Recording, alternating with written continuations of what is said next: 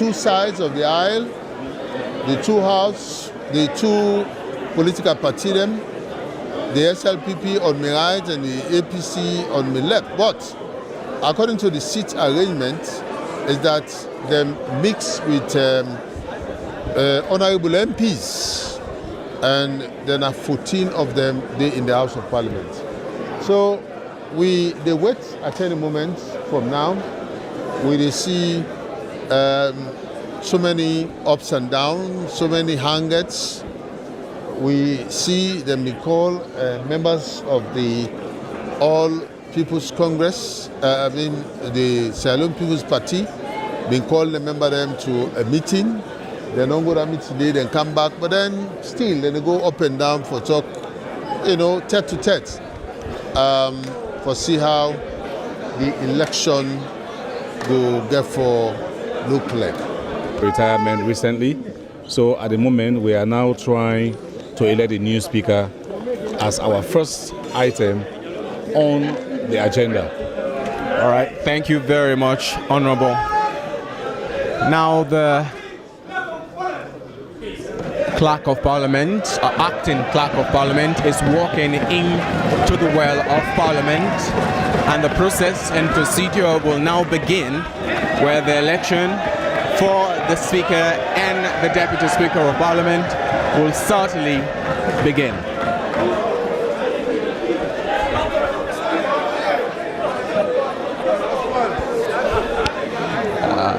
Just to reiterate, in the absence of the Speaker, the Clerk of Parliament who is on suspension, the acting Speaker is taking his place to make sure procedures are followed to the latter.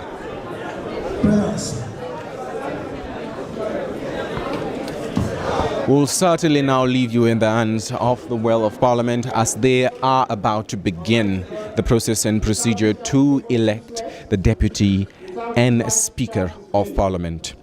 I leave you in the hands of the Well. Do most humbly beseech thee to send down thy heavenly wisdom from above, to direct and guide us in all our deliberations, and laying aside all private interests, prejudices, and partial affections, the results of all our counsels may be to the glory of thy blessed name. Amen.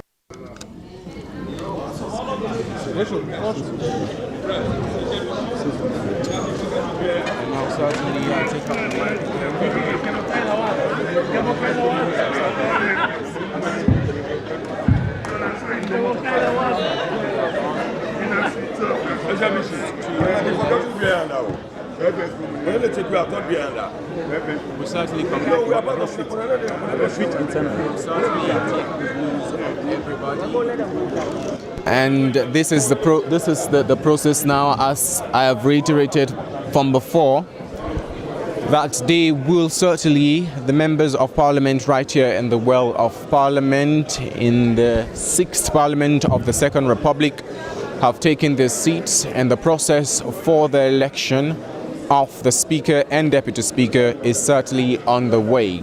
Now, it is unknown whether there is another person standing in contest with Honorable Sengepoh, who is or who was the Deputy Speaker of Parliament. We shall certainly get that information as time progresses. For the Speaker of Parliament, I will call on the Director General to inform all members of Parliament. DG, please. Good morning, honorable members. I'll read the resignation letter from the Speaker, the former Speaker. His Excellency, Brigadier Retired Julius Madapio, President of the Republic of Sierra Leone, State House, Freetown, 13th April 2024. Your Excellency, with a heart filled with both gratitude and a tinge of sadness, I write to express profound appreciation for the extraordinary privilege afforded to me to serve my country as the Speaker of Parliament. to preside over the legislature of our country in this capacity, first in the 5th Parliament of the Second Republic from 2018 to 2023, and then in the 6th Parliament since 13th July 2023, has been a defining honor of my professional life. Therefore, it is with deep regret that I must inform you of my decision to retire from this esteemed position effective 30th April 2024. This difficult choice stems from the urgent advice of my medical professionals who have determined that the demanding workload and the extended periods of immobility inherent in my duty as Speaker have exacerbated long-standing health challenges. While I have diligently sought medical care, it is now clear that a change is essential to safeguard my well-being. Until Parliament elects a new Speaker, I shall withdraw from its regular sittings, allowing the able Deputy Speaker to preside as outlined in Section 7 of Section 79 of the Constitution, 1991, Act Number 6 of 1991. Your Excellency, my service to Sierra Leone has been a source of immense pride to me and my family. Please accept my profound thanks for the unwavering support you have provided throughout my tenure. I extend my most sincere wishes for your continued success in leading our nation throughout the remainder of our second term in office. Yours sincerely, Dr. Abbas Bundu, Speaker of Parliament, copy, Deputy Speaker of Parliament, Secretary to the President, Acting Clerk of Parliament, Financial Secretary, and Accountant General. Thank you.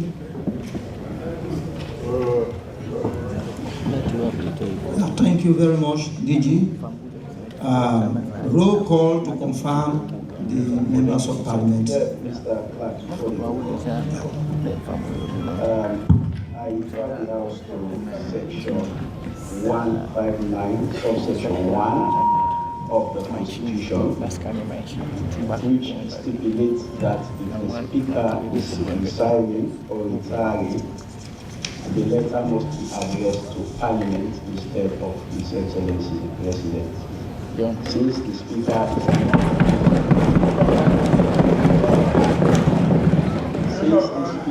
is not an appointee of His Excellency the President, he was duly elected by this Parliament, so I'm of the opinion, as stipulated in Section 159, that a letter must be addressed to this House, informing the House about the resignation of the Speaker.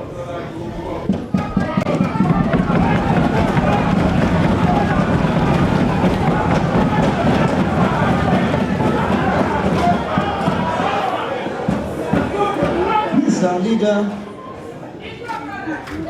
Mr. Speaker, Mr. Clark. Mr. Clark. Why? Mr. Clark, you know, it's not an interesting moment. He did not read the whole provision of Section 159. And we are lawmakers. I've said it time without number that we don't intend to interpret the law.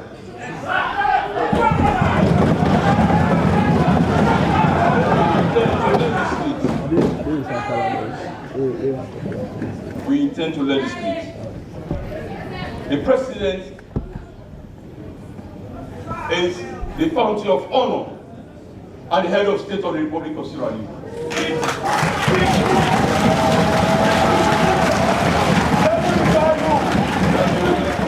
Thank you very much. Let me refer you to Section 73 of the Constitution, and I read our team to tell you the President is the supreme body and the power and the country of honor. that supersedes anybody. Any provision, section 73(1), there shall be a legislature of Sierra Leone which shall be known as Parliament and consist of the President.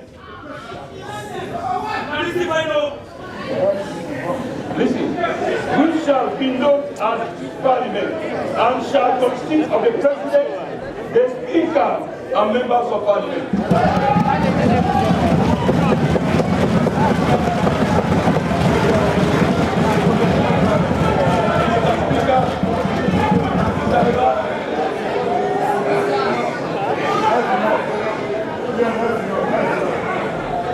Let me digress a bit. Enough. Let me digress a bit. I'm happy you raised the issue, which in your opinion can be subject to various interpretations in the life.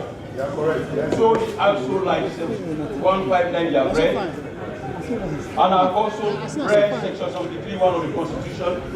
In fact, they started with the President before going to the Speaker because of the power of the presidency. But you said on the 30th, Mr. Spencer read the clause. The 30th of April, I see is to be Speaker of Parliament. Colleagues, let us assume that you are right. He's not right.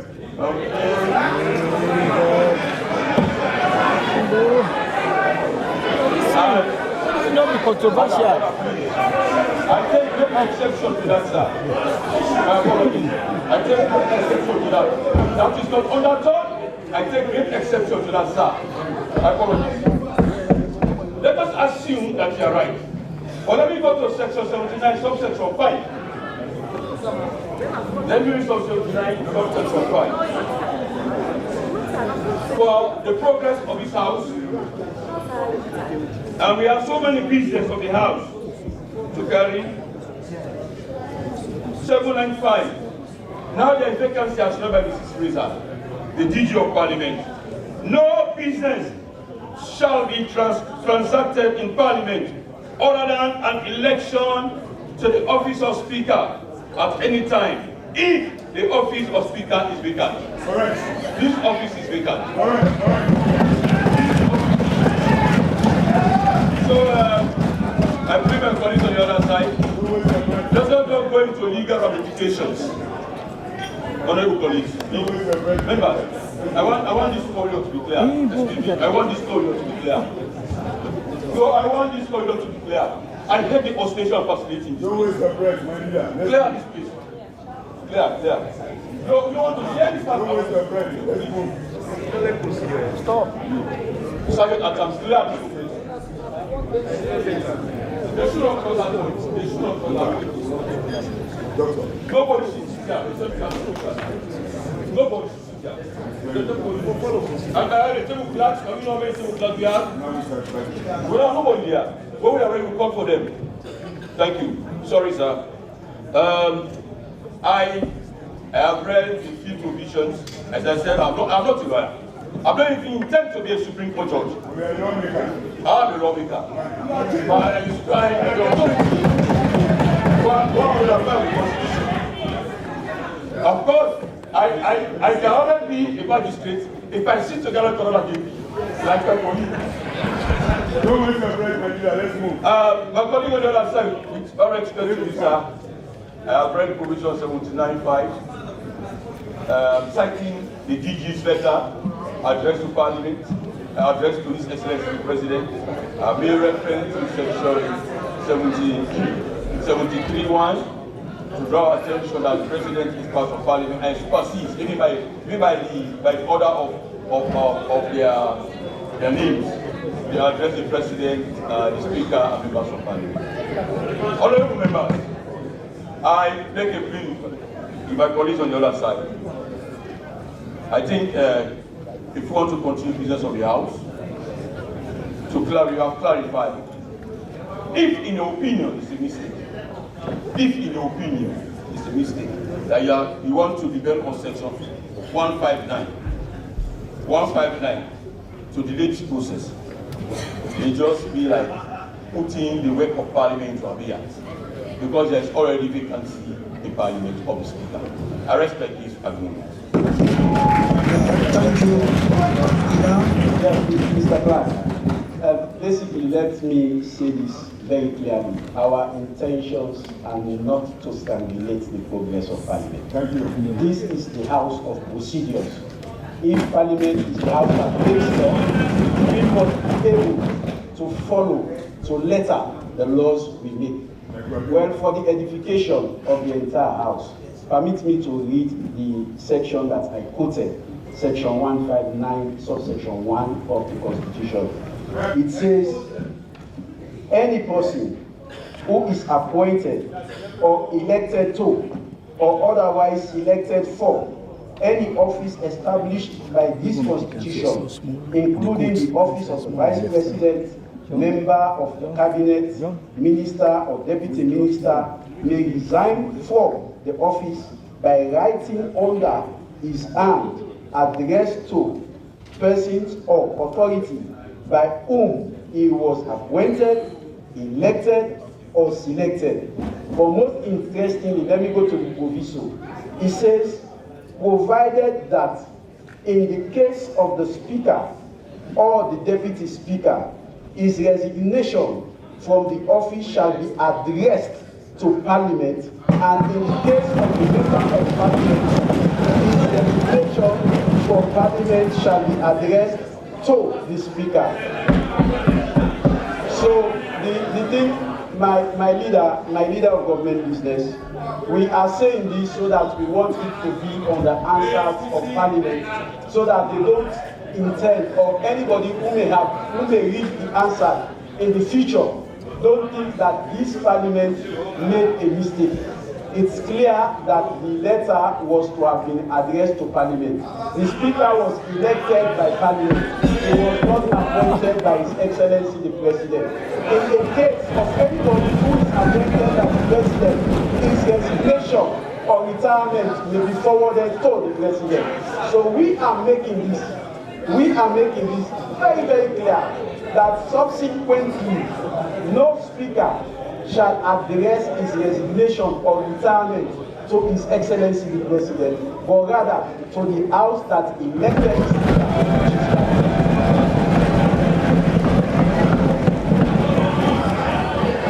Thank you, sir.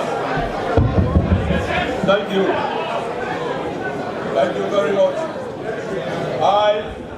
In my opening statement, I said I don't want to seem to be interpreting the law. And I'm not even thinking to be a judge, but a lawmaker. A lawmaker who has served Parliament for over 10 years, one day. I said, when you raise your point,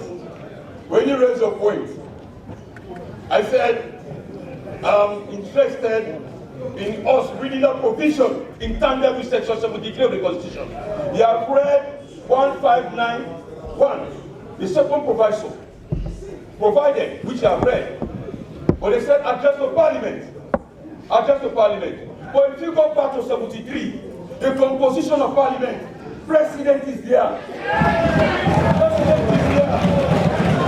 So, as I said,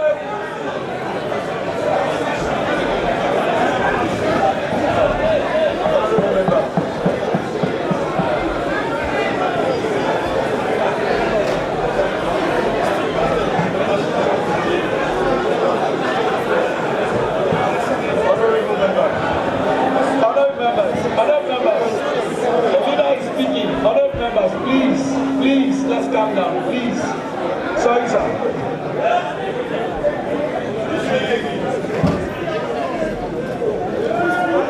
Sometimes, what do I get from the house? Mr. Clark, all you have to order. Order, please.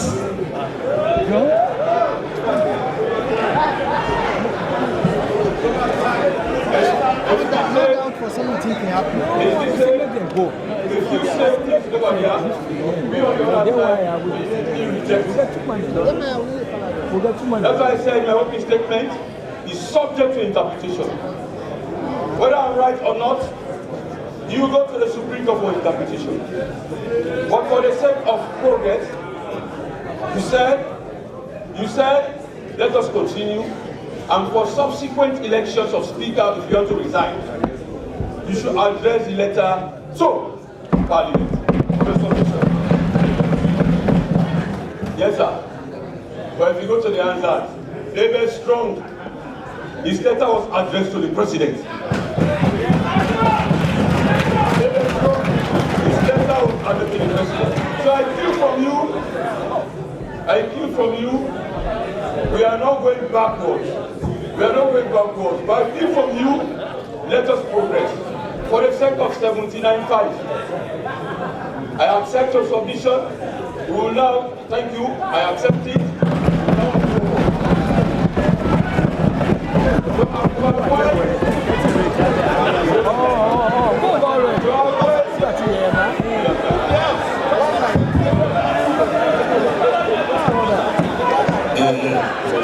Thank you. Osai.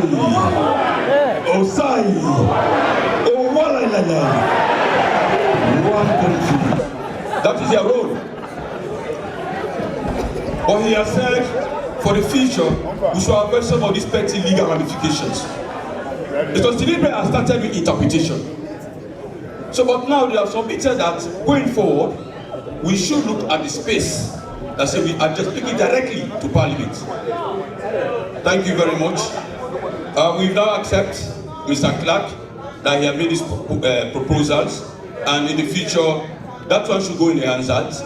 And we have agreed that whatever thing we do after hereafter you can check. You can now go through the normal process to see if addressing it to the President is wrong or referring to Parliament. But I want to acknowledge your sincerity in coming to conformity with what we have to do today, and that we have to progress in line with Section 79.5.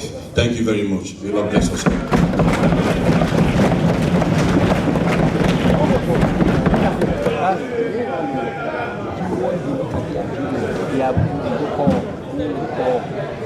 Thank you very much, the leaders. So the procedural ruling on this is that the business of the House be continued as outlined in the other paper for today. Thank you very much.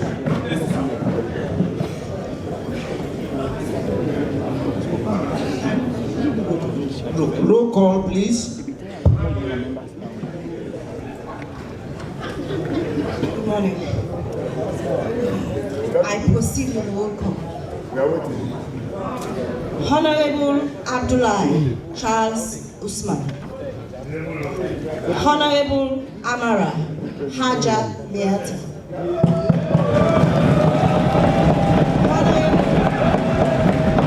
Honorable Awuna Masi Gahite. Honorable Ba Alpha Amadou. Honorable Bangura Abdul Karim.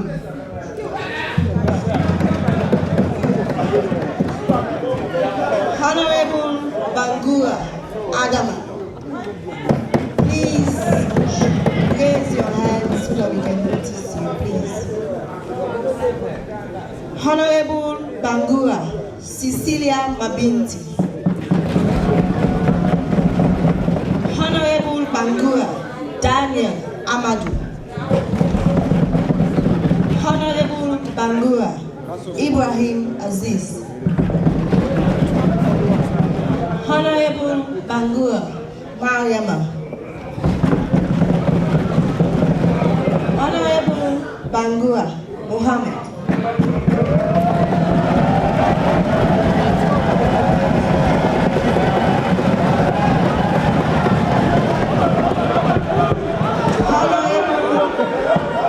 Honorable Bangura Mohammed Papa.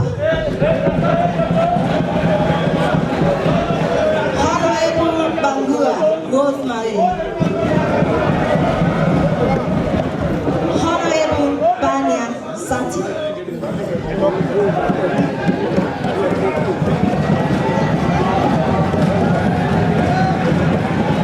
Honorable Bari Ibrahim.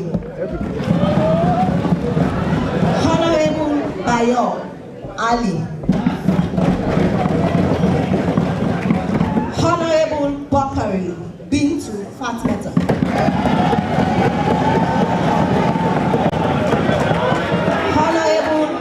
Kari Momo. Honorable Boyma Sylvester Arnold Martin, entire county. Honorable Conte Adama. Honorable Conte Ibrahim Tawa.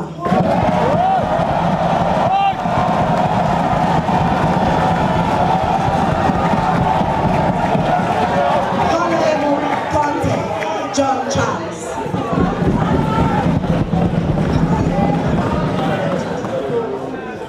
Honorable Conte Hawa.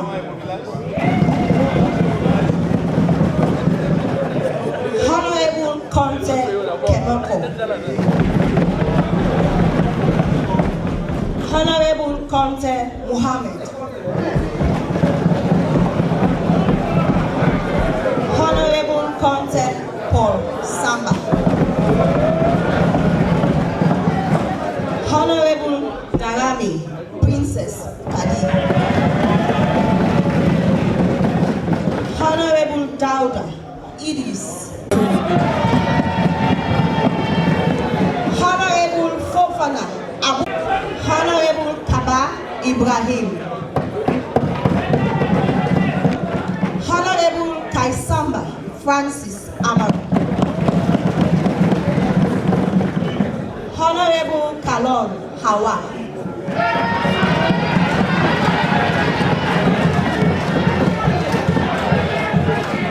Honorable Kamala Abdullah A.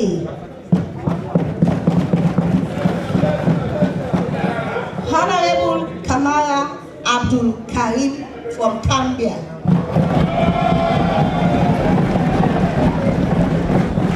Honorable Kamala Abdul Karim of Port Loko.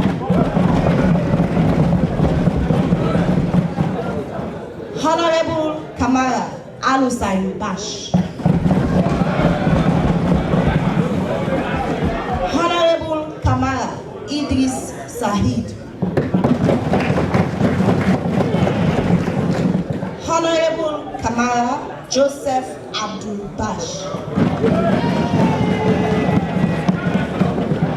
Honorable Kamala Mohammed Sheridan.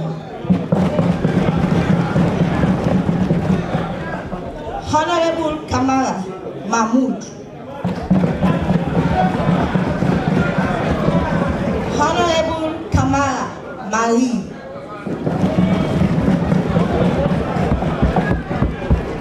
Honorable Kamala Rebecca Ye.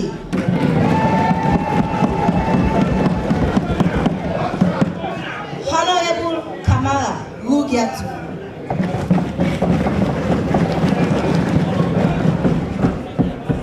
Honorable Kanamanka III, PC Alhaji Masakama. Honorable Kangbai Beatrice Maya.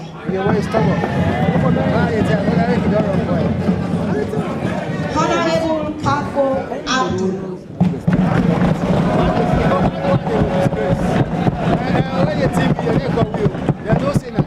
Honorable Kagbo Amara Momo.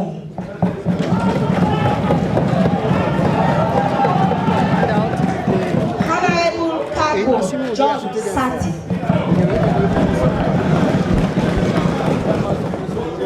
Honorable Kagbo Muhammad Sharif.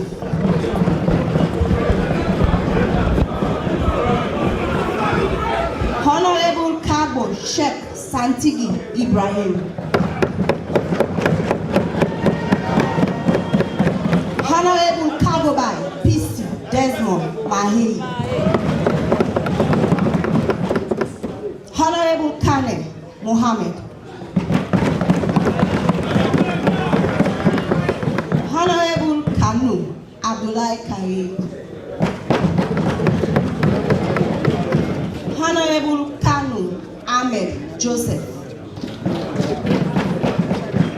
Honorable Kanu Rugiatu Rosie.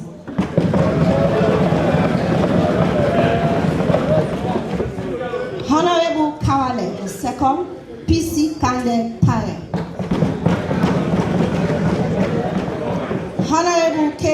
the third, PC Kande Baba. Honorable Kelly Lucinda Finda.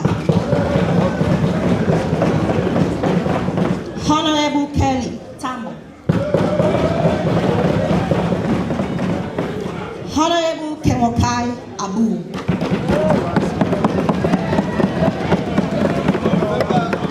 Honorable Koma Aaron Auna. Honorable Koma Daniel Bryan.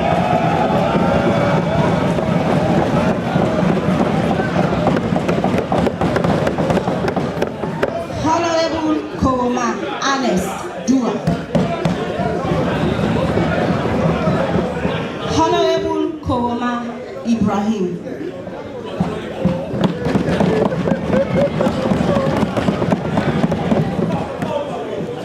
Honorable Koma Mema Kadri PC Haja Fatmata Bint.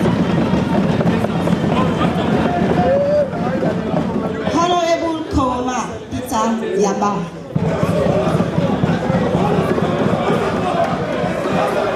Honorable Koma Umfa Soli Besi. Honorable Kumabe Alice Jack. Honorable Lahai Musa. Honorable Lamina Sa Emerson. Honorable Langley Beatrice Iyamide.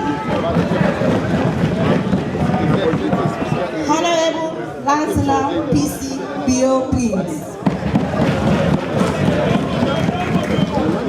Honorable Lako Aruna Papi. Honorable Levy Ambrose Bada. Honorable Levy Nene. Honorable Makwe Yusuf.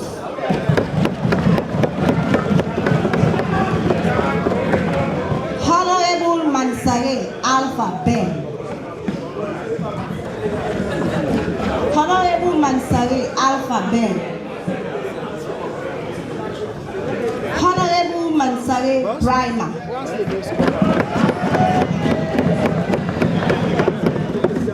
Honorable Mansare Hamid Ola. Honorable Mansare Konkofa Fire. Honorable Mara the Third PC Ali Balasama. Honorable Mara the Third PC Toto Sheku Terana Thomas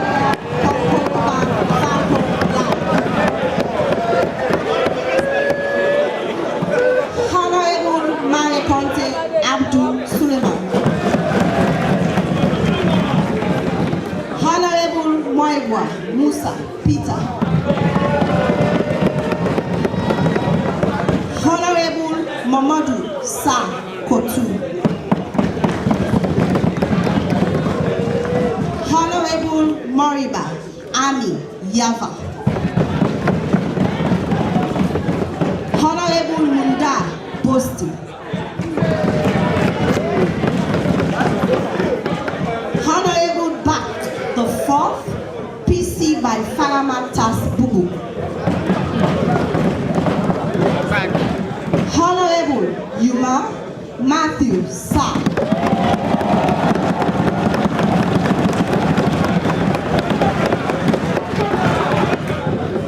Honorable Ryan Umu. Honorable Time Umu. Honorable Kui Komba.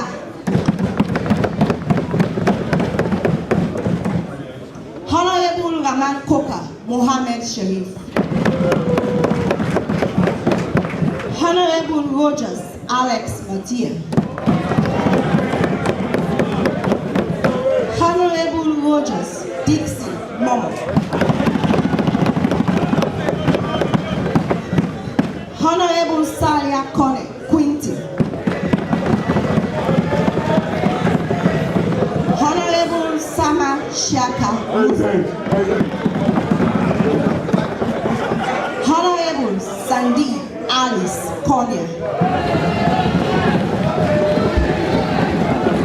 Honorable Samkolila Ishmael. Honorable Sakwi the Fifth PC Port Daba. Honorable Salone Mustafa Musa. Honorable Sise Abdul Latif. Honorable Sise Aminata. Honorable Sise Jawa. Honorable Sise Pesima Mariatu Eje. Honorable Sise Salil Usman. Honorable Sise Veronica Kadim.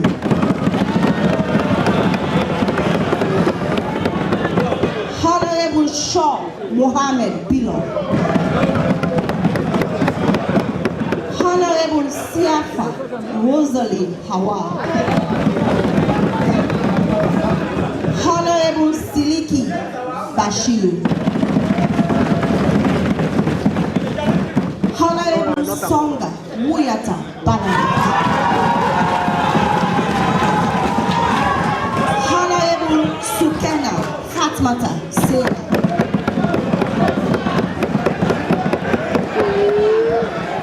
Honorable Somaije Jibrila. Honorable Tawali Catherine Zainab. Honorable Tawali Mustafa Mugiatu. Honorable Telobangura Mabinti Alice. Honorable Tengbe Fala Kenawa. Honorable Thorley Foyle.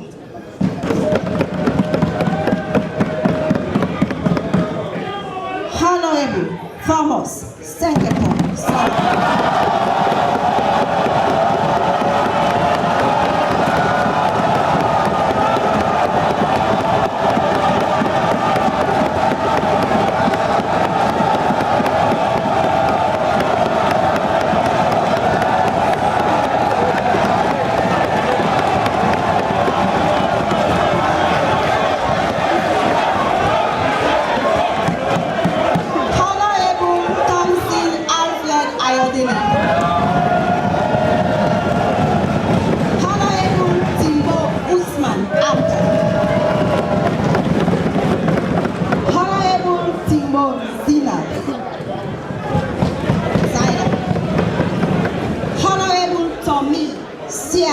Mahawa Habia.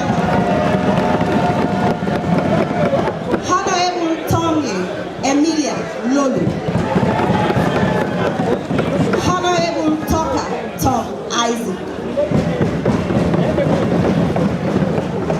Honorable Tunis Sidi Mohammed.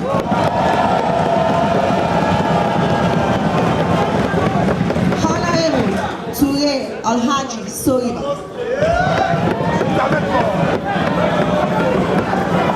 Honorable Toure Benjamin.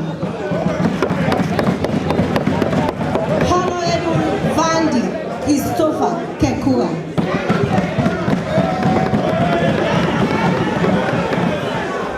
Honorable Williams Lamy Joseph. Honorable Zombo Mayama.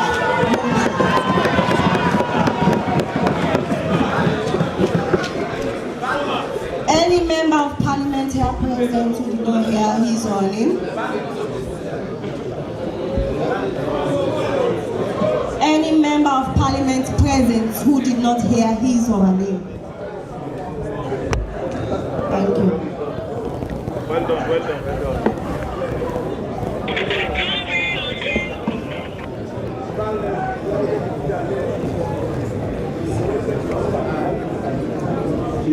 with your leave. Yes, Mr. Clark.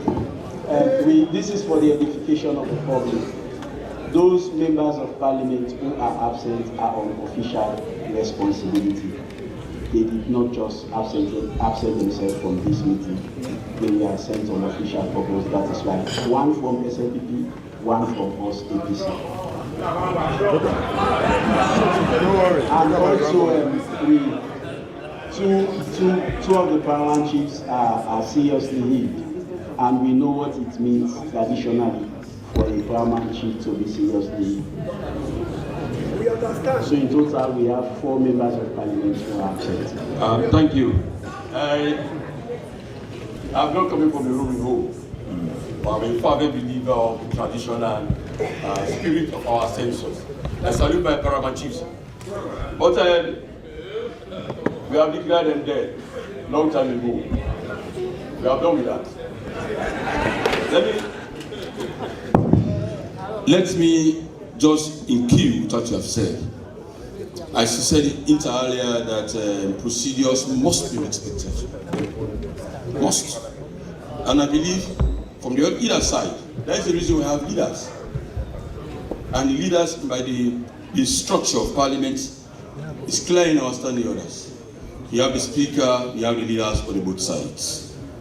We know members do go on official duties, as you have said, but they must follow the process. So in the light for the edification of the public, under SO 77.1, if you don't mind, you can just check. They should give a good excuse to the Speaker of Parliament. For me, on this other side, I think we tendered in a letter from our colleague who is not around. I think that letter is we sent it to Speaker, and I was informed by my own member he's not feeling all right. But as I said, just for the public to understand what we are doing. I'm not really coercing or forcing about it to give us letter. Whatever circumstance the clerk office will propose to us, we are accepting in good faith. As he said, for the submission of the speaker address with the legal ramification to accepted, I can also not be forcing about 77.1. So in fact, for the progress sake, we know the paramount chiefs have gone. I can just use to suspend that provision. If they don't have that, we go. It's 1-1. So thank you. We are not going forcing about it. Well, hold on. So we are just clear about that. Yeah. Thank you very much. There are other ones that you are talking about, but we now wait for the clerks to tell us the actual provisions. Thank you. As you compare, it can be one for the beat. Mr. Clark, in conjunction with what the leader have said, I mean, like to know if we are going to see the full majority of the MPs present. Yes, the procedure will be explained to the Chief Whip of the House as we go on with the agenda of the House. So at this point in time, Sergeant at Arms, please can you lock and man the doors? All strangers who are not supposed to be in the chamber at this moment, please can you excuse us? Sergeant at Arms, please close the doors and man the doors as well. Thank you very much. Mr. Clark, time is past 12. I move that we suspend SO52 so the business of the House will continue. Mr. Clark, yes, I so second, Mr. Speaker. There is a motion on the floor. There is a motion on the floor. I so second, Mr. Clark. Honorable member, the question is that SO52 be suspended so that we proceed with the business of the House. All those in favor say aye. Aye. All those against say nay. The ayes have it. Yes.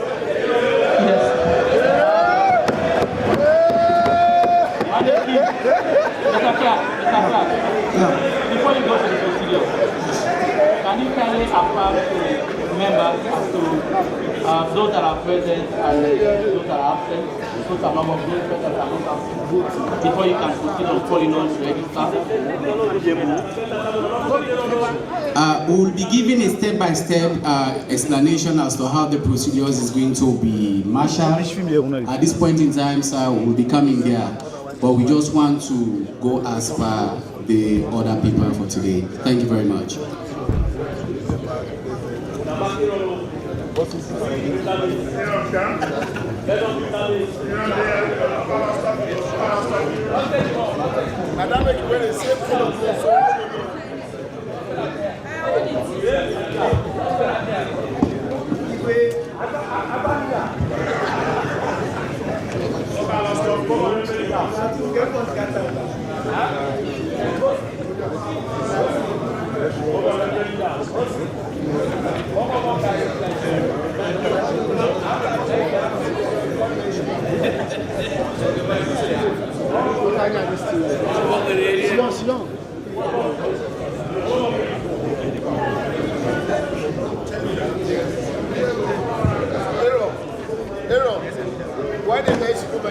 Election of the Speaker of Parliament, pursuant to Section 79 of the Constitution of Sierra Leone, Act Number 6 of 1991, as amended by the Constitution of Sierra Leone, Amended Act 2013, and Standing Order 8.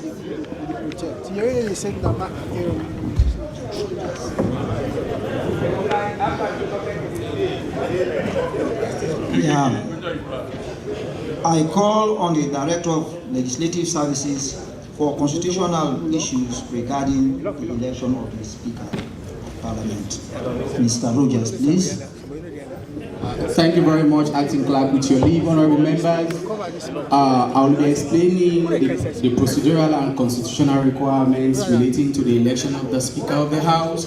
I will start with the qualification provision as stipulated in Section 79 of the Constitution as amended.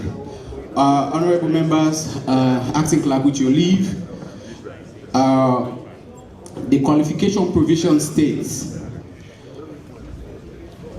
Section 79, subsection 1 as amended in 2013.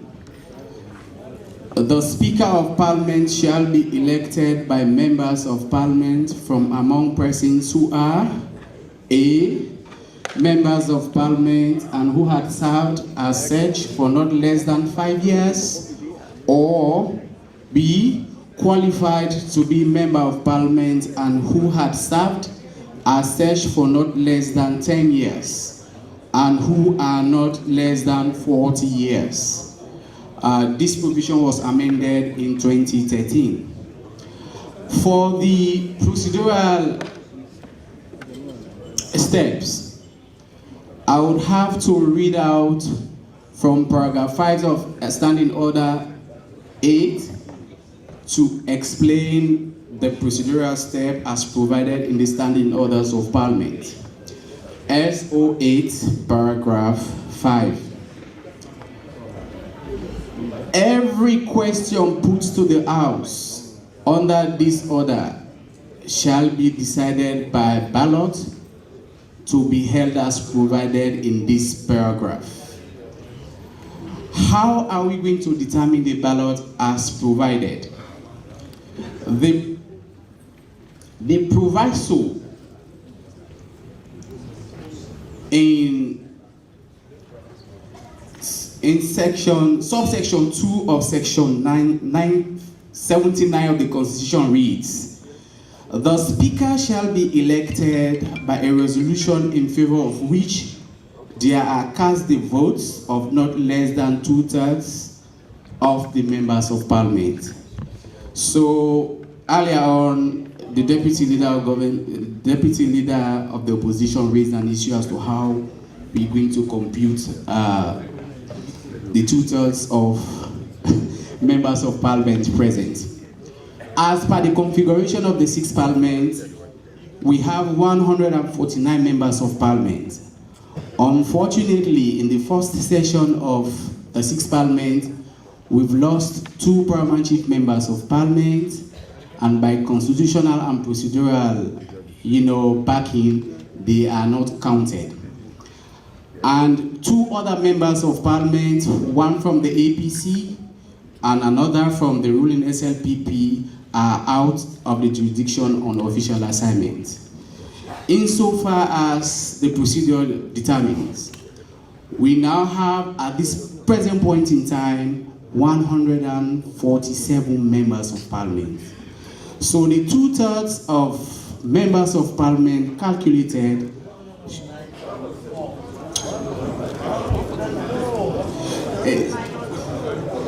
is what, honorable members, we have 149 members of parliament, 2 deceased, 2 are out of the jurisdiction on official assignment, but they are sitting members of parliament. So as per provision, we have to calculate the 2/3 based on 147 members of parliament. Because they are absent. Let me raise point of order. Why is the essence of 77 SO771?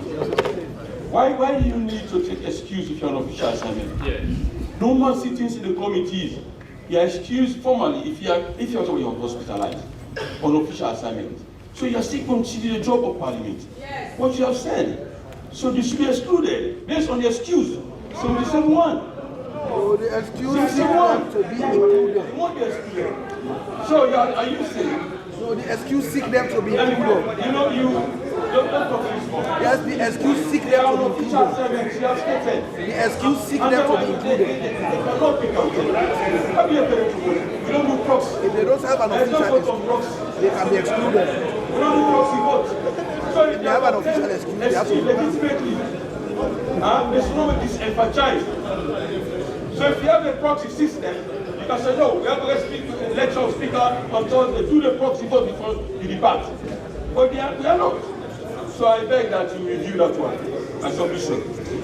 Yeah, Mr. Clark, please permit me to read section 79. Let me go through section, the proviso in section 79(2). Okay, let me read the entire section 79(2). The speaker shall be elected by a resolution in favor of which there are cast the votes of not less than 2/3 of members of parliament, of the members of parliament. And the members of parliament includes members of parliament of the Sierra Leone parliament, regardless of the fact that they are here or they are not here.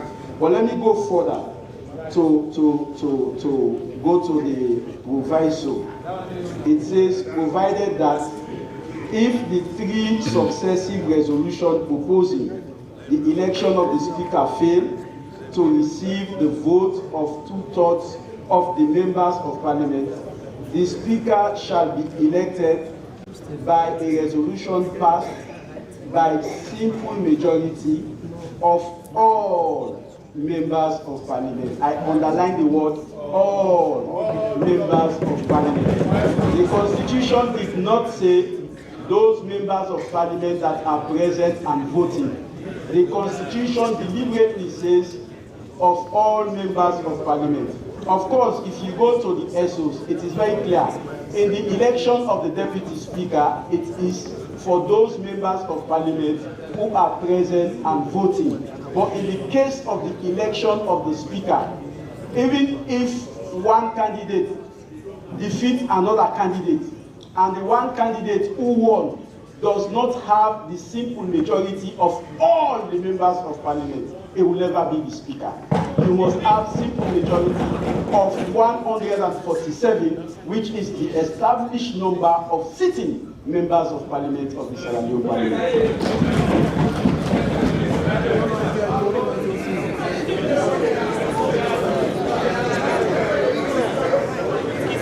Thank you. Thank you very much. Thank you. Order, please. We have not questioned the legitimacy of voting for the Speaker of Parliament where there is vacancy that we have now. Mr. Clark, cannot get attention, please, with your team. That is under normal temperature and pressure based on the constitutional provision.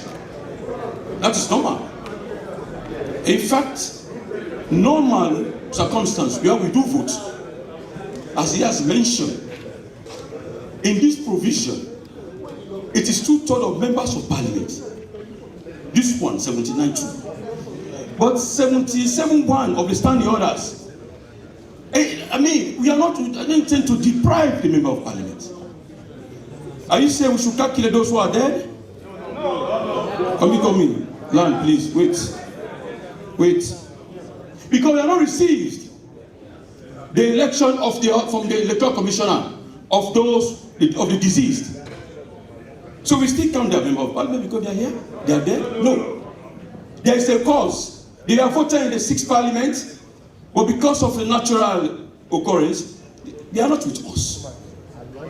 So we consider that on legitimate ground, they are there. They cannot be with us. If you are depending on 79, now in 79 again, on SO 77-1, that's why they say you should write your excuse to the Speaker for identification. Let me read the provision. 77-1, absent of members. Paragraph E of subsection. E subsection 1 of section 77 of the Constitution. I refer you to that one.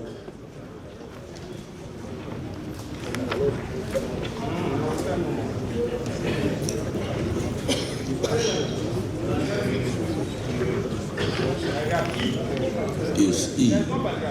No, I said subsection 1 of 77 of the Constitution. E is there. 77E.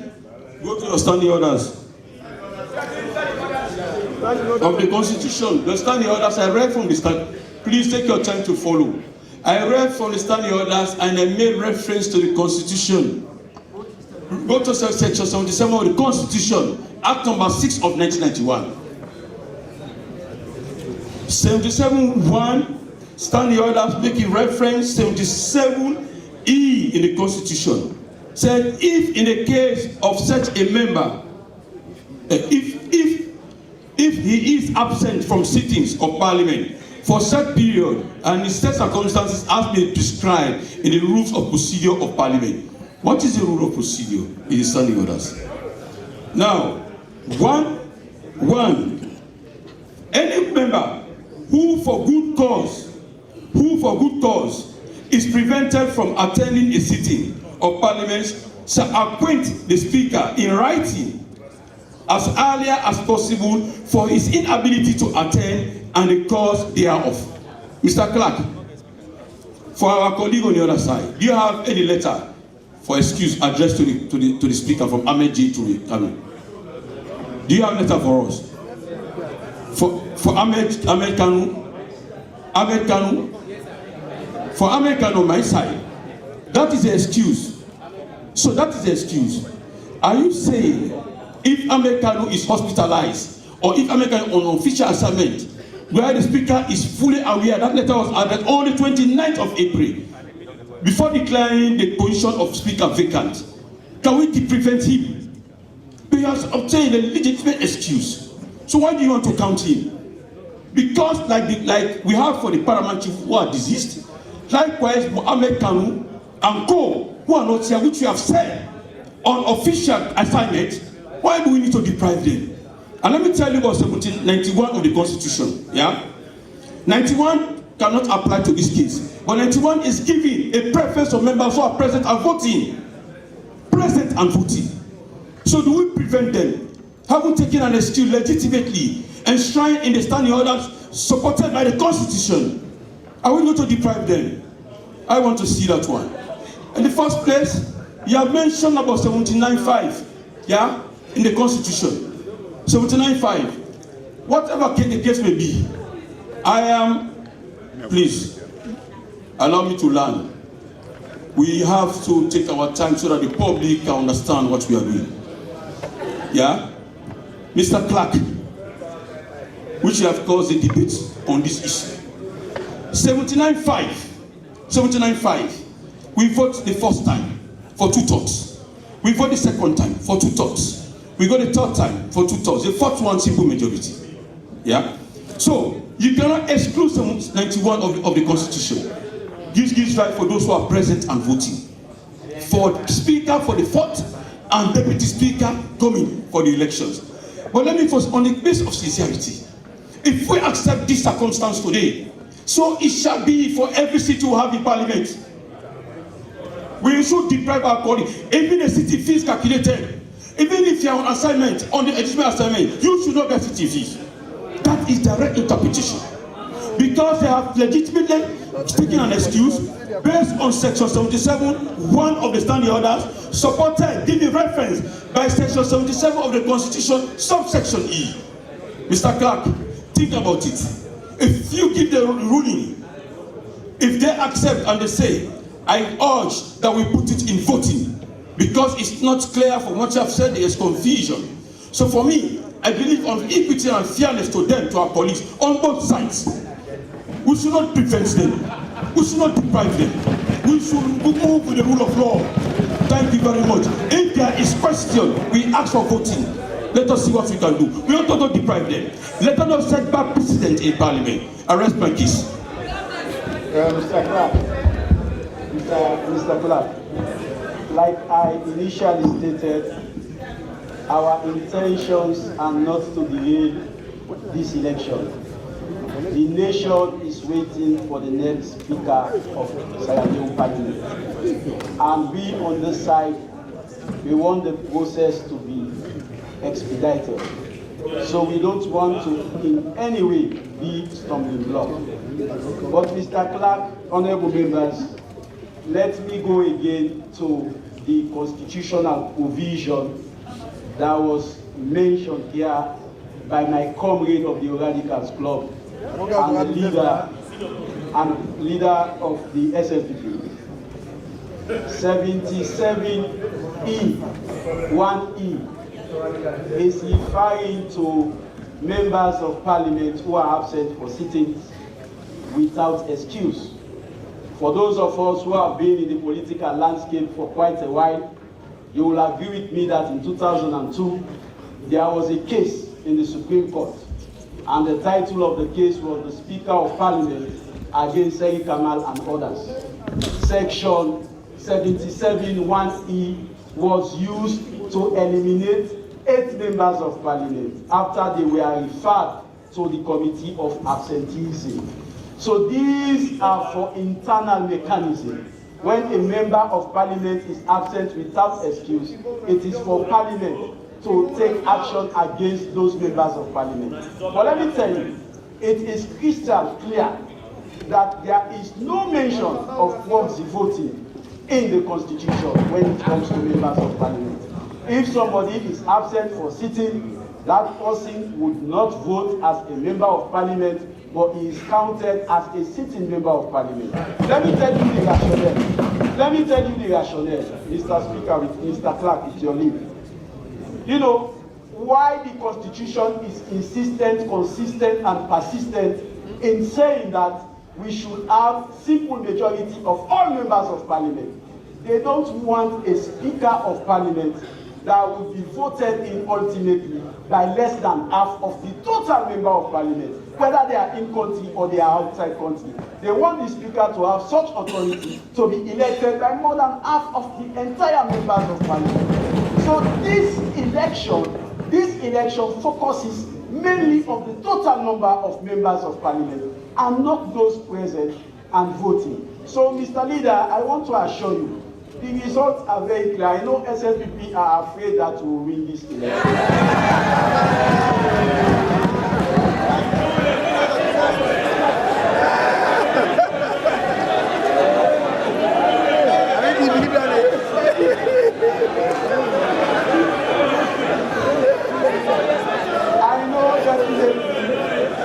I know and I am quite sure that SFPP are afraid that we APC will have the next Speaker of Sengepoh. why we are anxious and very eager. We are anxious and very eager for the elections to proceed. We want to get, our intentions, I have said this unequivocally, our intentions are not to delay the process. Let's have the elections so that we will have the next Speaker of Parliament. Mr. Clark, when I quoted 77E of the Constitution, which gives the power for us to make a rules of procedure, and I rely on 77(1) of the standing orders, not the B, not the second. I rely on 1 in the standing orders. He mentioned 77(2) of the standing orders. The first one is for good cause.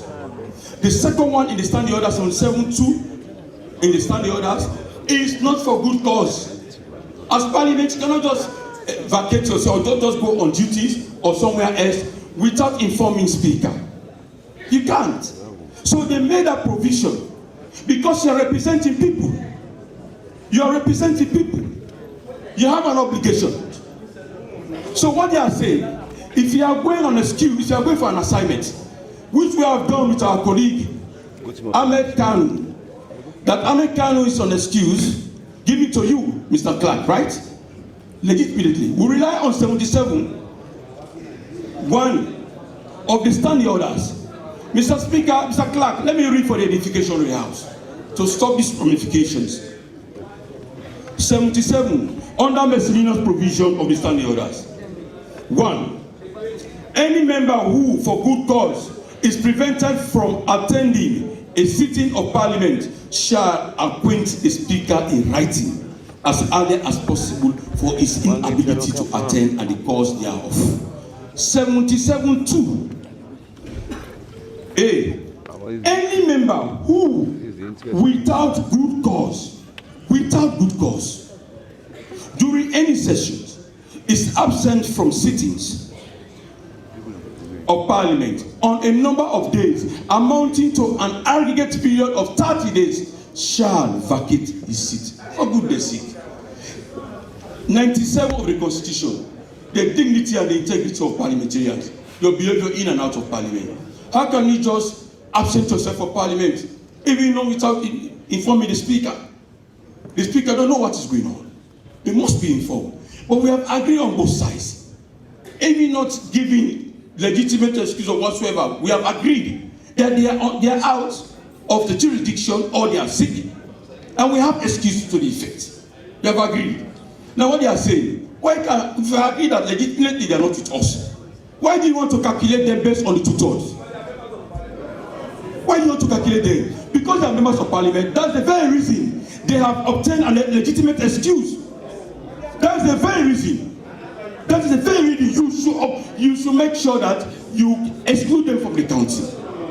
Mr. Clark, when there is division in the House, let me rise on SO 44, claim for division of the House. I call for voting, sir. SO 44. The reason I said it earlier, Mr. Clark, I said it earlier, we don't intend to interpret the law. And he said, for the sake of progress, I have submitted on legitimate ground for our colleagues, and we are about to ride on a bad footing. Today, what is good for the goose is good for the gathers. When one day, things will come for us, for members of Parliament to enjoy, and our colleagues are not with us in the chamber, and they have talked to us that they are bereaved, etc., etc. Our conscience and God we do serve, and a Catholic Christian, do we deprive them? Do we deprive them? That is your for answer. But let me submit, for procedural reasons, I move on SO 44 for 46, for division of the House. I rest my case. Yes, Mr. Leader. I have honestly enjoyed this support of the leader right to the 6th Parliament of the Second Republic. And I am very optimistic that such support will never be eroded. Yes, I want to emphatically state here that our intentions are not to delay the process. We come here fully prepared, fully ready our candidates have done their own bits and pieces and waiting for the process properly. But again, Mr. Leader was giving illustrative examples, which I want to support in my own way.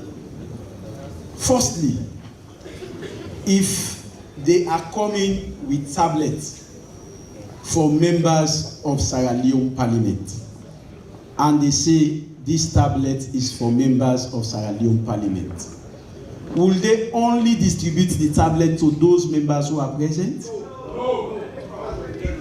Won't they consider those who are out of the jurisdiction? So the members of Sierra Leone Parliament is sacrosanct. The number does not fluctuate at any given point in time. Whether they are present or they are absent for sitting, that is their own business, but that does not unmake them to be members of Parliament. They are members of Parliament. Whether they are present for sitting, they are absent for sitting, they are members of Parliament. I will bet you at the end of the month, regardless of the fact that they are out of the jurisdiction, their salaries will be sent to their account. It shows that they are members of Parliament. So when we are considering the total number of members of Parliament, we should count them. They are part of this house. They are part of this house. They are part of this house. And it is so simple, it is so easy that it is one from them, one from us. And it is not because they are outside this jurisdiction. When considering the total members of Parliament, we will remove them. I am happy that the clerk has already stated their position. And there is also one thing I want this house to make very clear. We should not vote against constitutional provisions because we have the numbers. Constitutional provisions are sacrosanct and Parliament cannot change them without 2/3 majority, without 2/3 of members of Parliament. So once it is stipulated in the Constitution, I have read patiently, painstakingly, read where it stated that all members of Parliament, excluding nobody. Even if you are sick, you are in the hospital, you are a member of Parliament. So the 2/3 consider all members of Parliament, whether they are present or they are absent, they are members of Parliament. This is not the first time that we have had elections of the speakers. We have had speaker elections on several occasions. And they consider the total member of Parliament in this Parliament and in previous Parliament. Even when we boycotted previous speakership elections, we were counted as members of Parliament. We were counted as members of Parliament. So you cannot say they are not members of Parliament because they are not here. I want to assure the leader of government business that we want this house to have a speaker and we want the business of the house to continue. We on this side, we do not want to delay the process. We want to get the next speaker and we want the business. There are a lot of things to be sorted out. So I want to plead to my colleagues on the other side that let us show some level of understanding and let us not hold this nation to ransom. This nation is looking to the next speaker, whom I believe will be from the APC. I want to thank you. Mr. Clark, you know, I made reference to 77 of the Constitution, subsection E. I also made reference to SO 77(1). I want us to listen carefully. You know, they made reference that you, in terms of absenteeism, and they said the rules of procedure. I also made reference to 97 of the Constitution, our behavior in and out of Parliament. Because we are tailored by the rule of law, and because by standing orders, which is the procedure that you follow in Parliament. Mr. Clark, 77 SO 77(1) has to do with legitimate excuse, which we have accepted. SO2, that has to do with 77(2), without good cause. That is, you did not obtain any permission. You just abscond from Parliament. That is irresponsible behavior of any member of Parliament. So in fact, you are given maximum days of 30 sittings. If you don't report, your seat will declare vacant. You know, these are interpretations given. That That is the general, that is the omnibus provision is in 77E on absenteeism. But for specific action, why you are absent or not, are you saying if you are intensive care, looking at you at the moment of death, you are still member of parliament. We all know with all medical reasons that you cannot come. You notify us in writing. That is why in the computation or the calculation of 2/3, you now come to took as those reasons and you remove them, just as you took into consideration the death of 2 paramount chiefs. That's why you did not account them. A simple example, the 2 scenarios are like the same. They are not with us. They are not with us for natural causes. And these ones, they are with order, please. Order, please. I have told you, that's the reason we don't interpret in parliament. Because it depends on the opinion.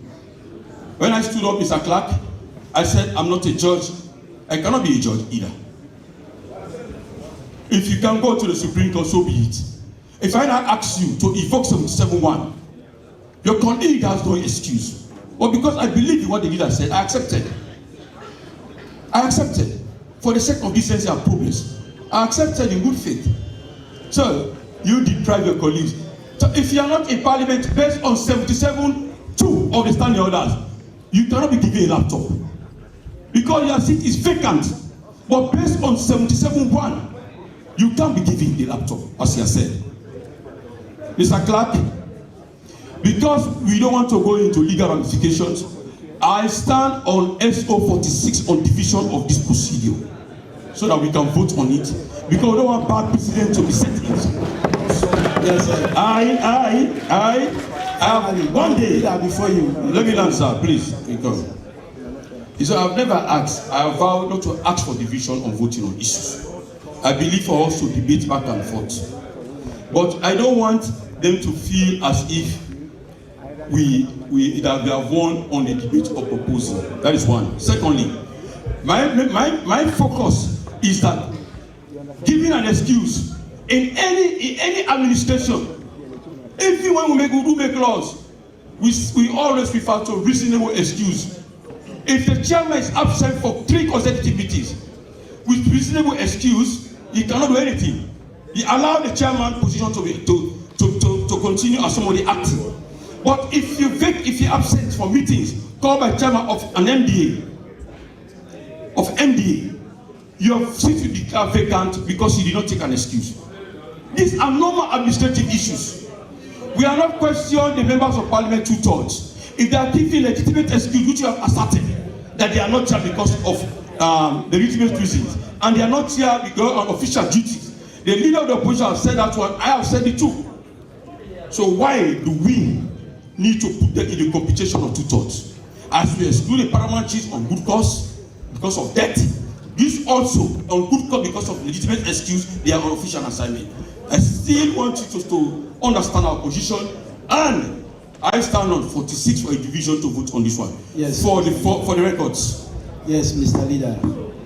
Like I have always said, we want these elections. We don't intend these elections to be delayed. Let me allay the fear of the leader.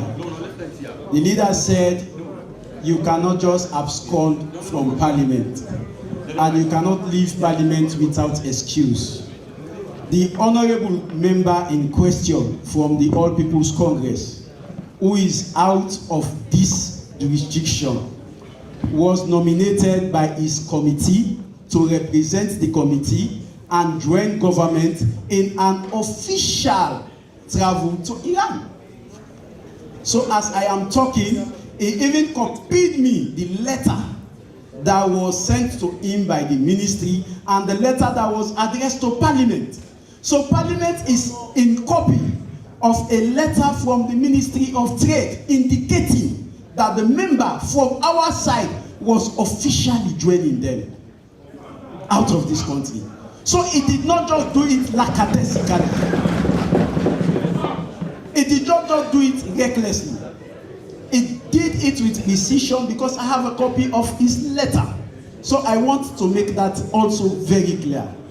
Mr. Clark, you know the composition of Parliament. And let me tell you, whatsoever we do now is a precedent for future Parliament. If we vote on this, it means in any future elections in this Parliament, those members who are absent will not be considered as members of Parliament. And that is against the norm, the Constitution. It's against the Constitution. And I want you to note that tampering with the Constitution is treasonable.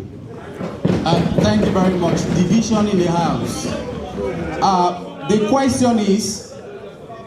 question is, honorable members, the question is that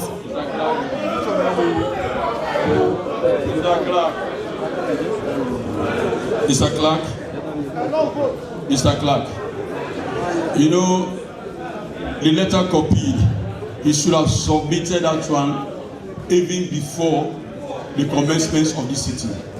Yeah? I called for that letter. You understand?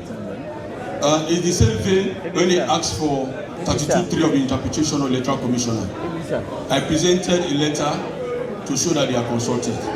If you do challenge that one, you go to the Supreme Court.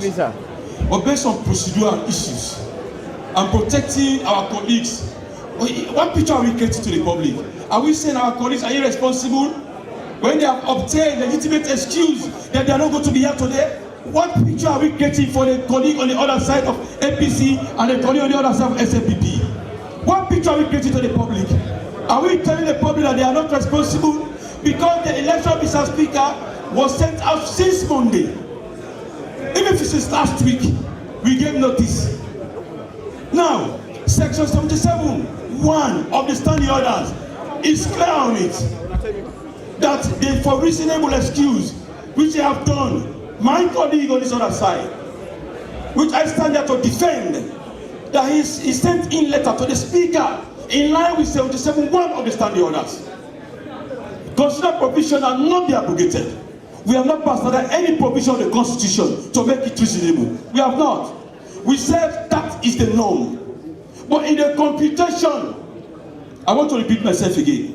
In the computation of calculating 2/3, because of Section 7(1), reasonable excuse, giving rise from Section 7(e) of the Constitution, are we depriving them, or are we saying they are not responsible?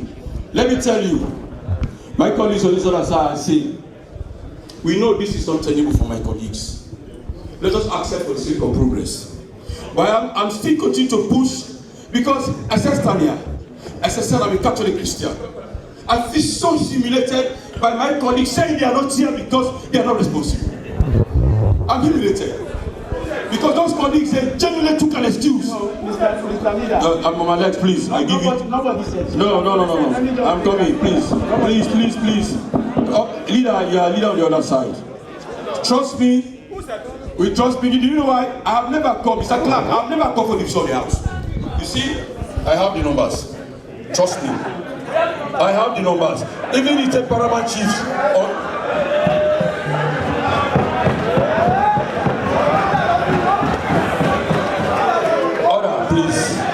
Order, please. I have my numbers. Order, please. I have my numbers. But since the 6th Parliament, in the Second Republic of Sierra Leone, colleagues, think about your colleagues. I use a motto from a college, non-CB, SEP, and SEP, not for SEP, but for others. Think about your colleagues. Non-CB, SEP, think about them. They have obtained a legitimate excuse, especially my colleague on the other side. I'm not talking about your colleague on the other side. Maybe you don't have excuse because you have not taken any excuse. Mr. Clark, my last submission. For the sake of progress, my last submission, and we have the Deputy Speaker here. I will intend to give consultation to my colleague on the other side. Not accept the defeat, but for the sake of progress, on this other side, we can come with a statement. That is one. Let me come, please. You see, I will remind, whatever our consultation are going to do on this side from the Deputy Speaker, I will remind colleagues one day in this house about excuses. And I will move that excuses are legitimate. Because even an act of parliament made provisions for excuses. All the acts we have are act of parliament. Based on section 105, that the Supreme Body to make law. Why we have enshrined into our parliamentary act that if you are not present for a meeting for 3 or some consecutive times, if you have a legitimate excuse, they cannot declare us seat vacant. But without excuse, they can declare us seat vacant. It's in all the laws that we have passed with boards of boards and of MPs. Mr. Speaker, honorable colleagues, as I said, 46 gives me the power for division. If there is contention in the House, I will stand on 46 for division. I think that I can win at any time in the chamber. I want us to stand the House down for only 5 minutes. I will come back. Thank you. Yeah, Mr. Leader, before we stand the House, it seems we have not understood ourselves.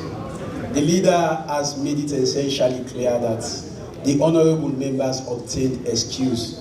And I hold the same opinion as the leader, that they have obtained excuse. And we don't want to exclude them from the benefit of parliament. That is why we are counting them as part of parliament. I did not say they are not members of parliament. I did not say they behave recklessly. If you heard me clearly when I was talking, I said they obtain excuse and they are on official functions. That is why this House should consider them as part of the numbers of parliament.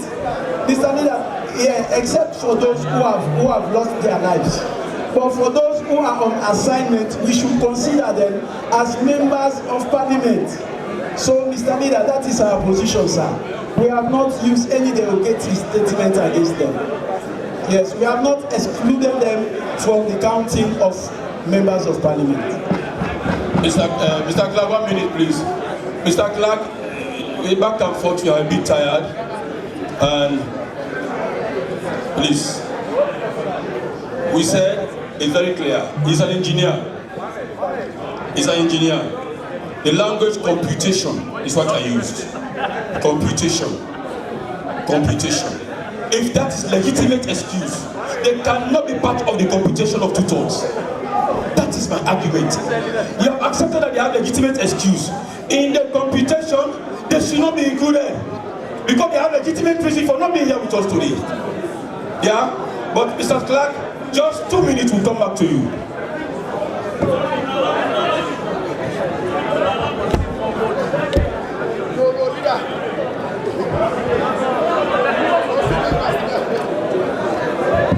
Thank you. Order, please. Order, please. Yeah, Mr. Clark, let me come. Mr. I ask you too.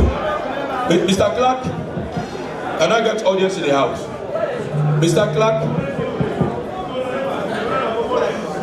I cannot be further clear as enshrined in the Oxford definition of excuse. I cannot be more clear than expressly stated in section 77 in both the instruments we have of the same number written. Mr. Clark, I still feel bitter as I stand here to talk about my colleagues. For the sake of progress, I know 79.5 is very clear to us on this other side. But for the sake of progress and the incoming speaker, we ask for an interpretation. I will move that motion for the incoming speaker for us to have ruling on that one. For now, because we want to progress with the proceedings of the House, I have listened to my deputy speaker. He said let us progress. And also I have listened to the erstwhile ECOWAS speaker. With a long-standing experience, I have listened to him. He said let us progress. I have listened to Mama of the House, a long-standing member of parliament. She said let us progress.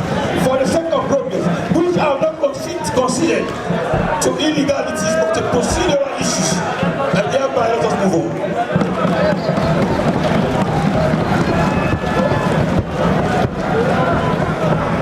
What a matter with the leader.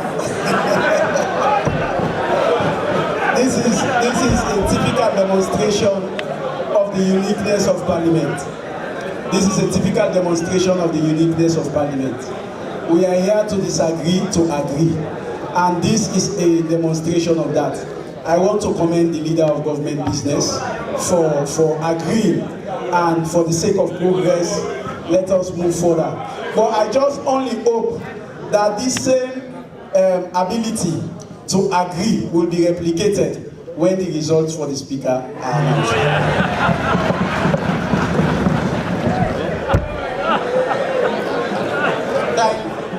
Thank you very much, honorable members. I want to thank the two leaders for allowing the process to forge ahead. Honorable members, please permit me to read subsection 2 of section 79 of the Constitution. I know it has been exhausted.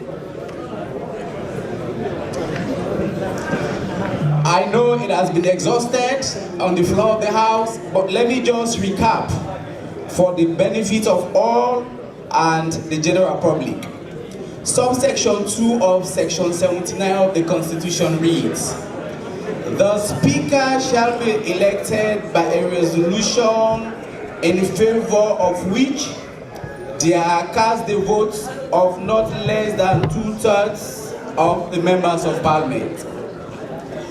On the proviso, provided that if in 3 successive resolutions proposing the election of a speaker fail to receive the vote of 2/3 of members of Parliament, the speaker shall be elected by a resolution passed by a simple majority of all the members of Parliament." And that has been also exhausted. In an event that we are not able to have 2/3 on the first ballot, and on the second ballot, and the third ballot, the fourth ballot is simple majority. Honorable members, the electionary process proper. Every question put to the House under this order shall be decided by ballot to be held as provided in this paragraph.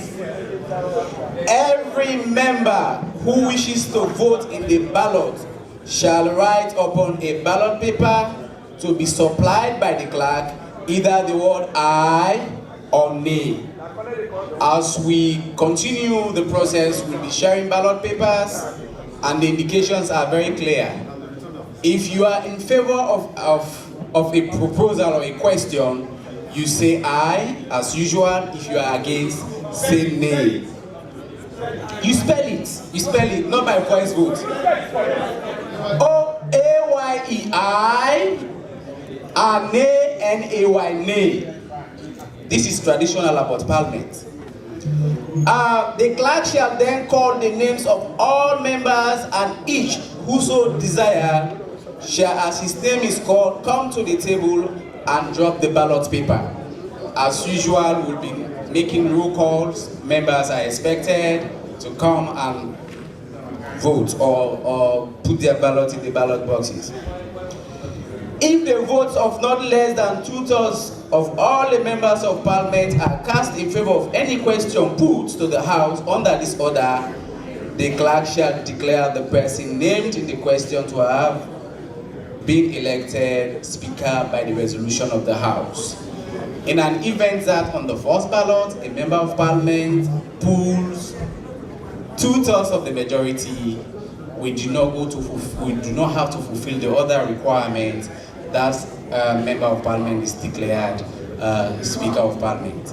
So at this point, I now want to call on the acting clerk of the House so that we get the next stage in the electoral process. Thank you very much, honorable members.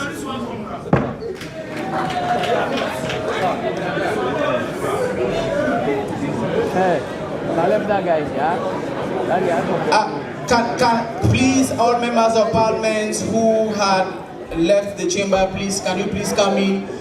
Because the expectation is that once the roll call was done, no member of Parliament would have gone out until the process has reached the point of election. Mr. Clerk, may I ask for constitutional clarification on the particular section that you read? I see by the Constitution it says that Section 79, 2 basically, which talks about the votes nay and yea.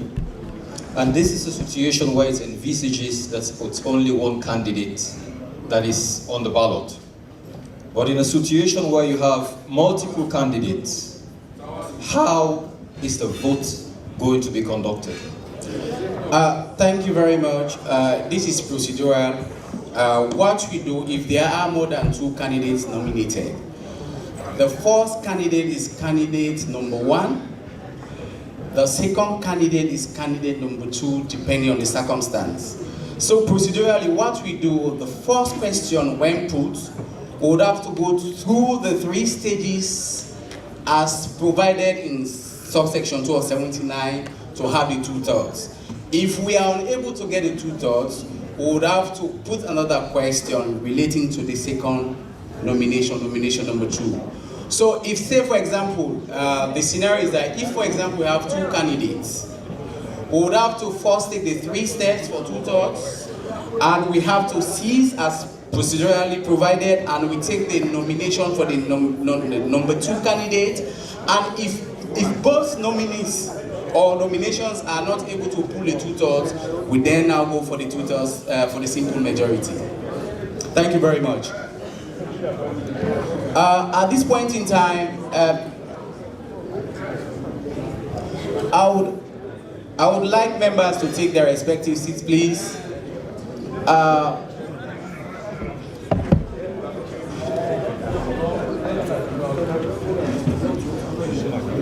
So, based on the agreement on the floor of the House, the 2/3 majority at this point in time, as per computation and configuration, is 98 members of Parliament.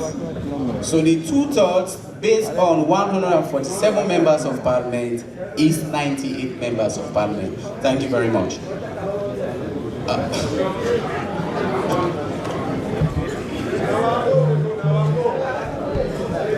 So I now hand over the proceedings to the hands of the acting clerk of the House.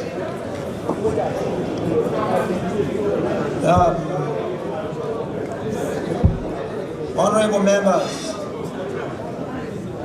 I call on nomination.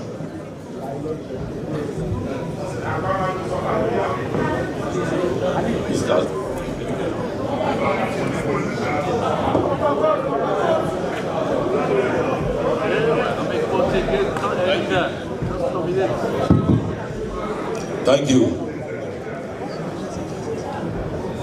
Mr. Clerk, colleague, honorable members of Parliament, our esteemed paramount chiefs of the Republic of Sierra Leone sitting with us in this chamber. It is a great honor for me to nominate a Sierra Leonean in line with Section 79 of the Constitution as amended in 2013, the election of Speaker. Mr. Clerk, my nominee is a lawyer, and he is the current Deputy Speaker of Sierra Leone Parliament.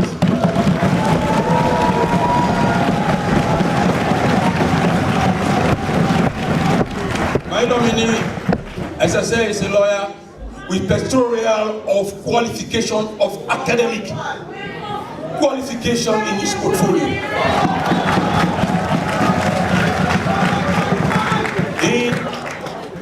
In the name of God we serve, and I stand here as a Christian with faith, and then I too presenting my nominee as a man who has served in the position of Deputy Speaker, very close to the position of Speaker. I have presided as Speaker on several occasions.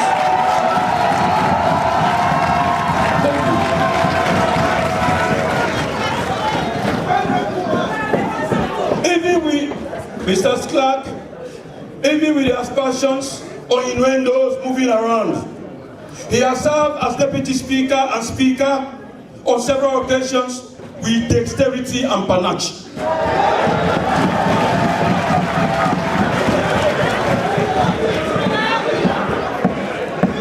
He has serve with dexterity and panache. Mr. Speaker, Mr. Clerk, I have no hesitations. With no scruples, with no sincerity of doubt, to talk about this great man, the emperor in the law office, the giant in the country, the man who have won cases.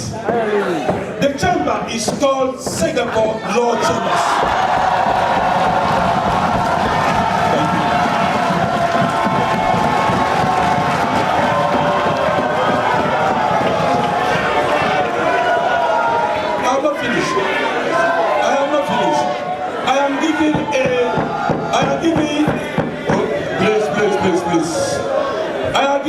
Political and a legal classification of my nominee.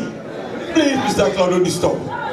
I said, because you have served on that chair on several occasions, and said without sincerity of doubt, without scruples,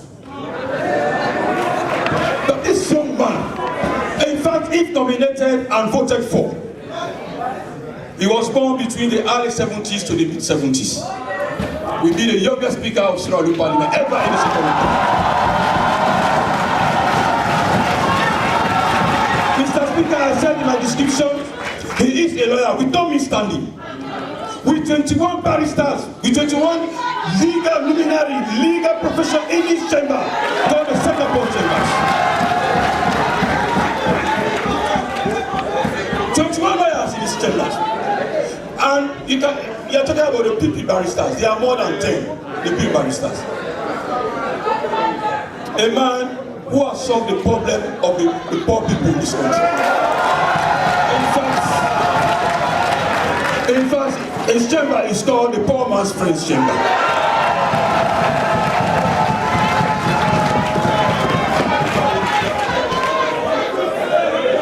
Mr. Speaker, Mr. Clerk, I want you to allow me to introduce this young, handsome, energetic, and powerful speaker to be. The man who has great respect for the rule of law. Great respect for the rule of law. Man who have decided the faith of people in and out of this chamber. A man with humility. A man with a feature in his hands. A man who has sympathy for those who cannot provide for themselves and they provide for people.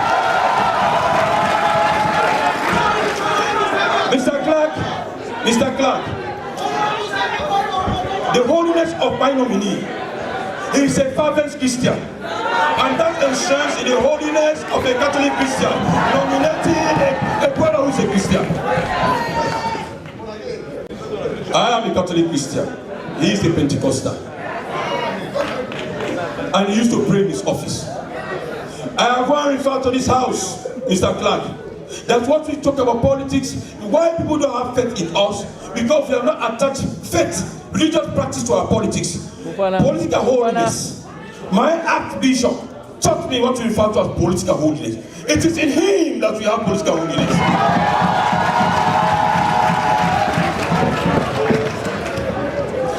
Mr. Speaker, except otherwise, my colleagues, on the other side, I believe the APC, the paramount chiefs, the SFPP, will rule a vote for my candidate, Honorable Sengepoh Thomas.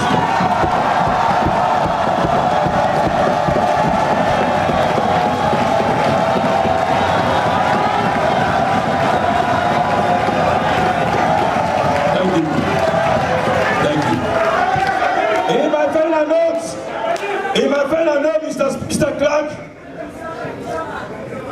during the award of symbols, members on both sides, even with the paramount chiefs, for you to get symbol to contest, it's a very big struggle. He went unopposed on several occasions for him to be awarded symbol. 2012, he came to Parliament unopposed to award him a symbol. 2023, 2024, 23, unopposed to come to parliament. 2018, he got unopposed to come to parliament. 2023, unopposed for civil awards to come to parliament. What a lustrous and a wonderful child of Bond District. I now stand to nominate faithfully Honorable Sengepoh Thomas, and who will be the Speaker of this Parliament, the outgoing Deputy Speaker. May the Lord bless us all.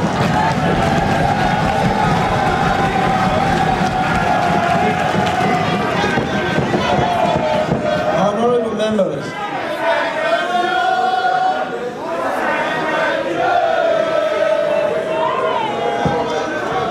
the second please. Yes, come in.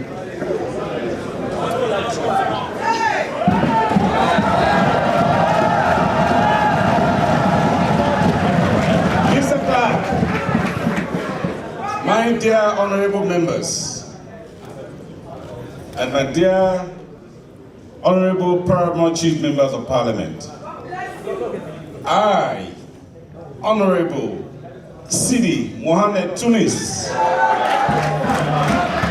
Member of Parliament Pujan District and former Speaker of ECOWAS Parliament,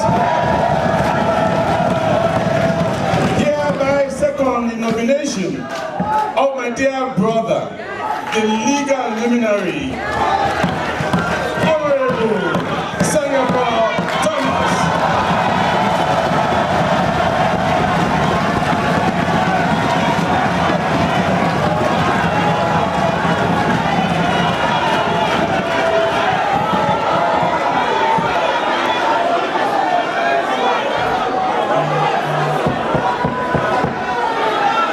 Thank you very much, honorable members. At this point in time,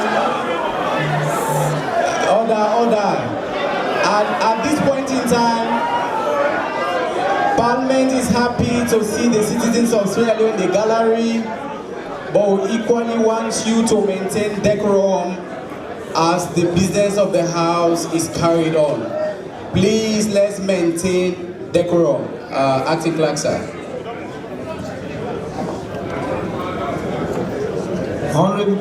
Honorable members, any more nomination?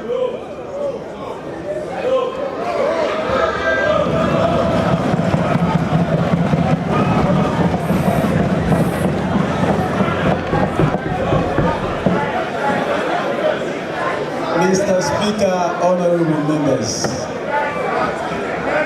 this is a long-awaited day.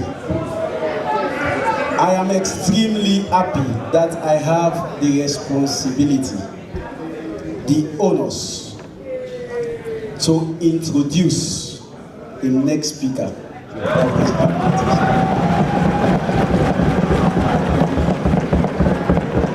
When he had the opportunity, he said, I am unfit to untie the lace of this man. That was just what John the Baptist said when Jesus was sent to be baptized. I am the John the Baptist of these elections today, and I am here to introduce the God sent of Sierra Leone Parliament. There is an adage that says it is always considered a criminal offense for somebody to discover water in the desert and you are quiet about it. This is the water in the desert.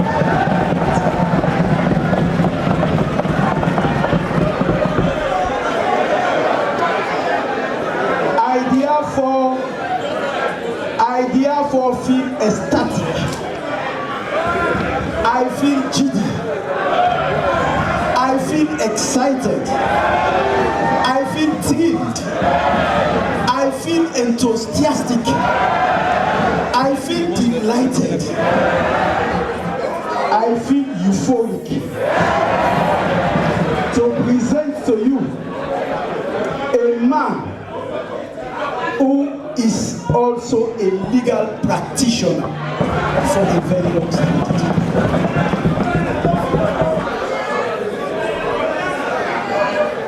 And when the leader of government business was nominating his candidate, he said his candidate has a long-standing experience in the legal profession. I will not talk about the length of service and the experience of my candidate, because coincidentally, they both had to be classmates when they were at Foreign College. So when you calculate the years of yours, just oppose it to my own candidate. One quality a leader should have is your ability to be satiable. Most leaders are corrupt because of insatiability. When my candidate had served for 2 terms, he went to the party office and told party authorities that he is not interested again to become a member of parliament. It is on record in our party that he is the first man to have done it. The party had to force him that we don't have an alternative. We want you to go. So against his will, the party nominated him, and he is here today in parliament.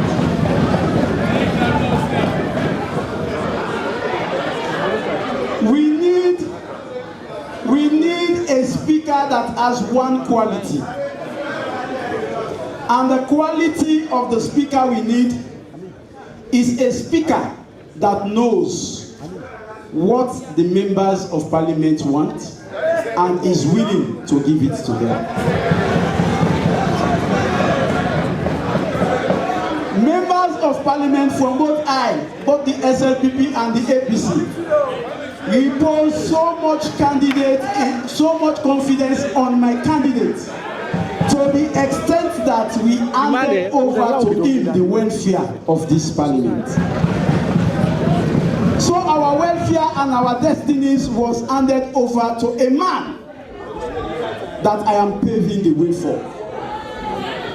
So don't be worried after he would have become the speaker of this parliament few minutes from now. Your welfare will be sought accordingly.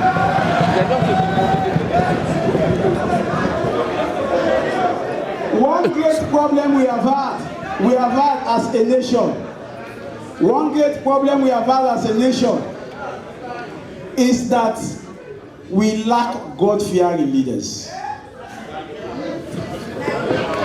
You and I, who have served in various committees, know very well, we are fully persuaded that my candidate is God-fearing. My candidate is corrupt-free.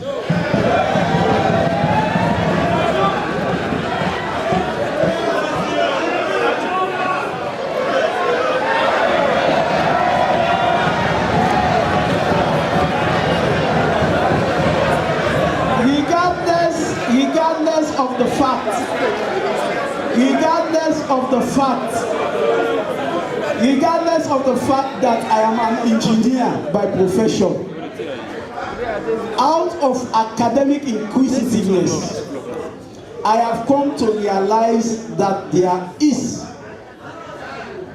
a theorem in law which says you cannot give what you do not have.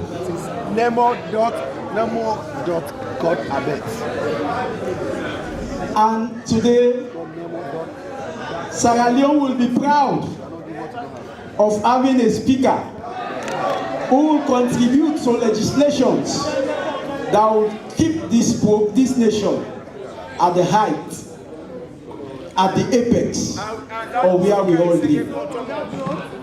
Without wasting time, Mr. Clark, honorable members, please permit me to introduce my candidate, your candidate and our candidate to nominate our candidate, who is Honorable Daniel Brima Kulu.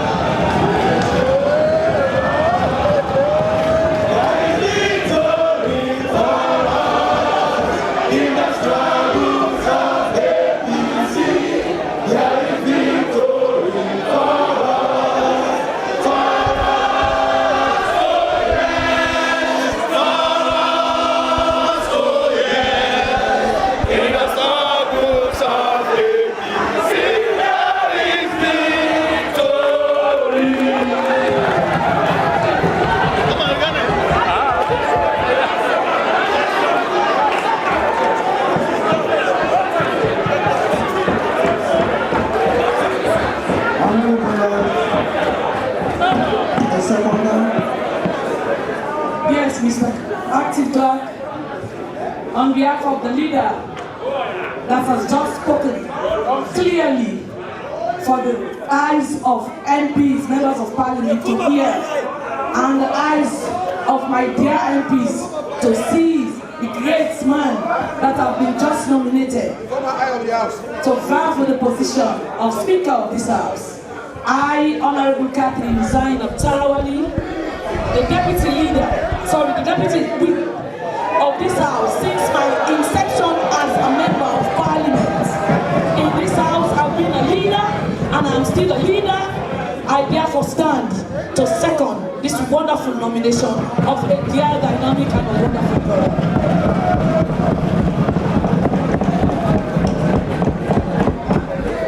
Honorable members, can we close nomination now? Any further nomination? Any further nomination? Can we close nomination now?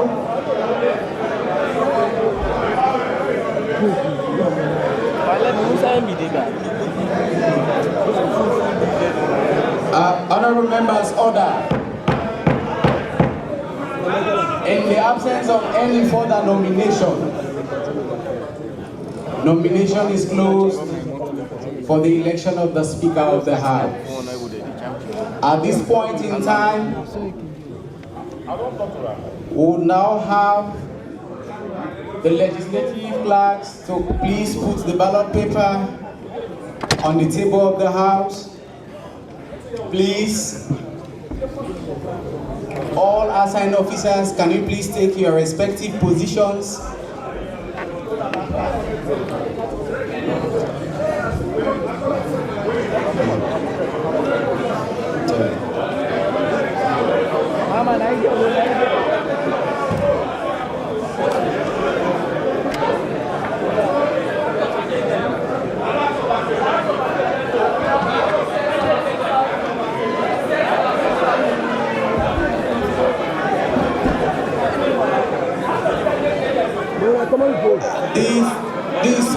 The acting clerk is going to put the question.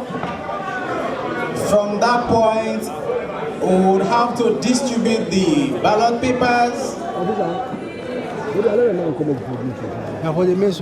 And once the ballot paper is distributed, the legislative officer is going to make a roll call for members of parliament to come and vote. So the acting clerk is going to propose the question now. From then, the ballot papers are distributed. Yes, Mr. Clerk. Mr. Clerk, before the question, it is an open secret that the candidate of the SLPP is currently the Deputy Speaker of Parliament. And if a Deputy Speaker is elected Speaker, it means at the same time is the Deputy Speaker and the Speaker. So I want to suggest that he relinquishes the position of the Deputy Speaker before contesting for the Speaker.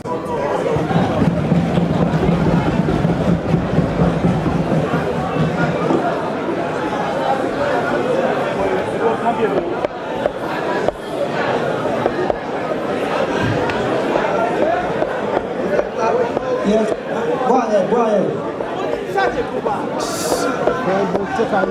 Mr. Clark, the leader of the opposition is a very senior member of this House. We should be guided by reading section 159 of the Constitution. Thank you very much. 1591, we should be guided. Coincidentally, that is the very clause I quoted for this house. Do you want to read for the benefit of this House? I have read it openly to this house. Mr. Clark, let me help the leader of the opposition. Section 1591 reads, any person who is appointed or elected to or otherwise selected for any office established by this Constitution,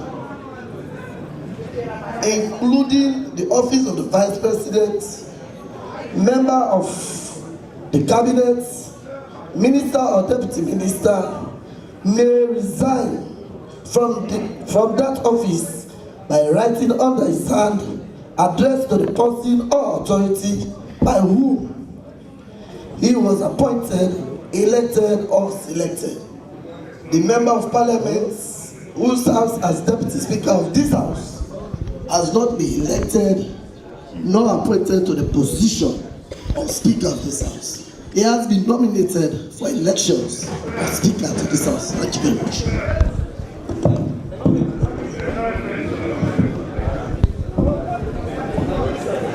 By Honorable Leader. Yeah, Mr. Clark. Of course, you know this is Parliament, and Parliament. The word Parliament emanates from the French word parler. We have to talk. Definitely, that is the essence of this House. Let me again go over this. As at now, the current Deputy Speaker is the substantive Deputy Speaker of this House. We don't have a vacancy in that office. Electing a substantive to the position of Speaker, even if it's for 1 second, it means at that time he is the Deputy Speaker and the Speaker also of this Parliament. So he has to relinquish the office of the Deputy Speaker before he contests for the Speaker of this Parliament. Thank you very much. The procedural ruling by the power vested in the office of the clerk as returning officer of this exercise.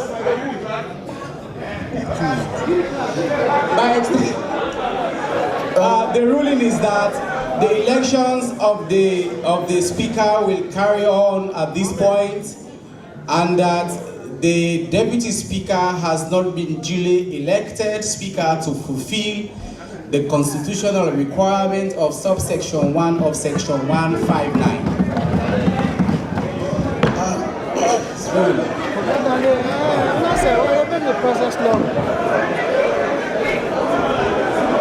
Honorable members, the question is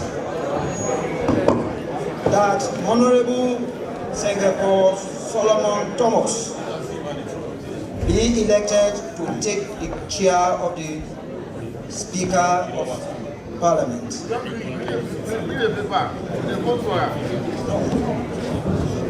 Please, the legislative officer, can you please share the ballot papers now? Yes, before the distribution of ballot papers, firstly, we would want to confirm the nature of the ballot papers. We would want to confirm the amount of ballot papers, and we want to have a representative at the voting. That is noted. That is noted, Honorable Leader of the Opposition. The office of the clerk will ensure that the election is conducted freely and fairly. Mr. Clark, can I observe? In as much as Mr. Clark, please. Mr. Clark, can we get your attention, please?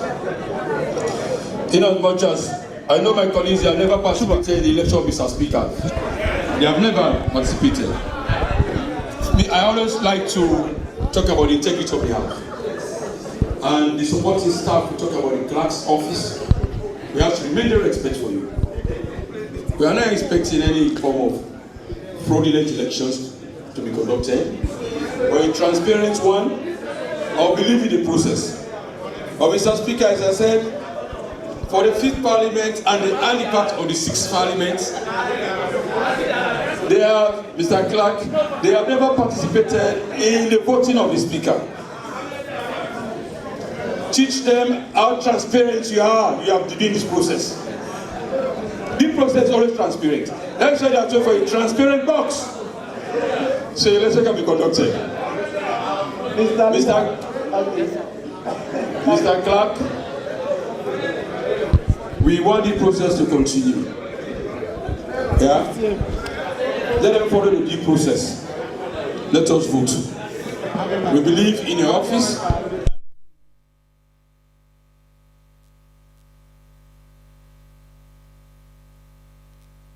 For disaggregated result, it will be supplanted. Mr. Clark, in the public election, thank you. In the public elections, Mr. Clark, in the public elections,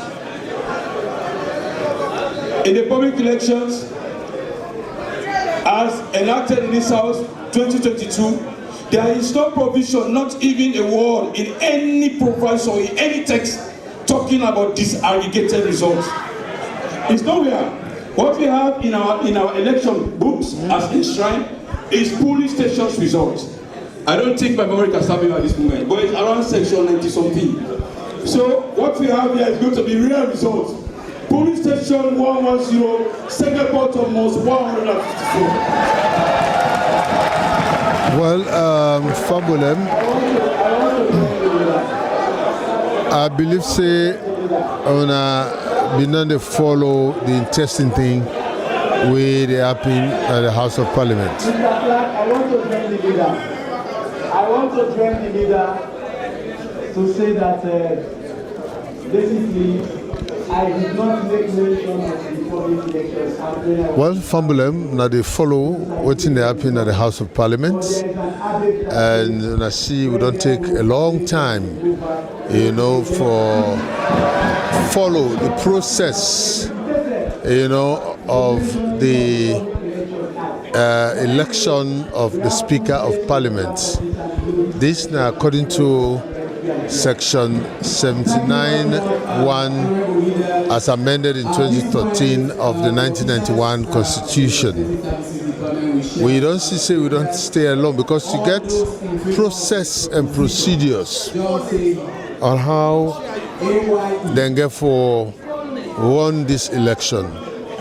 If not been one person, because now then they look at 2/3 majority. When I see the arguments we've been doing at the House of Parliament, well, for let you understand proper, first the leader of the All People's Congress APC been raised a motion that the former speaker will resign, and a resignation letter is sent out to the president. The leader of the All People's Congress been come up with a point, say, according to the standing order or according to the Constitution where it quotes, that the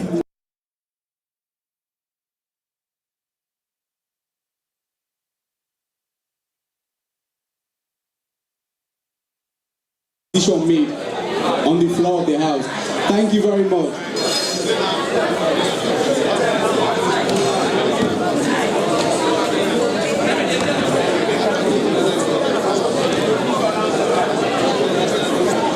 The leader of the SLPP, who of course in the majority, been there for progress. Being careful say because of the suggestion where the leader of the All People's Congress will make say in future then for make sure say any speaker who want for resign, if for send the letter to the house, because now the house now elect them, so then be able for solve that, because not to appoint, they appoint the former speaker of the house, Right Honorable Abbas Bundu. Now, another argument will come up when an argument will be being a long debate of the 2/3 majority vote. And the 2/3 majority vote, where then they talk about, is the amount of MPs. Now, this is not the ballot paper where the MPs then get for vote on. You either vote aye or nay. But then you just, because the right hand already there, you get for tick. So now this thing get for use for the election. And the argument where been there on in terms of 2/3 majority, because when you look at the House of Parliament, now 149 members of Parliament, you get 12 on an MP, and you get 81 where now the majority, the SLPP, and then you get 54 where now the All People's Congress. But then, what in bring the argument is that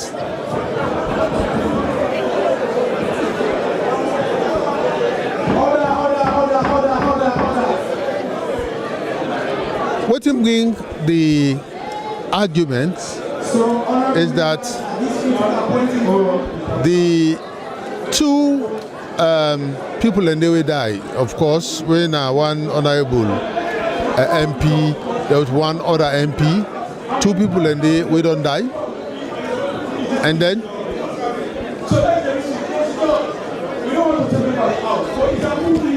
all right, so in other words, let me follow how the elections they go, and let us see the process, because now they don't shape the ballot paper to all the MPs. Let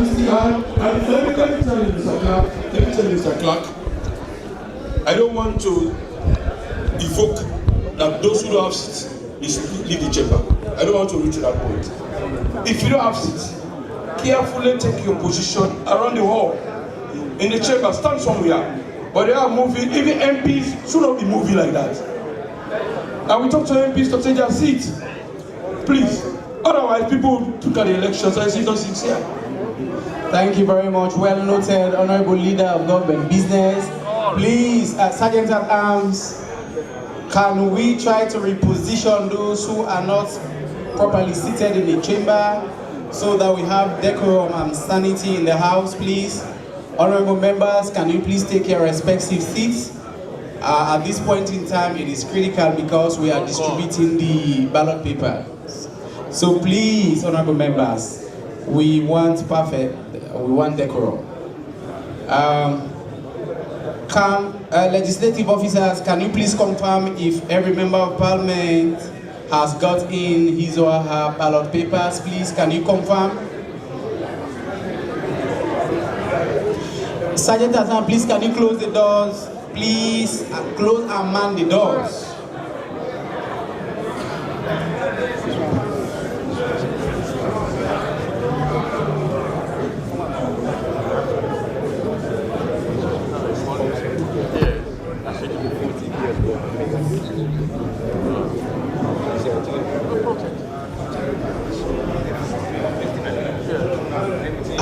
Has every member of Parliament gotten the ballot paper? At this point, may I now call on Lawyer Sam to read out the rule, and we are expected members to come and vote. Thank you. I'll proceed with the roll call, and as I call your name, please move forward and drop your ballot paper in the box.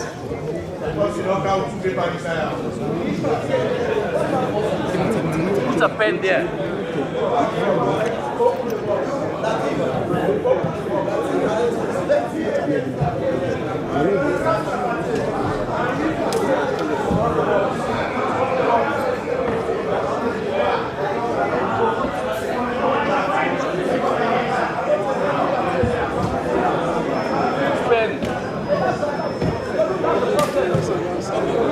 Find a pen there.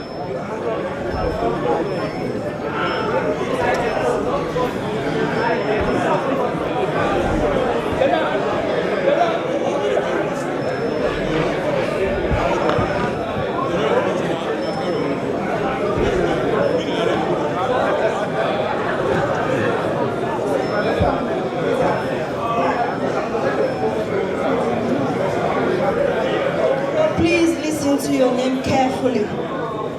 Honorable Abdullahi Charles Usman. Honorable Aman Haja Niat. Elias Jonas Savimbi. Honorable Auna Masi Gahite. Honorable Ba Alpha Amadou. Honorable Bangura Abdul Karim. Honorable Bangura Adama. Honorable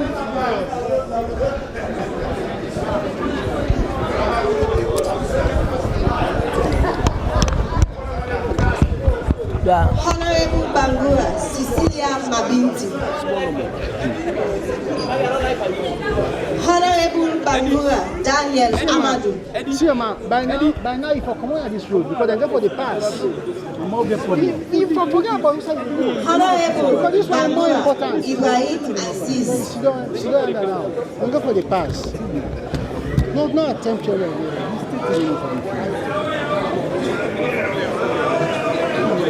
Honorable Bangura Nayama.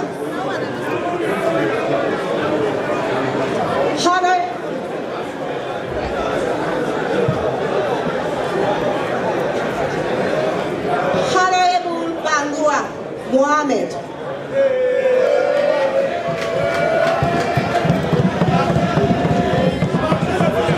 Honorable Bangura Mohammed Papa.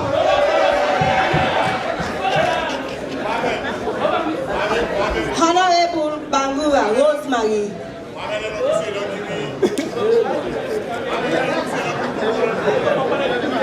Honorable Banya Sati.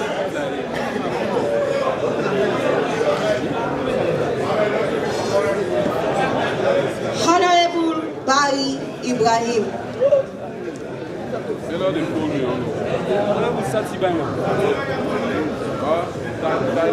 Honorable Bayo Ali. Speaker. Honorable Bokari Bintu Fatmata. Honorable Bokari Momo. Honorable Boyman Sylvester Arnold Maxwell, retired captain.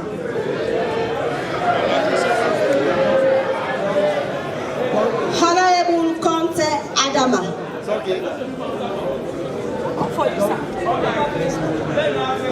Honorable Conte Hawa.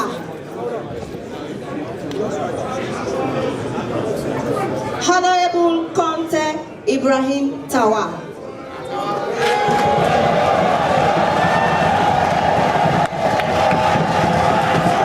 Honorable Conte John Charles. Honorable Conte Kemoko. Honorable Conte Mohammed. Honorable Conte Paul Samba. Honorable Darami Princess Kadi. Honorable Dawa Dauda Idris Moiwe, Honorable Faba Habib Kefa, Honorable Fatoma Juliana Alimatu, Honorable Fofana Abubakar, Honorable Fofana Mohammed Tarawali, Honorable Fofana Musa, Honorable Fona Daniel,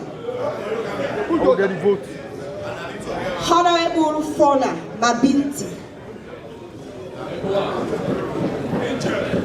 Honorable Bear III, PC by Shebora Sheba,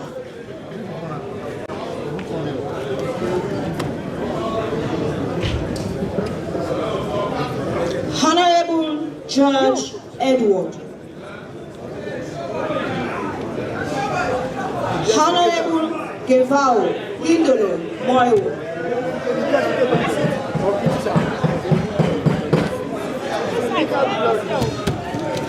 Honorable Goba Mayama Ella, Honorable Gondon II, PC4AC, Honorable Jabi Alpha Fodimadi, Honorable Jalo Memunatu, Honorable Jalo Mohammed Alpha, Honorable Jalo Usman Wui,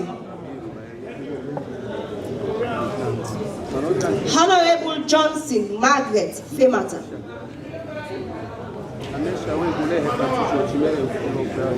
Honorable Johnny Tamba Simeon, Honorable Kaba Ibrahim,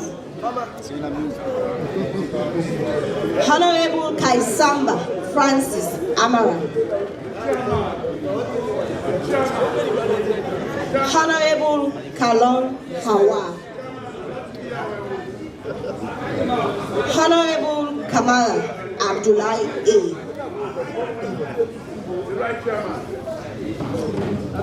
Honorable Kamala Abdul Karim from Gambia, Honorable Kamala Abdul Karim from Portland, Honorable Kamala Alusain Bash, Honorable Kamala Idris Sahid,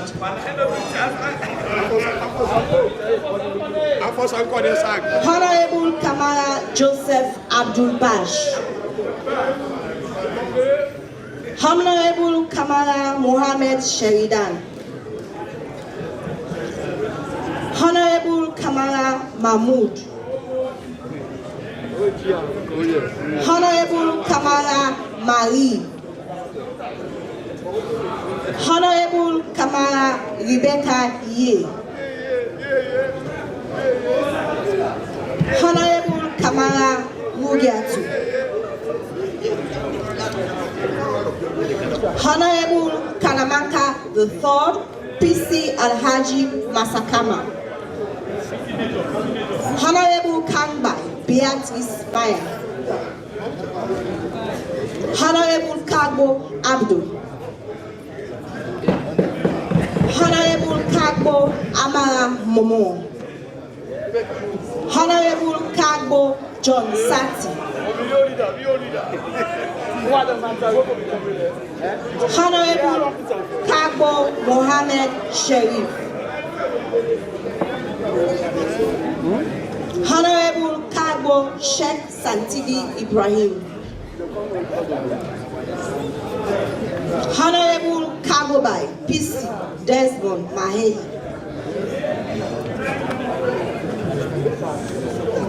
Honorable Kane Mohammed, Honorable Kanu Abdullahi Karim, Honorable Kanu Rugiatu Rosie. Honorable Kawale the second, PC Kande Pare. Honorable Keha the third, PC Kande Baba. Honorable Kelly Lucinda Finda. Honorable Kelly Tamba.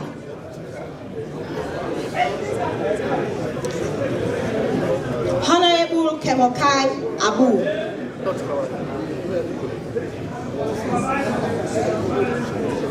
Honorable Koroma Aeon Aruna. Business. Honorable Koroma Daniel Brimer.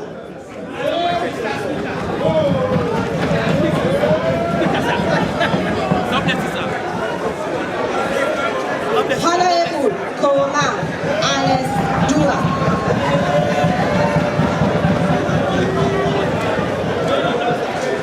Honorable Koroma Ibrahim. Honorable Koroma Mema Kadri PC Haja Fatmata Bintu. Honorable Koroma Pitayamba. Honorable Koroma Umfa Sori Bese. Honorable Kumabe Alice Jebe. Honorable Lahai Musa. Honorable Lamina Sa Emerson. Honorable Langley Beatrice Iamide. Honorable Lansana BC Bio Plains. Honorable Lako Aruna Pape. Honorable Levy Ambrose Mada. Honorable Levy Nene. Honorable Makre Yusuf. Honorable Mansare Brahima. Honorable Mansare Hamidou Hola. Honorable Mansare Konkofa Farah. Honorable Mara the third, PC Ali Balasama. Honorable Mara the third, PC Toto Sheku Tongos Nea Konkoba Fako Lai.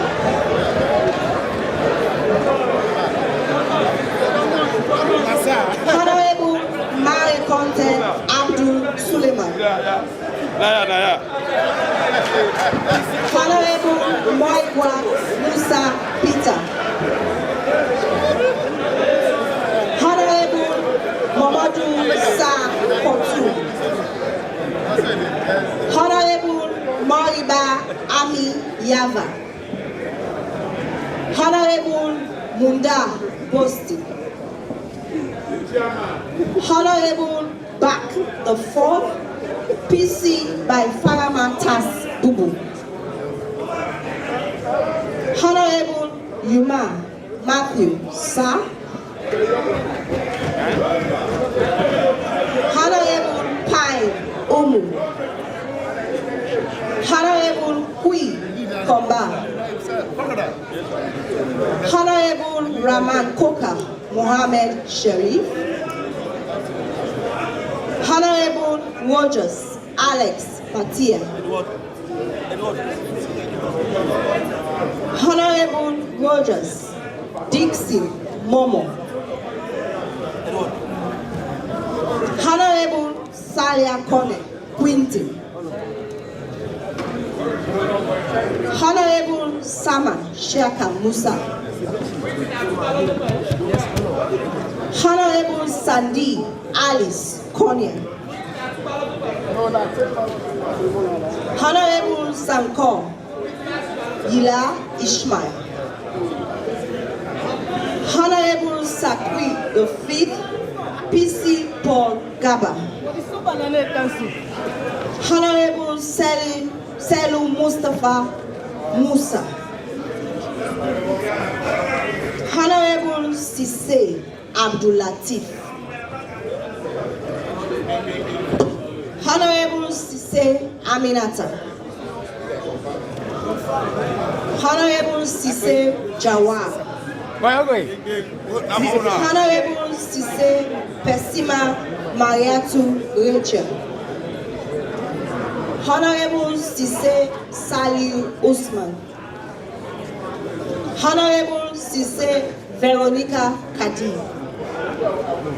Honorable Shaw Mohammed Bilo. Honorable Siafa Rosalind Hawa. Honorable Siliki Bashir. I don't get the chop money. Honorable Songa Muyata Bernadette. Honorable Sukena Fatmata Sarah. Honorable Somoidre Jibrila. Honorable Tawali Catherine Zaina. Honorable Tarali Musafa Gugiatu. Honorable Telobangura Mabinti Alice. Honorable Tangbe Fala Kenawa. Honorable Thorley Foyo.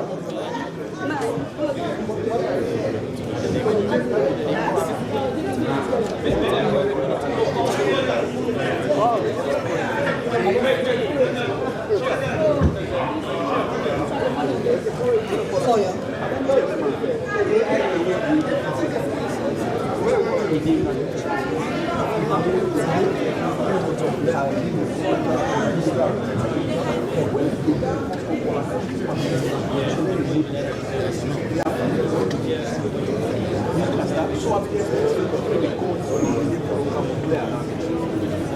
We have to sort it out. Yeah, let it be so. I have to take that home.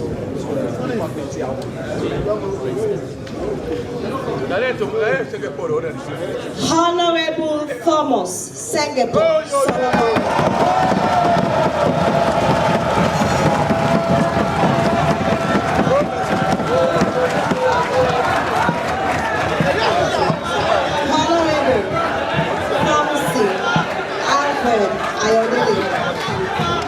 Honorable Timbo Usman Abdal. Honorable Timbo Zaina. Honorable Tommy Sia Mahawa Habiama. Honorable Tonge Emilia Lolo. Honorable Toka Tom Isaac. Honorable Tunis Sidi Mohammed. Honorable Toure Alhaji Soriba. Honorable Toure Benjamin. Honorable Vandi Christopher Kekura. Honorable Williams Lamin Joseph. Honorable Zombo Mariama Monia.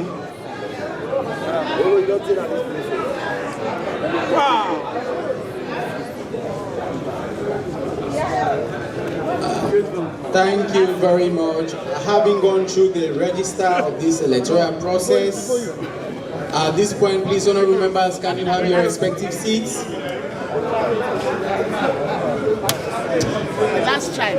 May I kindly ask if every member of parliament has voted? Please, can I kindly ask?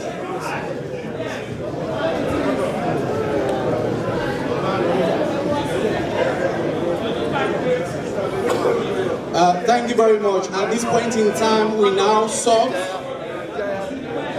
and count the ballot papers. At this point, we now sort and count the ballot papers. Yes, Mr. Black.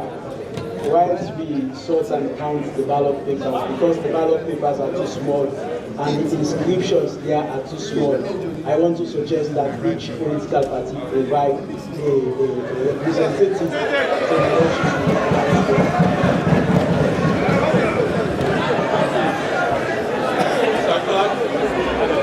You know, I have said, follow around our colleagues. Mr. Clark, Parliament is a really democratic institution. For us, on this other side, we have no doubt in you coming to these elections. Our doubt, our colleagues on the other side have never participated in the election of Mr. Speaker. We are not going to give, it's not part of the procedure, and we are not going to give any party agents who sit here and we allow you to conduct your business. That's all. We'll sit here. If they want, it's up to them. It's up to your office. For us, we are comfortable with what you are doing. Thank you. I submit.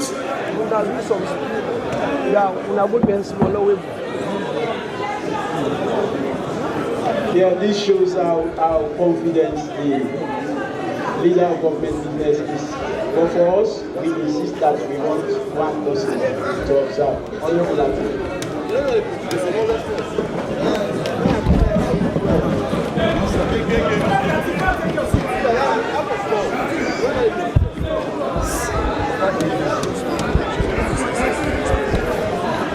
Notice, why hit the sign color?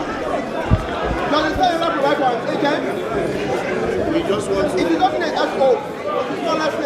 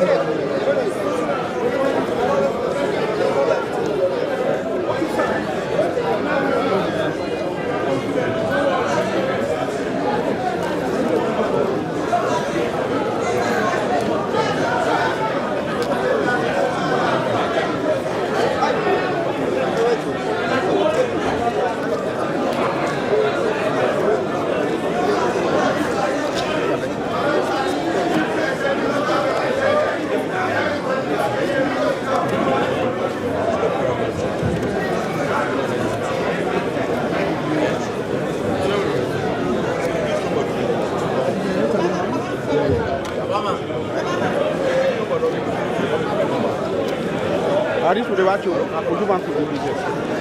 Aku dia.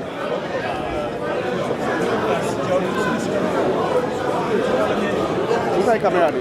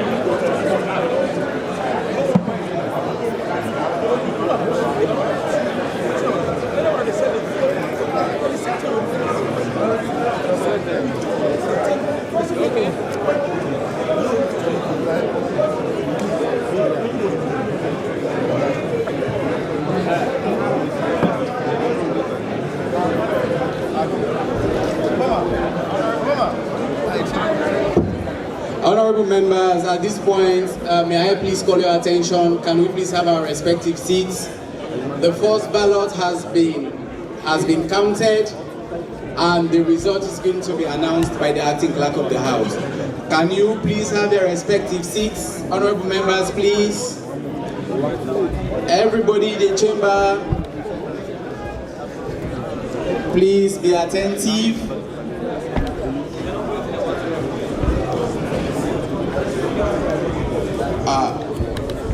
Mr. Acting Clerk, sir.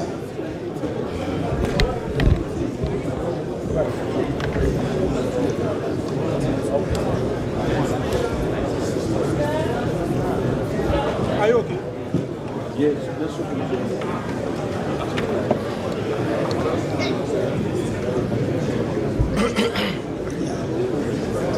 Elections. I get 30 votes. What? 93 votes. 93.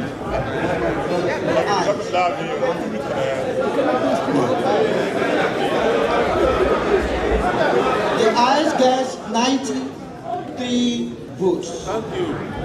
The nays gets 52 votes.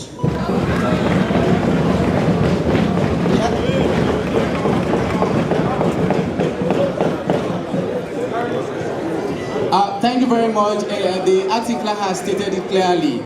At the first ballot in this exercise, the ayes is 93 votes and the nay 52 votes. Based on the constitutional provision relating to 2/3 majority of the House, the first ballot did not arrive at that conclusion.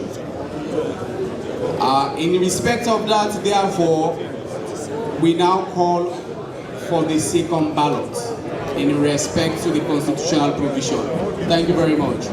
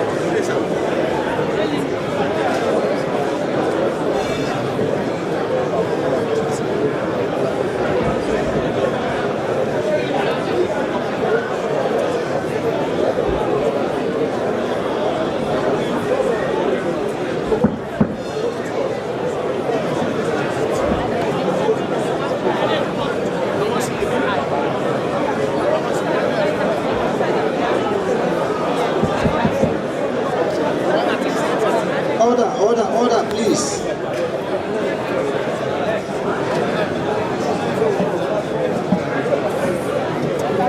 Honorable members, order, please.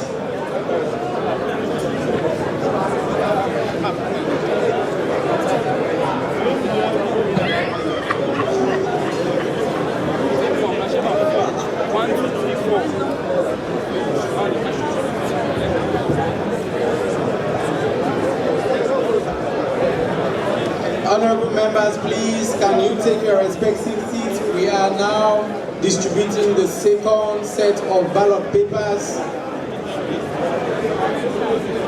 Please, can we maintain decorum? Sergeant at Arms, please, can you help maintain decorum in the House, please? The gallery, do your SO2.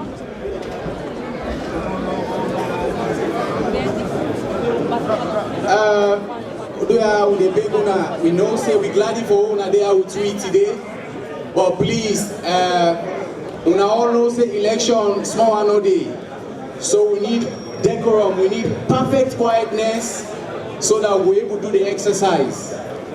Do you allow maintain some amount of quietness of the gallery? Otherwise, the acting clerk will ask everybody for excuse the chamber. The gallery, rather, you get right for do that. But we want you to witness the exercise. It is good for our democracy. It is good for parliamentary public relations. So the people na do ya, allow maintain some quietness.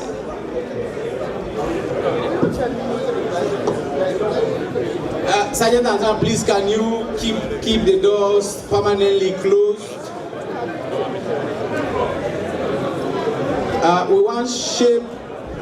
We want to share the next set of ballot papers. Please, can you have your respective seats?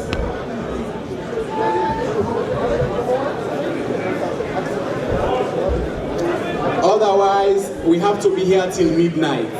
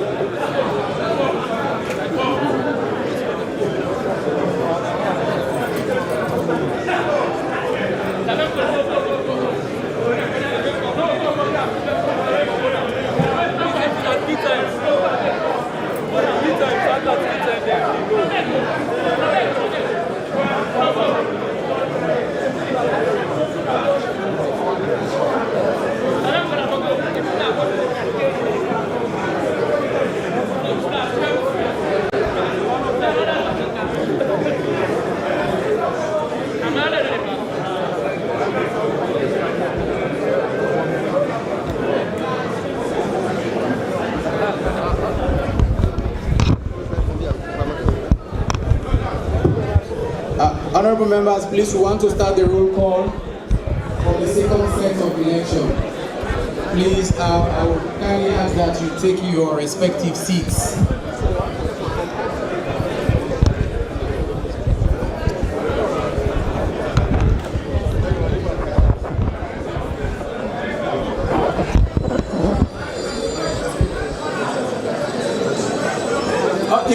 To repeat the question.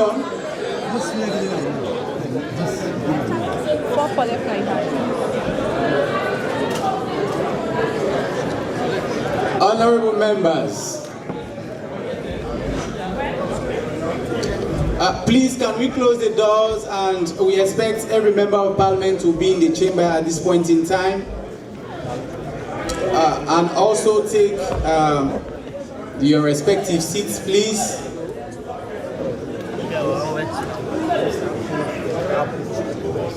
Honorable members, with your leave, the question is that Honorable Sengepoh Solomon Thomas be elected to take the chair as Speaker of Parliament. Now I hope every member of Parliament has the ballot paper. We have to start the roll call.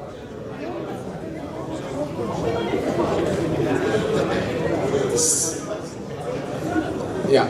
So as you can see, after the first round of the election, the ballot box has been emptied, and we are now set for the second round of the elections.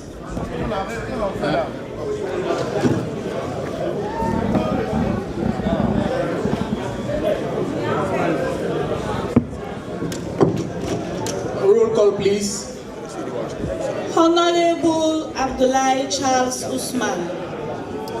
Honorable Amara Hajamiata. Honorable Aruna Mase Kaite. Honorable Ba Alpha Amadou. Honorable Bangura Abdul Karim. Honorable Bangura Adama. Honorable Bangura Cecilia Mabinti. Honorable Bangura Samuel Amadou. Honorable Bangura Ibrahim Aziz.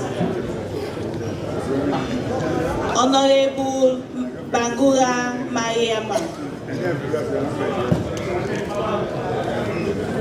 Honorable Bangura Mohammed. Honorable Bangura Mohammed Papa. Honorable Bangura Rosemary. Honorable Banya Sati. Honorable Bari Ibrahim. Honorable Bayo Ali. Honorable Bokari Bintu Fatmata. Honorable Bokari Momo. Honorable Boyma Sylvester Arnold Maxwell, retired captain. Honorable Conte Adaba. Honorable Conte Hawa. Honorable Conte Ibrahim Tawa.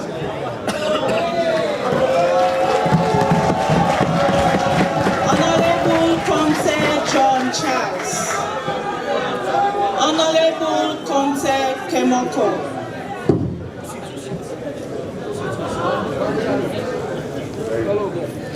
Honorable Conte Mohammed. Honorable Conte Paul Samba. Honorable Darami Princess Kadi. Honorable Dauda Idris Moiwa. Honorable Faba Abib Kefa. Honorable Fatoma Juliana Alimatu. Honorable Fofana Abubakar. Honorable Fofana Mohammed Tarawali. Honorable Fofana Musa. Honorable Fona Daniel. Honorable Fona Mabinti. Honorable Bere III PC by Shebura Sheba. Honorable George Edward. Honorable Gevao Hindolo Moiwo. Honorable Goba Mariama Ella. Honorable Gondor II PC Foresi. Honorable Jabi Alpha Fudi Madi. Honorable Jalo Memunatu. Honorable Jalo Mohammed Alpha. You get me? Honorable Jalo Usman Wuli. Honorable Johnson Margaret Femata. Honorable Johnny Tamba Simeon. Honorable Kaba Ibrahim. Honorable Kaisamba Francis Amara. Honorable Kalon Hawa. Honorable Kamara Abdullahi A. Honorable Kamara Abdul Karim from Cambia. Honorable Kamara Abdul Karim from Putloko. Honorable Kamara Al-Hussein Bash. Honorable Kamara Idris Sahi. Honorable Kamara Joseph Abdul Bash. Honorable Kamara Mohammed Shaidan. Honorable Kamara Mahmoud. Honorable Kamara Mali. Honorable Kamara Rebecca Ye. Honorable Kamara Rugiatu. Honorable Kanamanka the Third PC Alhaji Masakama. Honorable Kangbai Biti Ismaya. Honorable Kabo Abu.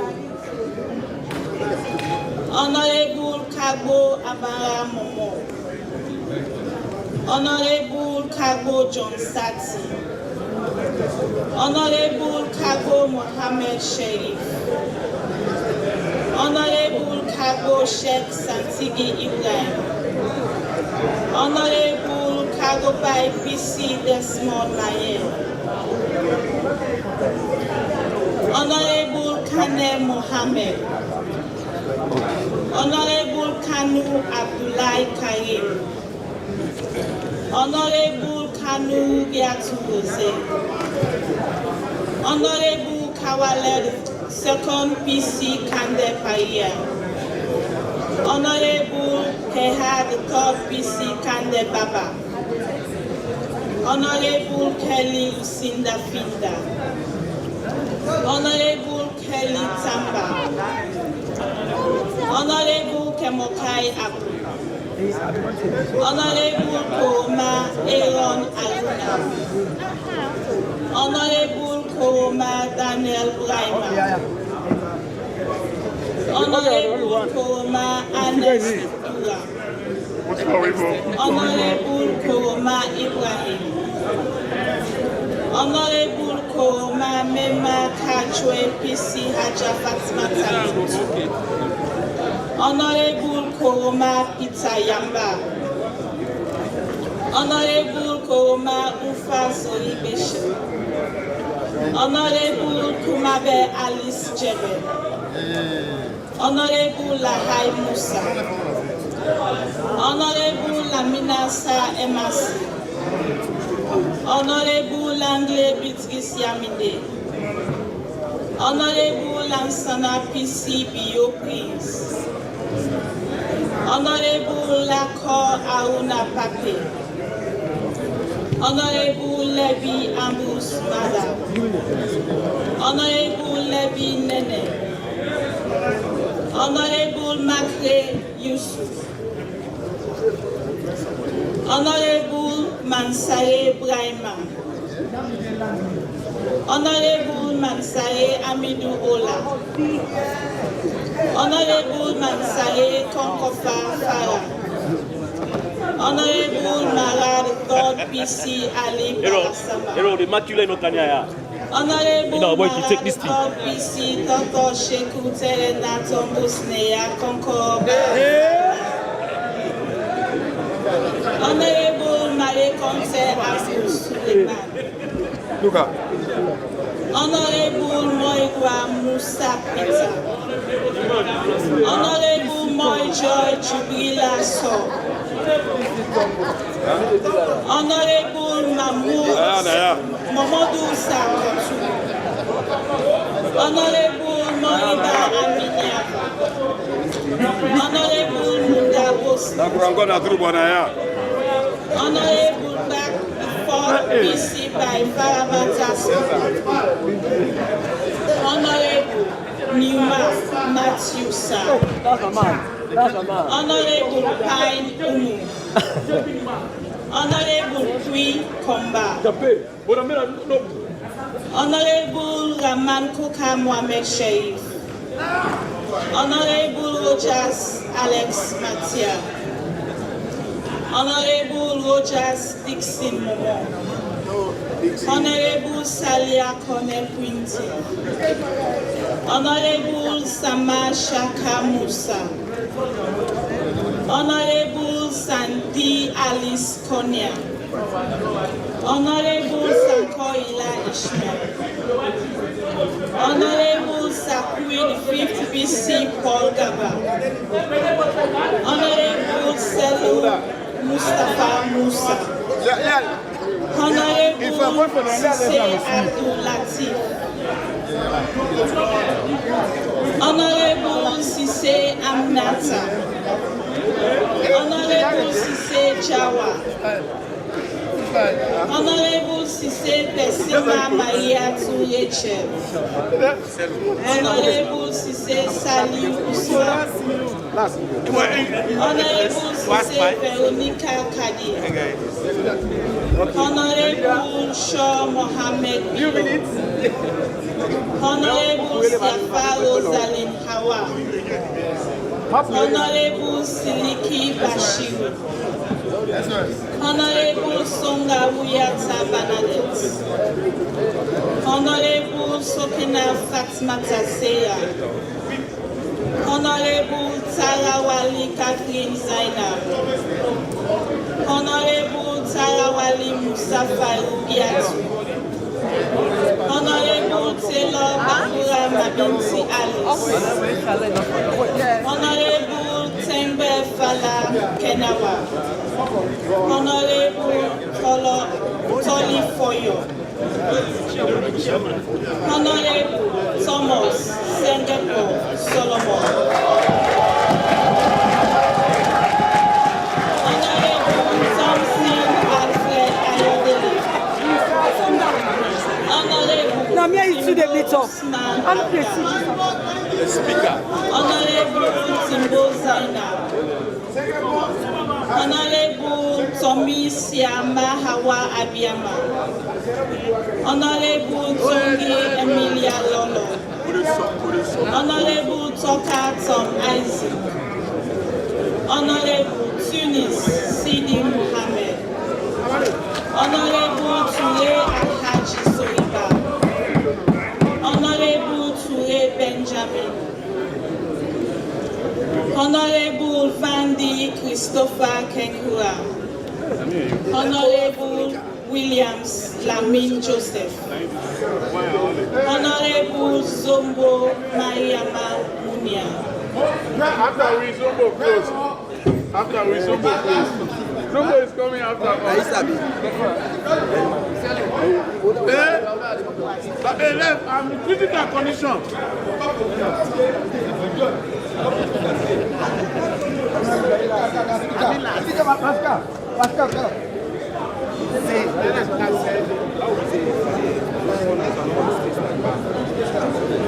Honorable members, the second round of the election is completed. We would have to continue the process as we did for the first round by sorting and counting the ballots. But before we get to that point, with your leave, Mr. Acting Clerk and honorable members, I would like to recognize the presence of some dignitaries here with us. Of course, it has become ritual for Parliament to recognize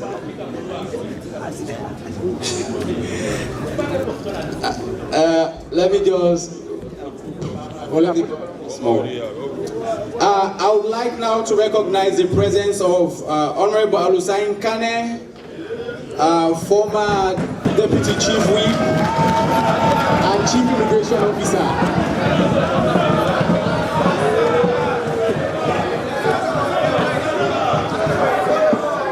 I would also like to recognize the presence of Honorable Alhaji Alpha Khan,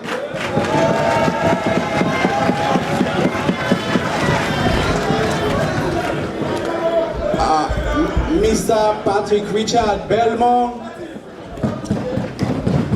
Mr. W.I.K. Robinson, Mr. Mohammed Gondo, Madam Fatmata Sawane,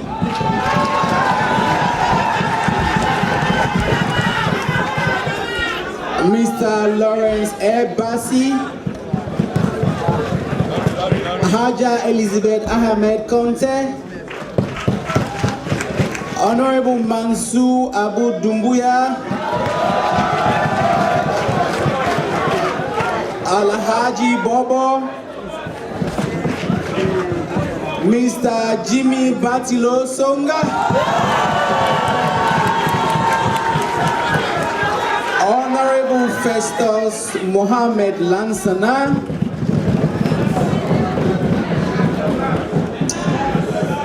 Mr. Joseph Mada Kulum, Shaka Masakwe Sano, Kalilu Kudi, Mr. John Bondo Majay, Mr. Yusuf Jane, Madam Susan M. Rogers,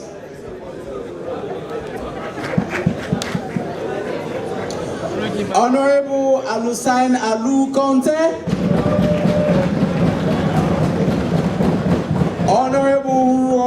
Timbo. On behalf of the acting clerk,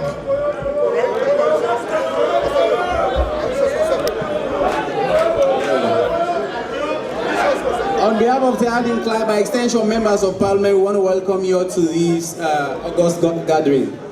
At this point now, we would have to sort and count the second round of ballots. Thank you very much.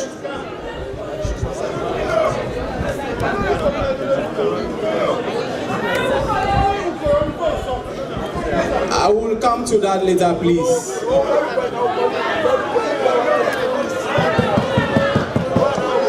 I would also like to call, by popular demand, I would like to call Honorable Koyo.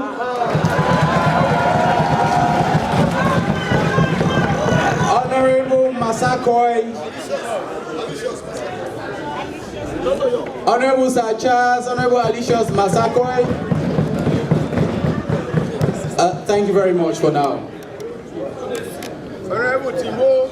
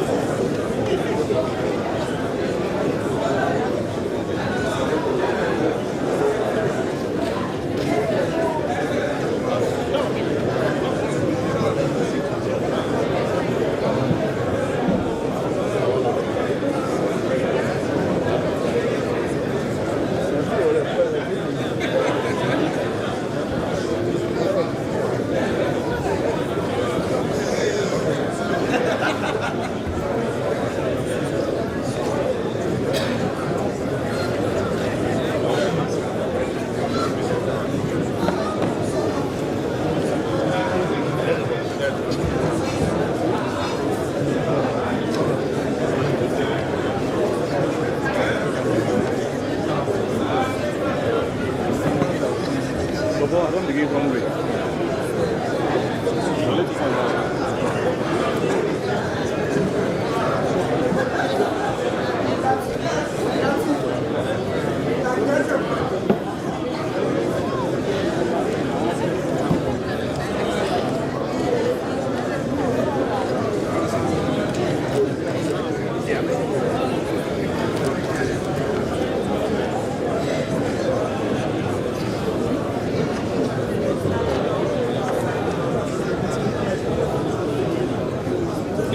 Latif, il a été un parti agent.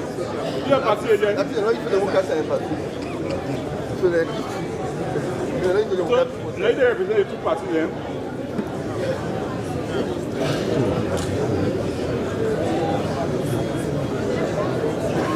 Là, nous avons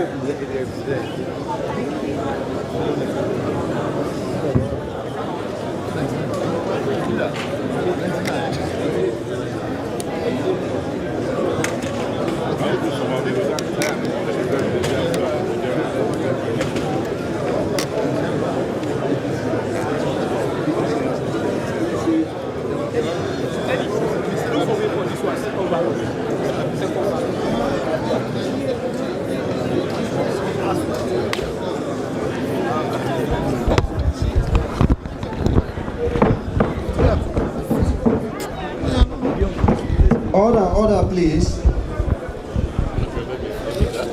Second round. I 96. Nay 49. All right. Well, Fambulem, the election for the speakership. The ayes 96 and the nay 49. All right. The ayes get 96. Remember, the first round are 93, 52. The second round get 96, 49. So then they go to the third round. This, now forget the 2/3 majority of votes, because by the constitution of the 1991 Constitution, Section 79, it makes provision for a speaker election. That's therefore, for elect a speaker, therefore get 2/3 majority. And that 2/3 majority, 9 will qualify the person for win. So from when they start the election for the speakership, they don't do first round. The result will come out now 93 for the aye and 52 for the nay. The second round is 96 for the aye and 49 for the nay. So then they go for a third round. If they not get the 98 votes, we make 2/3 majority of 147 MPs. Then they go to a simple majority. And now, if you beat your company say by 1, obviously now you are the speaker or the House of Parliament. But then, after where that go down happen, the speaker go assume his seat and he go declare the deputy speakership vacant. And when he declares vacant, then he go conduct an election for the deputy speakership. Also, another election will go for take place. And then again, we go the same procedure unless the constitution call for a change. But the 1991 Constitution, Section 79 and 80 make provision for the election of the Speaker of Parliament and the election of the Deputy Speaker of Parliament. So for now, the Deputy Speaker will vie for be the Speaker of the House, still hold in position until they declare winner for be Speaker of the House. Then it will decline the post of the deputy speaker. So now we come third round, and the honorable, they all get the ballots, and they all, obviously, they all, you the final say now, then the angets, then they look out for more votes, because the 2/3 majority and 98 people, that 98 MPs for vote 2/3, then go. Now, you see all the MPs that they move from one side to the other, then they move from one side to the other. Well, this is a form of secret campaign. It look like they happen, because they don't see now it's tough for them get the votes, the 2/3 votes, weighing at 98. Remember, now 149 minus 2, we don't die. Now 147 MPs there. You even get the Palmer Chief MPs, weighing at 12, and then you get 81 of the SLPP MPs, and then you get 52 of the APC MPs. So if they watch how things they go, it look like for say they're going to do more campaign for able 2 more votes, because it just left 1 for the 2/3, and then they get simple majority votes if they're not able to forget the 2/3 majority vote for this 3rd one. Now the house look mix up, box up, because election not to begin thing, and now everybody they go for see how it go campaign on the other side. In fact, the person one of the lead contender for the speakership is everybody don't move. It don't move now. It don't go to the other aisle. Yeah, it don't go to the other aisle. For tell you say, the vote is right. If you watch Honorable Sengepoh, he did with the leader of the All People's Congress, Honorable Abdul Kagbo, for see how things. This is how the politics they work in Parliament, where you find out say this is the one of the toughest ever speaker election. What you think about? Because the one be simple, and the reason why is because you get contender we don't come on board. When our Honorable Daniel Koroma, we come out from the APC.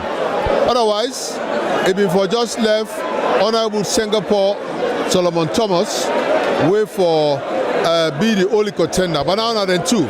So that make you see the vote this way. Even at first, now 93, 52 now, it don't begin go down, and we get 9 go down, and we get 96, 49. Now then they go for the 3rd round. The 3rd round for 2/3 majority. After that, if they don't get them, then they go to simple majority. We now the 4th round. And now anybody who beating company by 1, 9 get the speakership. So we still wait, and we wait on the campaign trail. If you look over yonder, you find out say now the SLPP, they cross over to the other aisle, you know. Yes. Yes. Talk to our colleagues. Yes. So that we can win this election. And by God's special grace, we'll be there very soon. We are doing it as parliamentarians. All right. And our Honorable J.W. Lamin of both districts. We are winning soon. We are the winning team and the SLPP. It's okay. Well, this the game, you know, at the election sweetness in the House of Parliament. Right now, then they call their attention, but I don't think to say they go like that. They just want for see how they go win over more votes, so that they don't go even at the 4th round. So they want the 2/3 majority votes, but we will see how things they go. And now, Honorable Abdul Kagbo, himself don't come over here for see how they go forget votes. You can just imagine Let's just put up the candidate when Honorable Daniel Kuruma, where is a lawyer, just like Honorable Sengepoh. So if you see the house look there in, well, I'm not going to say they're in disarray, but because everybody wants to see how they will get votes. At any moment, they go call them attention for let them come vote for the third round. And if they don't get them, then they go to simple majority. Well, yes. Now then they look out for 2 more votes because they don't get 96 now, and they want to go to the third votes. If they get 98, then we go stop there, and then declare the winner in this. Well, then they call the attention of members of parliament so that they go proceed on the election. Well, we see the clerks terminongi, they don't begin, they shape the ballots. They don't begin shape the ballot. They don't begin shape the ballot. And then they call the attention of honorable members then for take their seats. And they call the attention of honorable members for take their seat as then they about for distribute the ballot papers again for the third round. This now the speakership election in the 6th Parliament of the Second Republic, where they take place at the House of Parliament in the chambers, and we know say definitely the election go on very soon. But remember, immediately when the speakership election done, we go definitely ask for we'll definitely wait for the deputy speaker election we're going to take place after this. So for now, then they distribute or shape the ballot paper. Then they shape the ballot paper right now, and anytime from now they will start for votes. And immediately when they vote, then count, because remember how the voting go. The first now be 93-52. Now the second is 96-49, and it means they are looking like for 2 more votes for the aye, and distribution don't take place, and now the MPs then go begin for vote. Then go call the name. Presence of Mr. Ibrahim Leone, former Minister of Sports. All right. Recognition of personalities in the House. We can witness the election. Sengepoh, formerly of Kono. Well, and their recognition, but I can tell you, say, all the member of parliament received them ballots for the third round of votes, and at any time the clerk go announce the name one by one, so that then go come cast them votes for the speakership of the House of Parliament. Well, we hope the SNPP MPs have gotten their ballot papers, and also want to call on the main opposition to come take their respective seats, please. Thank you very much. All right. Well,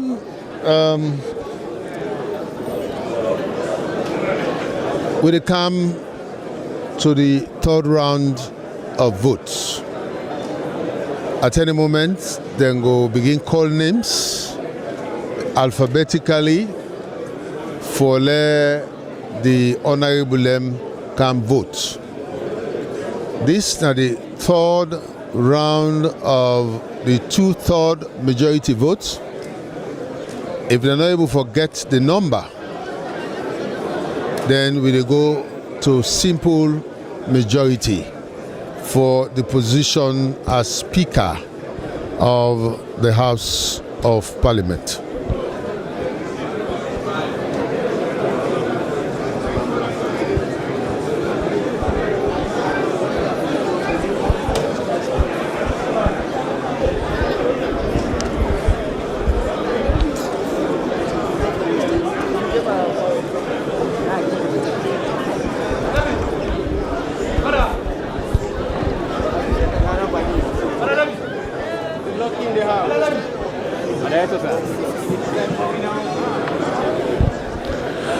All right, yes, Honorable.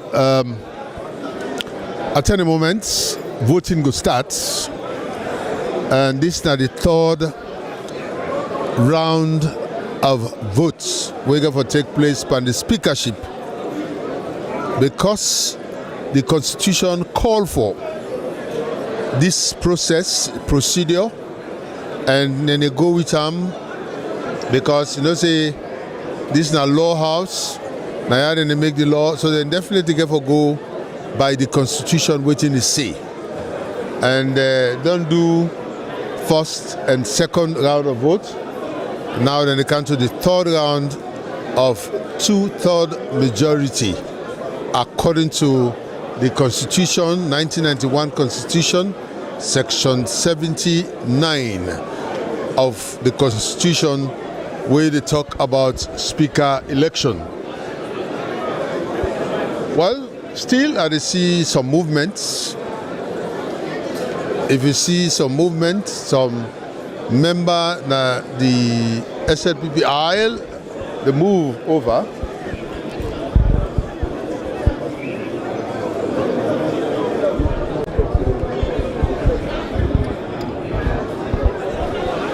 All right. Well, we don't see what's in the happen. We still wait for the call. We still wait for the call, and when the house settle, definitely voting will start.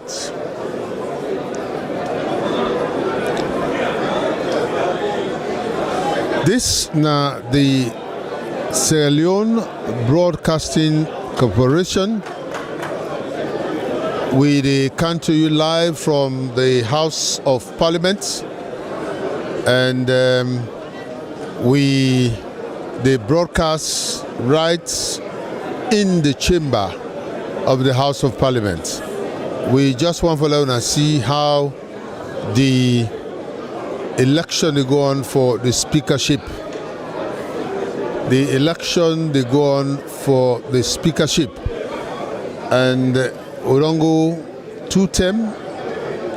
Now we wait for the third round, and at any moment from now we will go into that. We will go into that. So now, I think everybody, the time for settle down. It was tough, and the two contender them, na lawyer them of reputable, degree of their profession, how they know the practice work out a long time.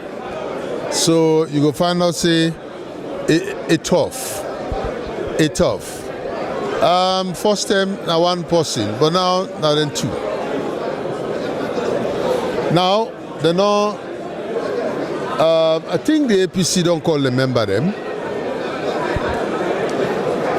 for angers for a while, so they are so for some time because the way a manner with this election they go, APC one time and the SLPP as well, there's one time. Well, formula, I go tell you I say the reason why then we get this election today, we're now May 2, and because of the former speaker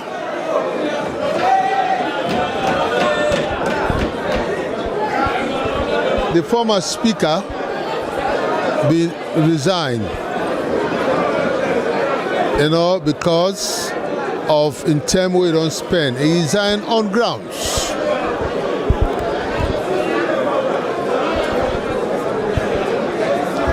Well, I got my colleague, Dennis Fraser. Dennis, welcome.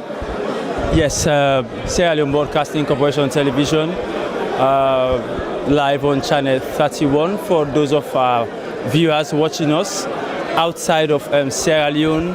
We are witnessing an historic moment here in the House of Parliament, where we've seen, of course, the election to elect, of course, the Speaker of Parliament to take that seat, to occupy that seat over there. You will recall that as a result of a vacancy that occurred, as a result of the resignation of the former Speaker, Honorable Abbas Bundu, of course, there existed a vacancy in the House of Parliament, in the speakership, and of course, although his own deputy in the person of Honorable Sengepoh Solomon Thomas has been the acting speaker in the House, and of course, he has been presiding over legislations here in Parliament.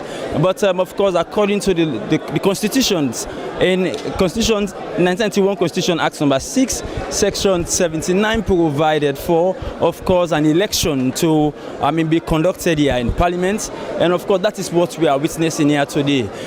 We've gone through 2 rounds of elections, and the first rounds we saw a situation whereby, of course, when the motion was ready in the House, that those in favor of Honorable Sengepoh Solomon Thomas becoming the Speaker of Parliament, to say aye. In that particular process, we were able to see a situation where we recorded 93 votes in favor of Honorable Sengepoh Solomon Thomas. And of course, we saw a situation of 53 votes that voted nay.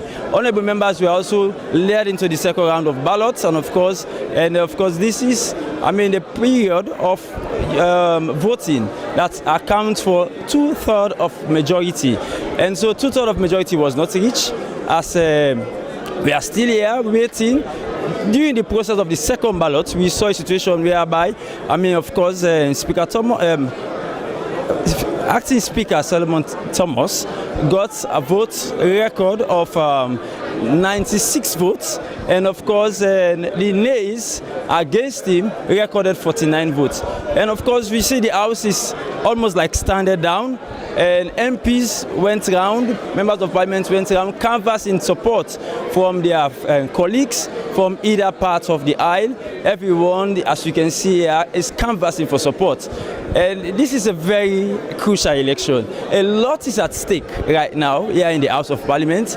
And of course, for the ruling SLPP, they are optimistic that it is just, an easy walkover. They just needed 2 votes, to get simple majority and of course clinch the speakership of the House. But that is yet to be decided in a third round of ballots in a 2/3 majority.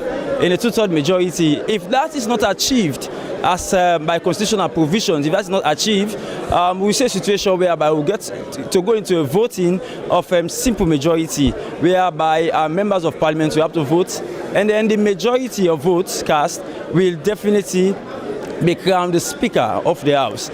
We are still witnessing that the House is currently standing down. MPs are gradually canvassing for support, as you can see across the aisle. Currently, the All People's Congress, the main opposition, APC, is not in the well.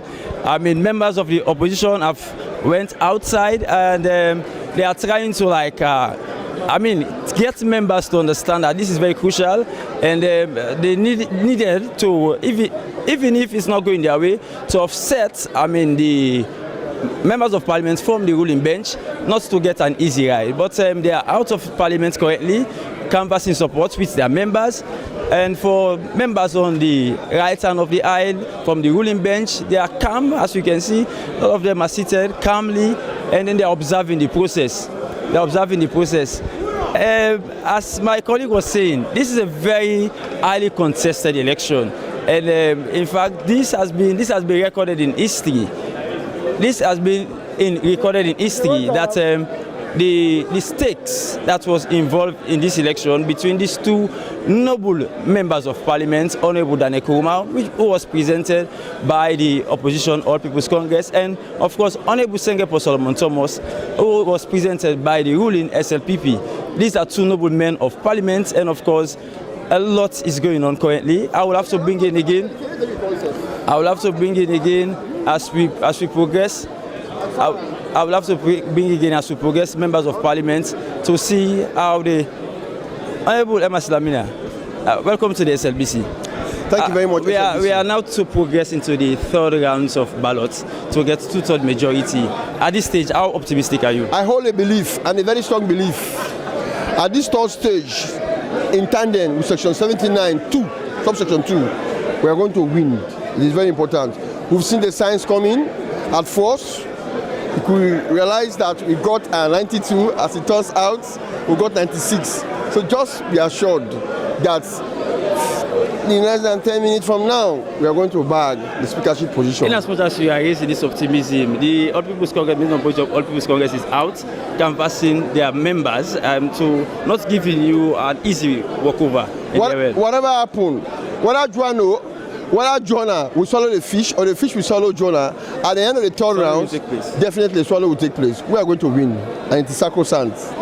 Trust me, it is sacrosanct. What is really giving you this confidence? The numbers are there. We have the numbers, and the law is saying in 3 rounds, after 3 consistent times, we cannot bag the 2/3, then we'll definitely end up to simple majority. And we have that simple majority. Talk to us a little bit on Honorable Emma Lamina.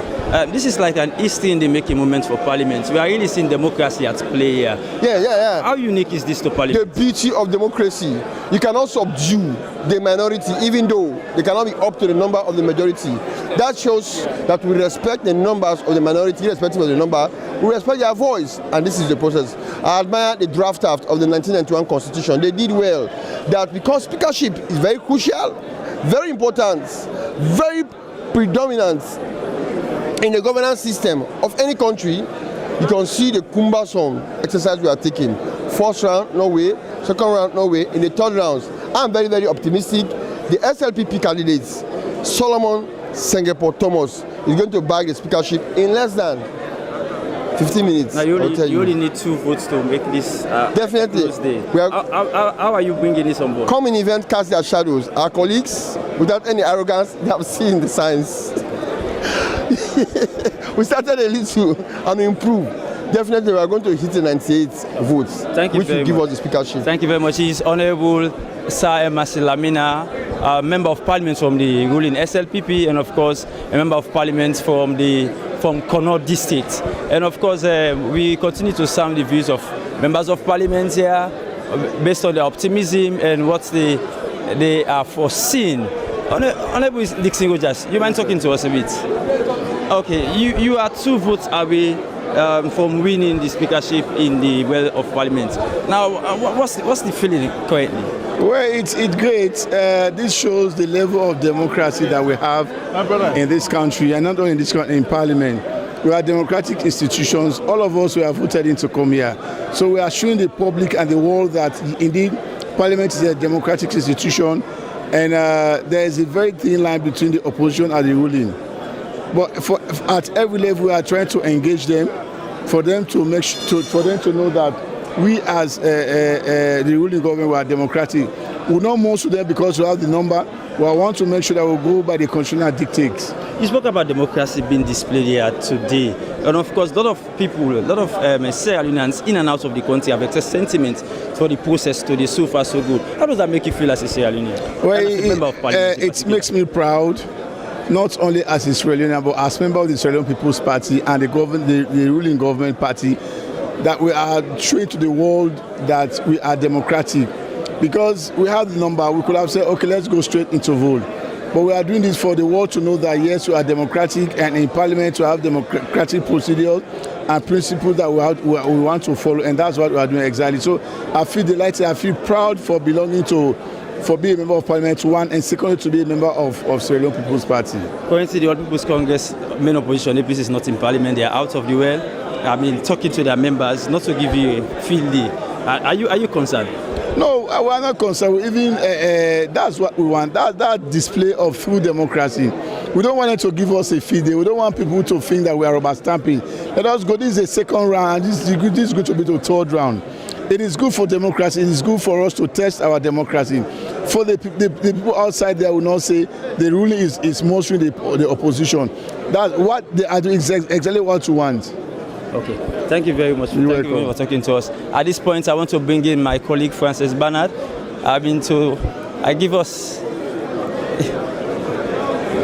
Francis, so far so good. We have been here in the Well of Parliament, and of course we've witnessed really history, groundbreaking history in our democracy. What's your feelings so far? So they are still voting. The process is still ongoing. We have to wait after everything, but from what we've seen in the second round of votes, there is every possibility that in the next vote they will get a Speaker of Parliament, because in the first vote the APC maintained their vote and the SLPP maintained theirs as well. But in the second round we saw 3 members from the APC voting for the SLPP candidates.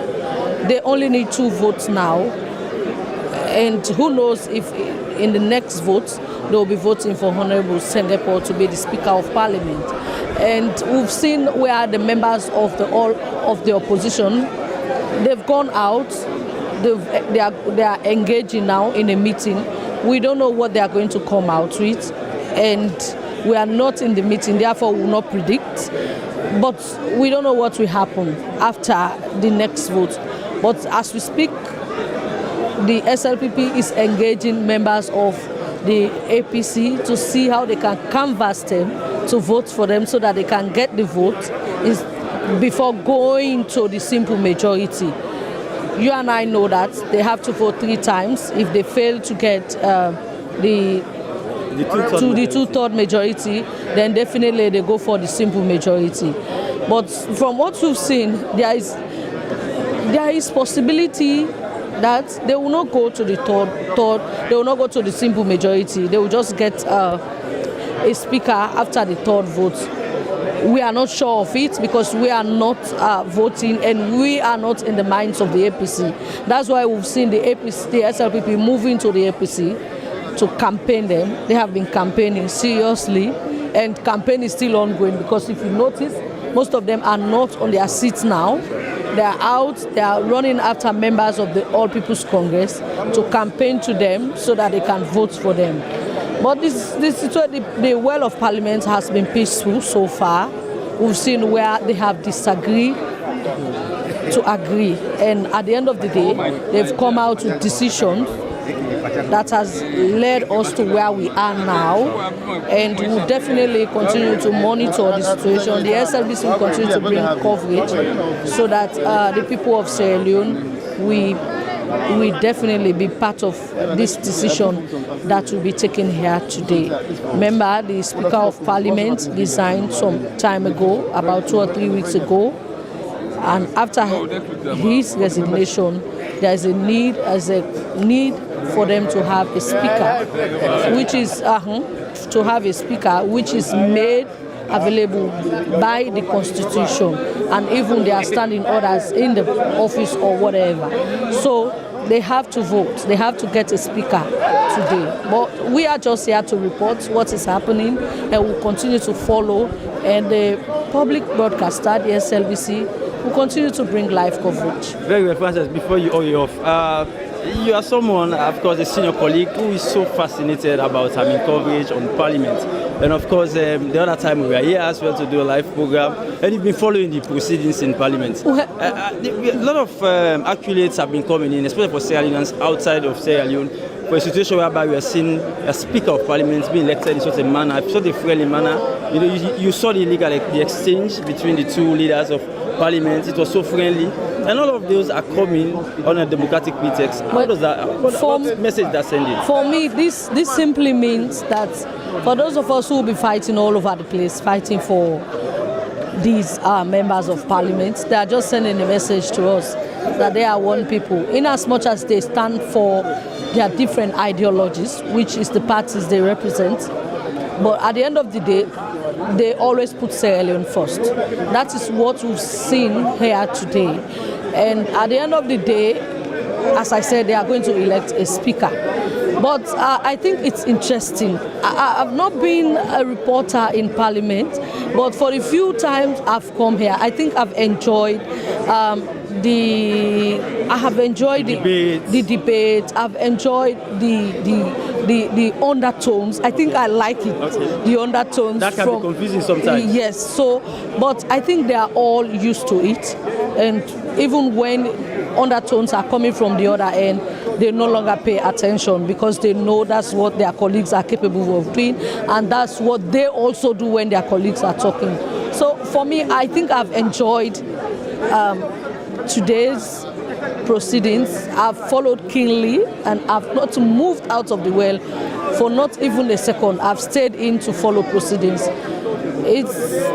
I've enjoyed it, and I hope I'll continue to come into Parliament to follow proceedings. But the main opposition APC has been out for over 5 minutes now. Yes, they have started coming in. I've just seen one member taking his seat, which means anytime from now they are coming in. Because the bottom line is the rest of Sierra Leoneans are anxiously waiting to receive a speaker. They will get a speaker. And definitely less than minutes from now, we hope to really have a speaker. But thanks very much for talking to us. Of course, it's my senior colleague, Frances Bernard.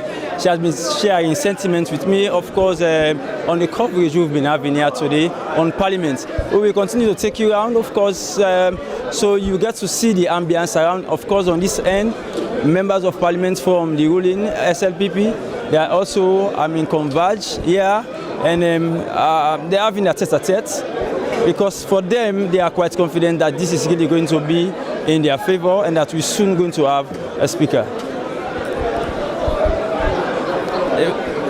And so, as you can see from the right-hand side of the aisle, members of Parliament from the ruling SLPP, they are still in the well, and you see them, they are very much confident, of course, that very soon, with just 2 votes to go, they will be able to have a speaker in the House, and of course, then that particular speaker will come from the ruling SLPP. And well, as we are still here waiting for the arrival of members of Parliament from the All People's Congress, we see some of them are now walking slowly back into the well of Parliament. And of course, we continue to bring you live coverage. Remember, you're watching the Sierra Leone Broadcasting Corporation Television on Channel 31, and we are bringing you live coverage right in the chambers of Parliament, as today is D-Day, and we are progressing into third ballot, which will commence at any time from now to elect the Speaker of Parliament, and of course, that will lead us also to the election for the Deputy Speaker of Parliament.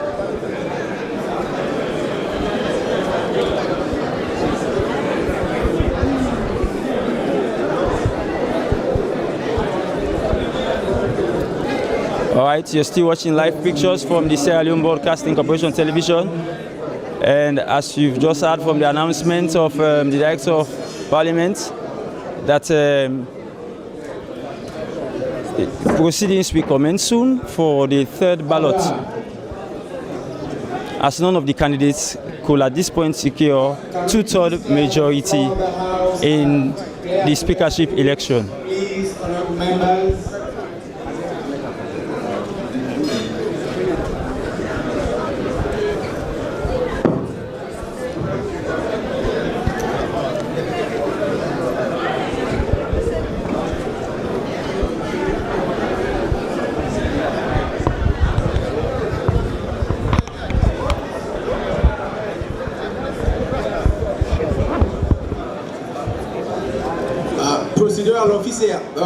Procedural officials, can you please distribute the ballot papers, please?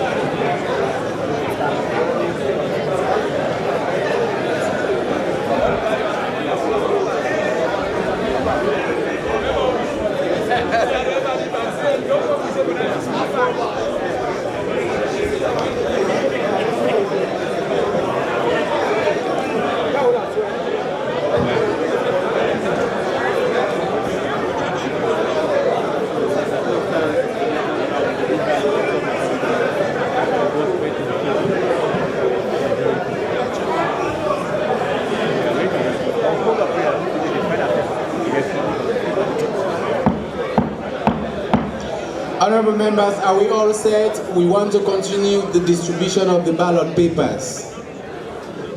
The information we've received at the table is that all SLPP members of Parliament have gotten their ballot papers.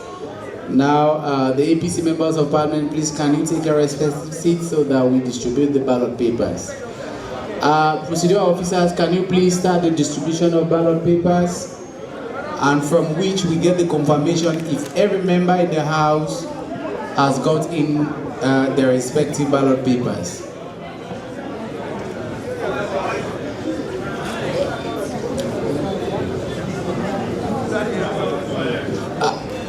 Procedural officers, please can you distribute the ballot papers? Can you identify any member or a member that has not got in the ballot paper?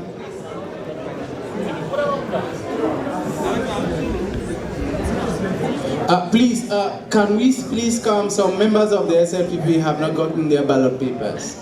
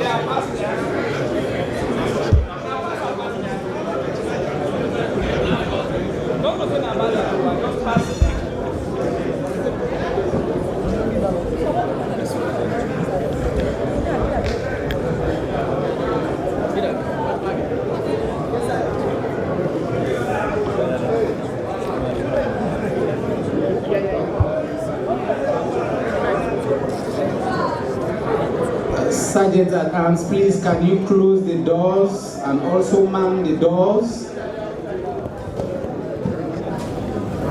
Can we kindly discourage or dissuade movement within the chamber and of course around the chamber, please?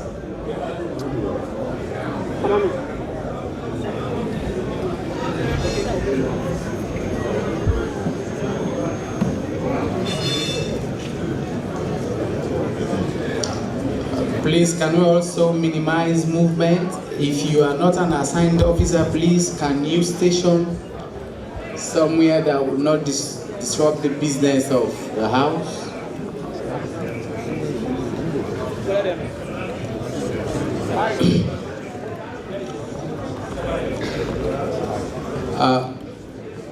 Mr. Acting Clerk, honorable members, we want to start the process or restart the process.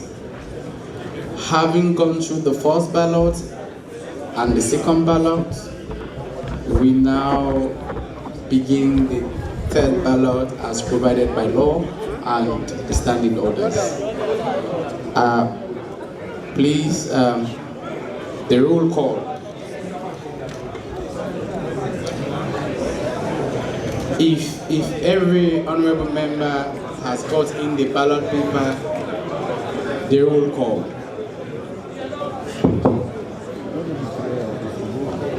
Third round of voting. Honorable Abdullahi Charles Usman. Honorable Amara Haja Meata. Honorable Aruna Mase Gahite.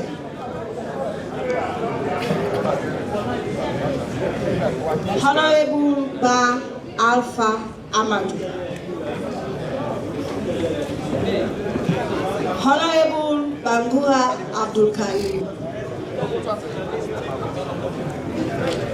Honorable Bangura Adama. Honorable Bangura Cecilia Mabinti. Honorable Bangura Daniel Amadou. Honorable Bangura Ibrahim Aziz. Honorable Bangura Mariama. Honorable Bangura Mohammed. Honorable Bangura Mohammed Papa. Honorable Bangura Rosemary. Honorable Banya Sati. Honorable Bari Ibrahim. Honorable Bayo Ali. Honorable Bokari Bintu Fatmata. Honorable Bokari Momo. Honorable Boima Sylvester Arnold Maxwell, retired captain. Honorable Conte Adama. Honorable Conte Hawa. Honorable Conte Ibrahim Tawa. Honorable Conte John Charles.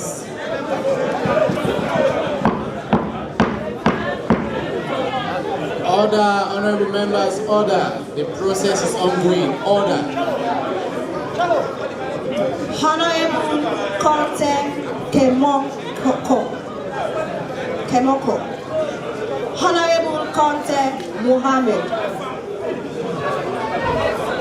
Honorable Conte Paul Samba. Honorable Darami Princess Kadi. Honorable Dauda Idris Moire. Honorable Faba Habib Kefa. Honorable Fatoma Juliana Alimatu. Honorable Fofana Abubakar. Honorable Fofana Mohammed Tarawani. Stop the announcement, please. I don't have ballot paper. Who is responsible for that? Give me my ballot paper. Give me my ballot paper. I don't have ballot paper. I don't get it. You did ask. You did ask. You did ask.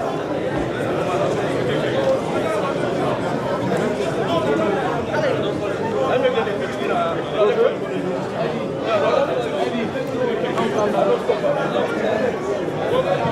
Honorable Fofana Musa. Honorable Fona Daniel. Honorable Fona Mabinti. Honorable Bear the Third, PC by Sheboa Sheba. Honorable members, for the records, please can we know at the table or from the table the members of parliament that do not have ballot papers for the record, please can we just know so that we confirm at this point? Honorable Tamamko, we don't have ballot paper at all. Have you called his name? No, he has not been called. We want to make sure that the integrity of the process is guaranteed, please. Proceed.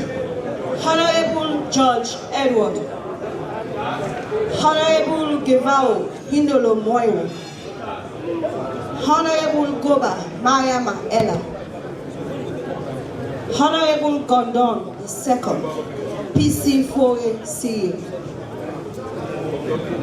Honorable Jabi Alpha Fodemadi, Honorable Jalo Memunatu, Honorable Jalo Mohammed Alpha, Honorable Jalo Usman Wuri, Honorable Johnson Margaret Femata, Honorable Johnny Tamba Senior, Honorable Kaba Ibrahim, Honorable Kaisamba Francis Amara, Honorable Kalon Hawa, Honorable Kamala Abdullah A, Honorable Kamala Abdul Karim from Cambia District, Honorable Kamala Abdul Karim from Pokloko, Honorable Kamala Alusai Bash, Honorable Kamala Idris Sahid, Honorable Kamala Joseph Abdul Bash, Honorable Kamala Mohammed Sheridan, Honorable Kamala Mahmoud,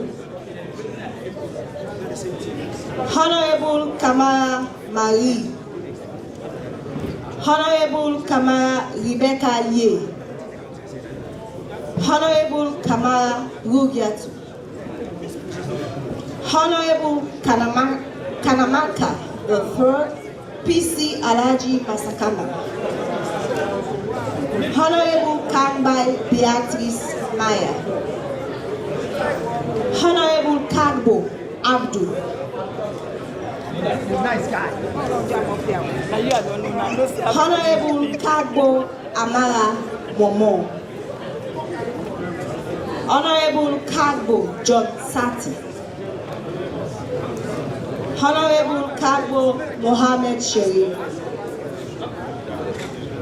Honorable Kagbo Sheikh Santigi Ibrahim, Honorable Kagoba PC Desmond Maheli, Honorable Kane Mohammed, Honorable Kanu Abdullah Karim,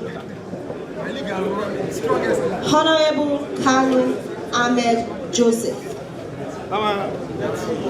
Honorable Kanu Rugiatu Rosie, Honorable Kawale II, PC Kande Pare, Honorable Keha III, PC Kande Baba, Honorable Kelly Lucinda Finda, Honorable Kelly Tamba, Honorable Kemokai Abu, Honorable Koroma Aaron Aruna, Honorable Koroma Daniel Reimer, Honorable Koroma Anes Dua, Honorable Koroma Ibrahim, Honorable Koroma Mema Kadre, PC Haja Fatmata Bintu, Honorable Koroma Peter Yamba, Honorable Koroma Unfa Sori Besi, Honorable Kumabe Alice Jebe, Honorable Lahai Musa. Honorable Lamin Sa Emerson.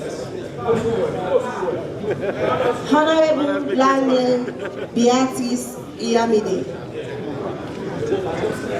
Honorable Lansana PC Bio Prince Lamina, sorry. Honorable Lamina Sa Emerson. Honorable Lansana PC Bio Prince. Honorable Lako Auna Pape. Honorable Levi Andrew Mada. Honorable Levi Nene.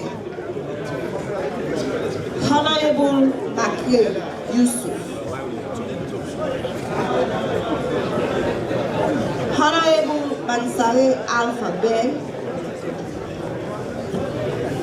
Honorable Bansare Raima.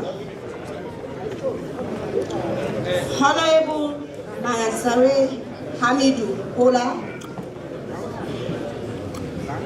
Honorable Bansare Konkofa Farah. Honorable Mara III PC Ali Balasama. Honorable Mara III PC Toto Sheku Terana Tongos Nea Konkoba Fanko Lai.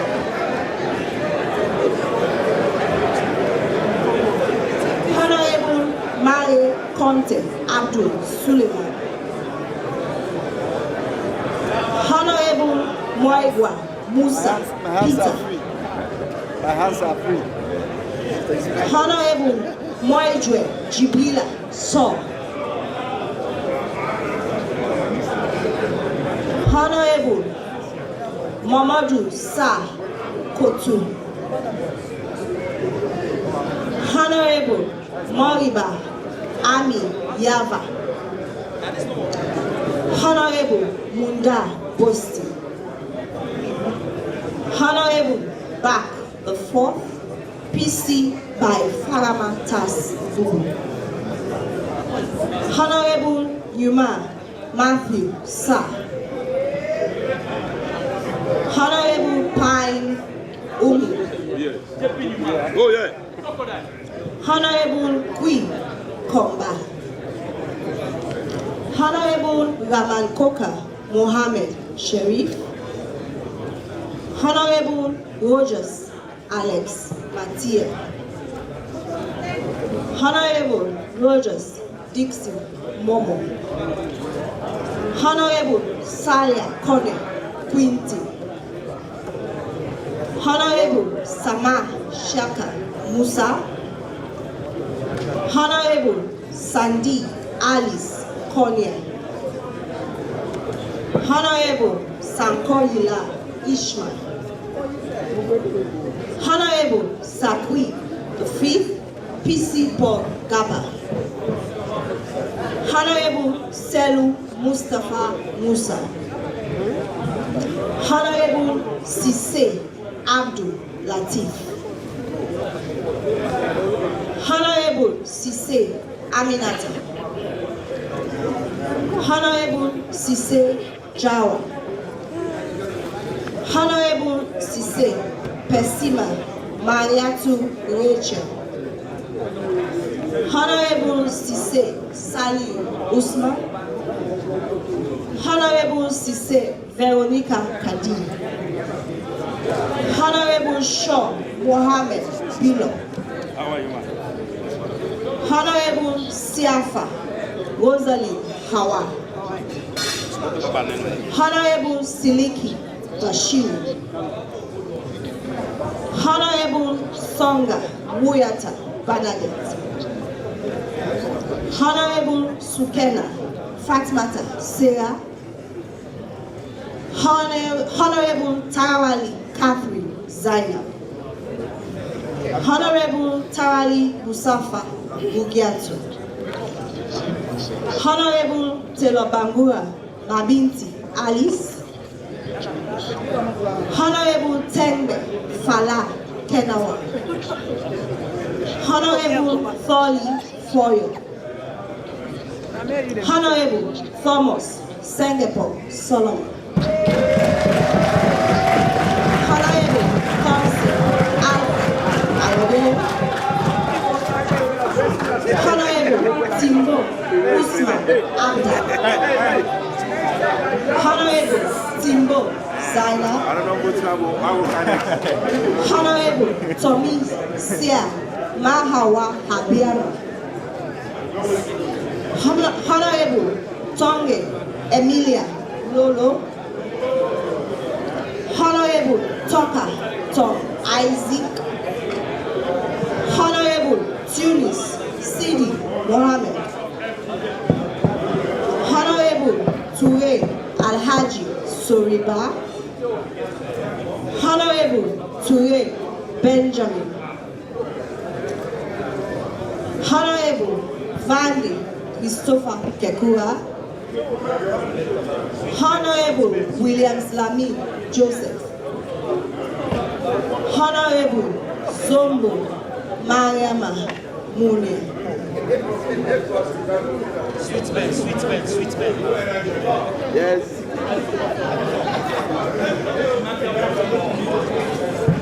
That ends the third round of voting. Thank you very much. At this point in time, we would have to continue the process as we've done in the first ballot and the second ballot. We would have to sort and count the ballot papers. So, legislative officers, please can we?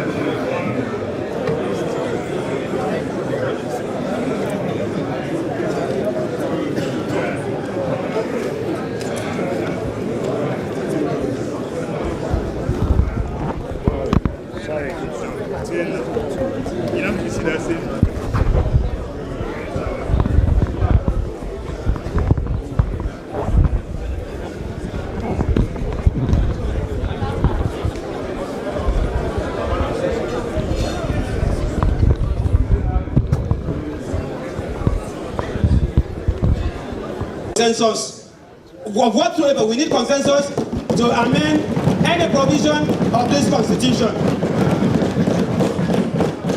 And we have proven that right from the start of this 6th parliament.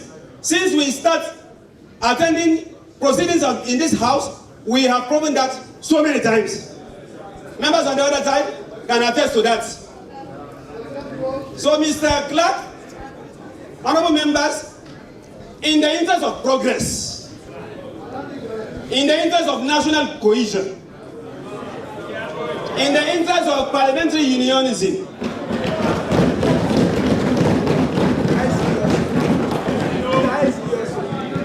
and as a proof of good faith of what we have just done, what we did is out of good faith. It's not meant in any way to undermine the process or whatsoever. So in the interest of parliamentary unionism, in the interest of national cohesion, in the interest of peace and national security, I, Honorable Daniel Brahma Koroma, the candidate for the position of Speaker, of which the process is now ongoing, I believe by the constitutional provision, it is now my turn to prove 2/3 majority in this house. But nevertheless, having gone through the first 3 rounds, we are satisfied at this stage, and we no longer intend to derail the process of this house.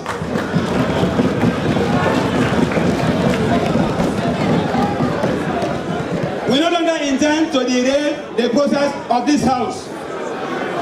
So on that note, I hereby withdraw my candidature.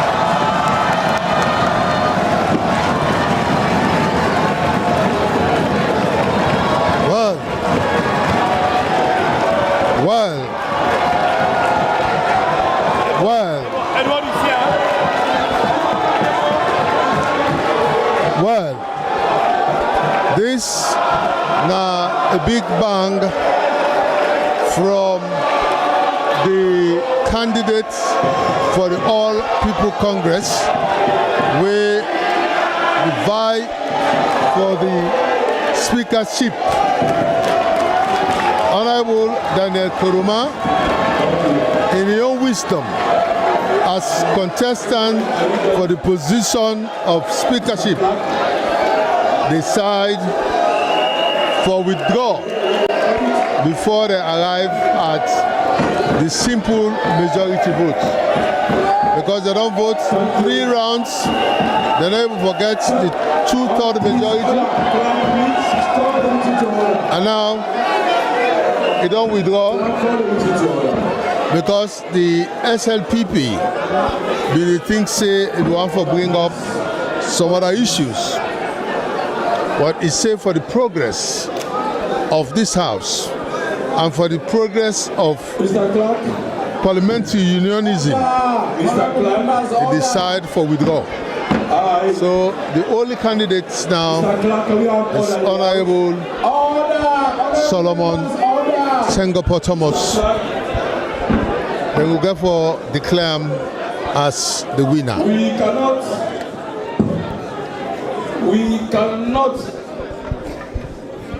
We cannot bastardize the process, nor can we, by any intention, try to ignore the provision of the Constitution, Section 79, subsection 2. In the second line, started with provided with the provisor. In this game of showing 2/3, we know the process. We have not envisaged any chaos in the chamber, but to create a platform as enshrined in our motto, our mantra, one country, one people.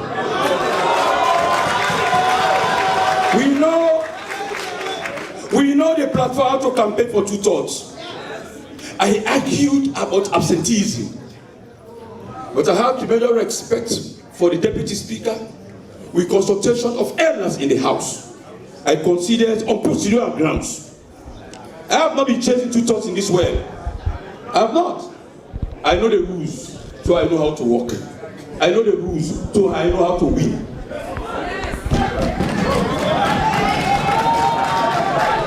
We have always shown democracy at the highest peak of display.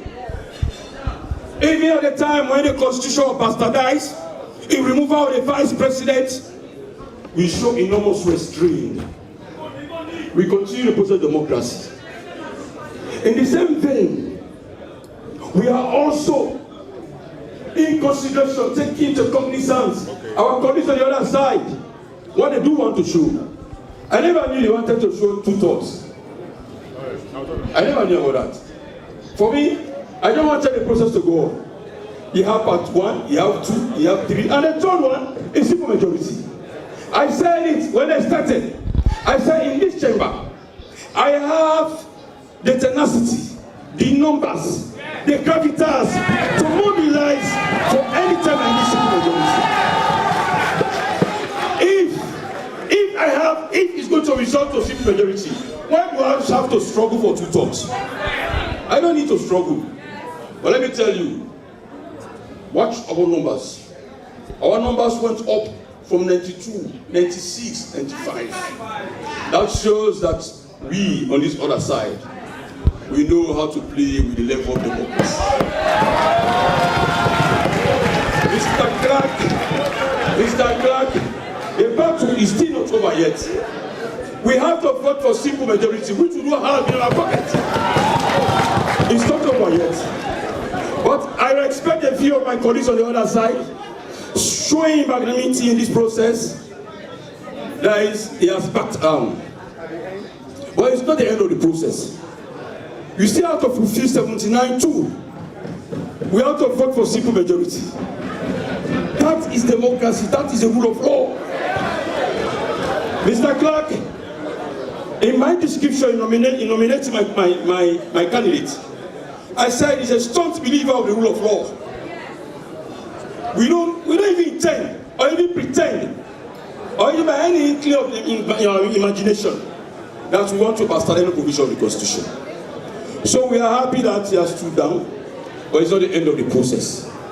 And let me again reiterate my point. And we don't fear in the battle when it comes to 2/3. I know why my colleague has said we have shown something. You have shown that you fought so that we cannot get 2/3. We did not fight. When even after the second round, I was quietly sitting down looking at the process. But let us wait. When we have an agenda that has to do 2/3, that is a different matter. The one we have in front of us now is the election of Speaker, which the procedures are very clear. I thank you very much for your understanding. And we don't intend by any means try to make the process to water down the process. I've told the clerk's office that they should follow the due process. Even when they talked about having a presiding officer, a party agent, without accreditation, we believe in the process of these people. We still accept them for transparency. I want to lay one foundation. That my colleagues on the other side, they have been labeled. SO2, they sell a game, they do this. It's a simple show of democracy. That they have their way, they do what they feel like.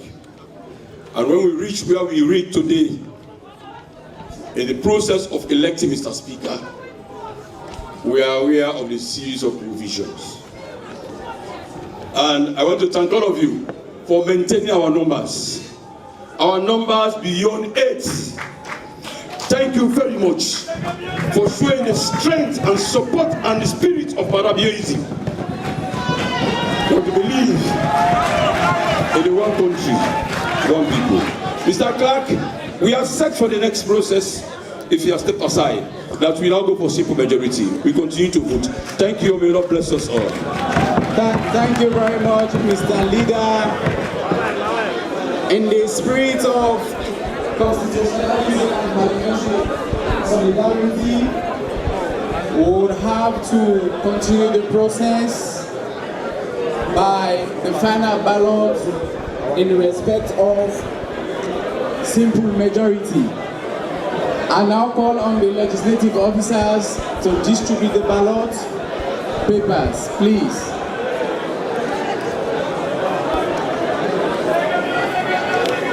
Can we please quickly distribute the ballot papers?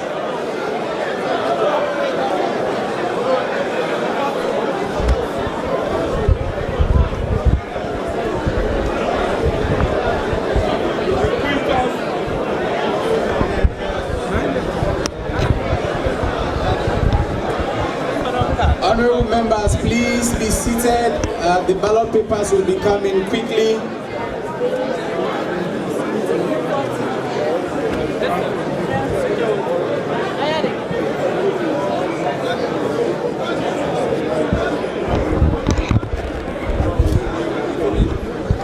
Well, Famulem, Onayeri, of course, the Honorable Member of Parliament for the All People's Congress, Honorable Daniel Kuruma, one of the contender for the speakership position.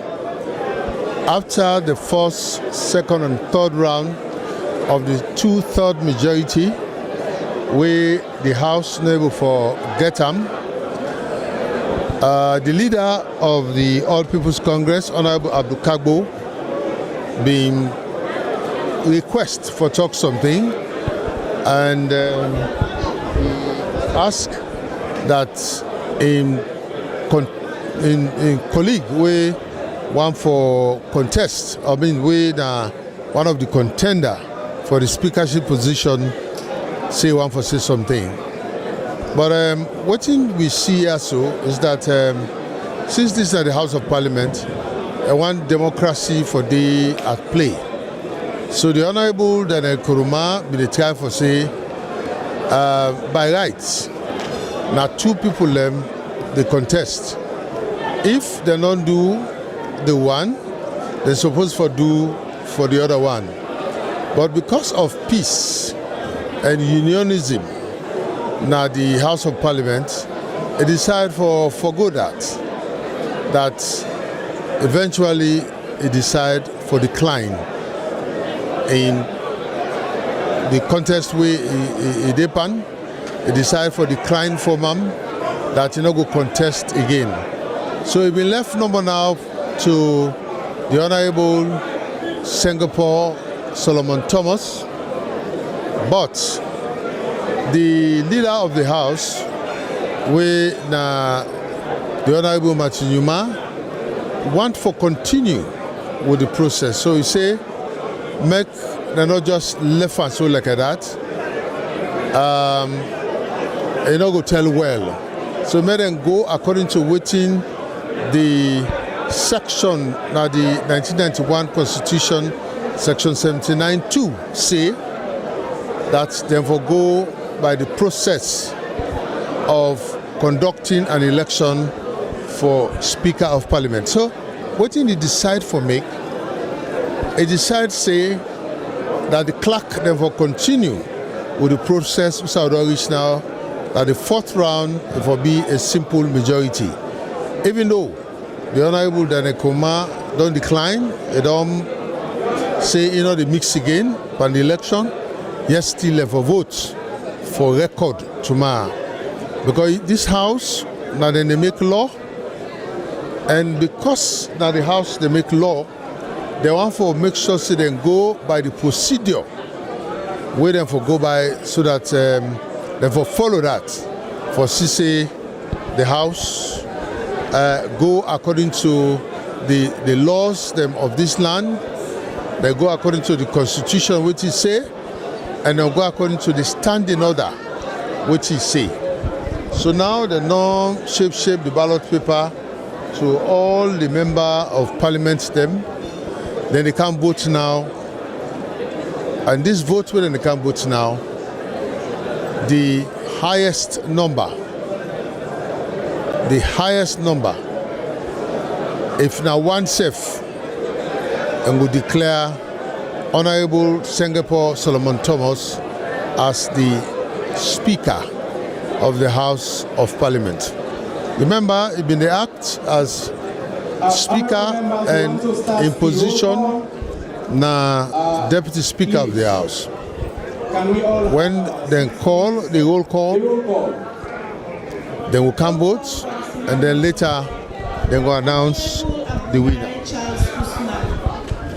Honorable Amara Hachamiata, Honorable Aruna Masa Gaite, Mase, Honorable Ba Alpha Amadou, Honorable Bangura Abdul Karim, Honorable Bangura Adama, Honorable Bangura Cecilia Mabinti, Honorable Bangura Daniel Amadou, Honorable Bangura Ibrahim Aziz, Honorable Bangura Mariama, Honorable Bangura Mohammed, Honorable Bangura Mohammed Papa, Honorable Bangura Rosemary, Honorable Banya Sati, Honorable Bari Ibrahim, Honorable Bayo Ali,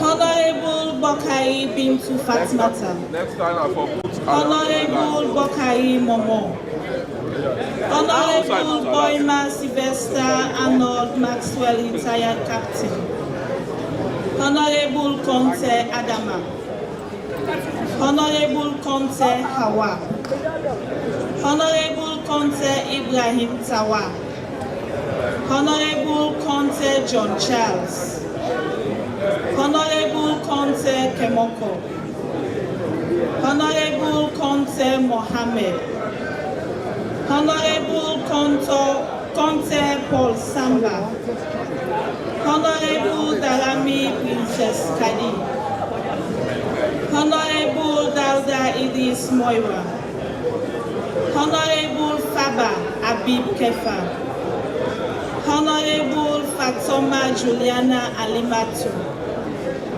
Honorable Fofana Abubakar, Honorable Fofana Mohammed Tarawali, Honorable Fofana Musa, Honorable Fona Daniel, Honorable Fona Mabinti, Honorable Beret III PC by Shebora Sheba, Honorable George Edward, Honorable Gevau Hindolo Moiro, Honorable Goba Mariama Ella, Honorable Gondo II PC Foresi, Honorable Jabi Alpha Fodi Madi, Honorable Jalo Memunatu,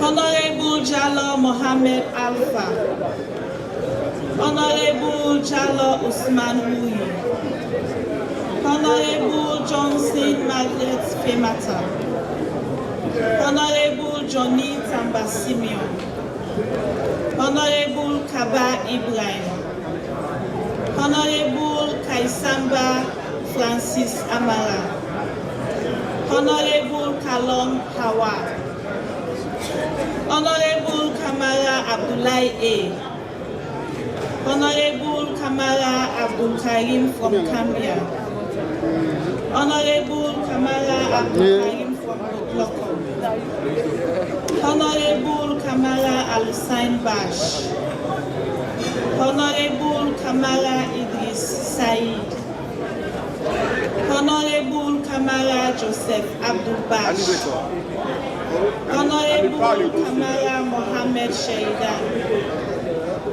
Honorable Kamara Mahmoud, Honorable Kamara Mali, Honorable Kamara Rebecca Yai, Honorable Kamara Rubiatu, Honorable Kanamanka III PC Alhaji Masakama, Honorable Kangbai Biti Ismail, Honorable Kago Abu, Honorable Kago Amara Momo, Honorable Kagbo John Sati, Honorable Kagbo Mohammed Sharif, Honorable Kagbo Sheikh Santigi Ibrahim, Honorable Kagobai PC Desmond Maher,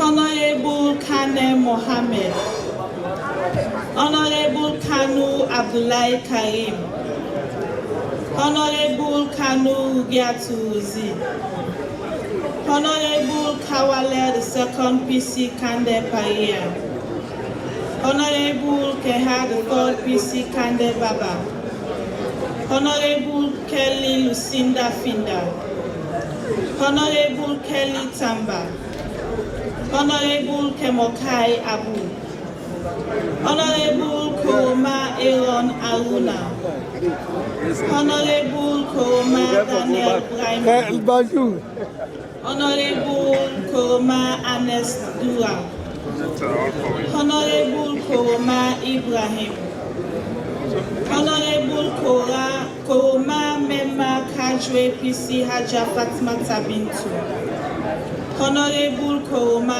Pitayamba, Honorable Kuroma Umfa Zoe Beshe, Honorable Kumabe Alice Chebe, Honorable Lahai Musa, Honorable Lamina Sa Emasi, Honorable Langley Beatrice Yamede, Honorable Lansana PC Biopis, Honorable Lako Aruna Pape, Honorable Lebi Ambus Madam, Honorable Lebi Nene, Honorable Makle Yusuf, Honorable Mansaye Brahima, Honorable Mansaye Amidou Kola, Honorable Mansaye Konkofa Farah, Honorable Marad III PC Ali Balasama, Honorable Marad III PC Koko Sheku Telena Tongos Neya Konkoroba Fankola, Honorable Marie Conte Abdul Suleiman, Honorable Moigwa Musa Pita, Honorable Moy George Jibrila So,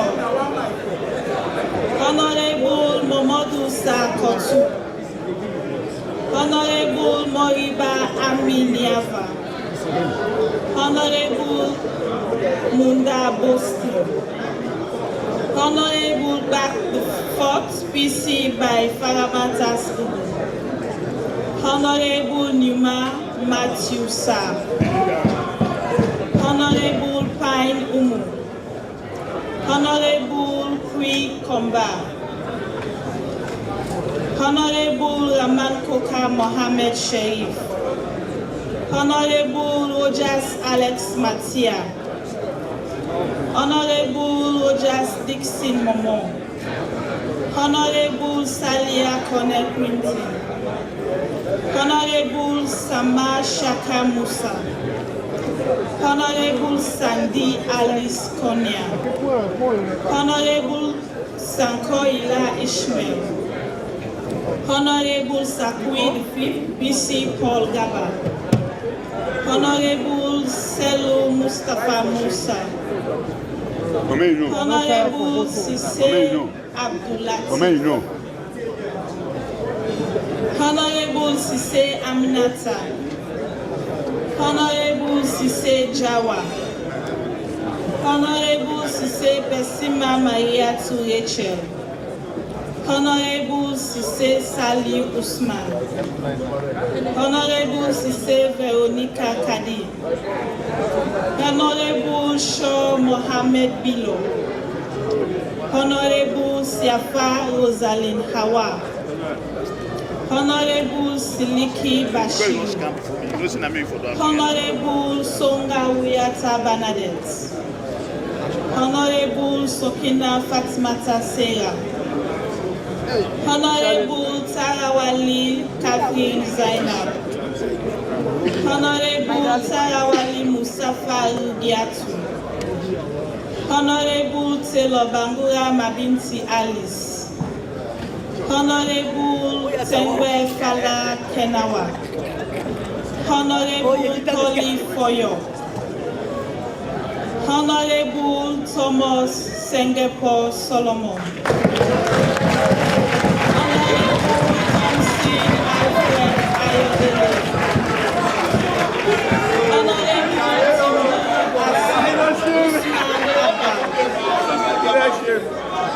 Honorable Timbo Zainab. Honorable Tomi Siama Hawa Abiama. Honorable Tongi Emilia Lolo. Honorable Toka Tom Isaac. Honorable Tunis Sidi Mohammed.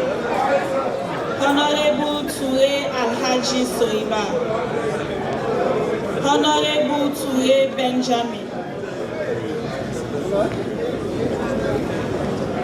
Honorable Vandi Christopher Kekura. Honorable William Slamin Joseph. Honorable Zombo Maria Mamunia.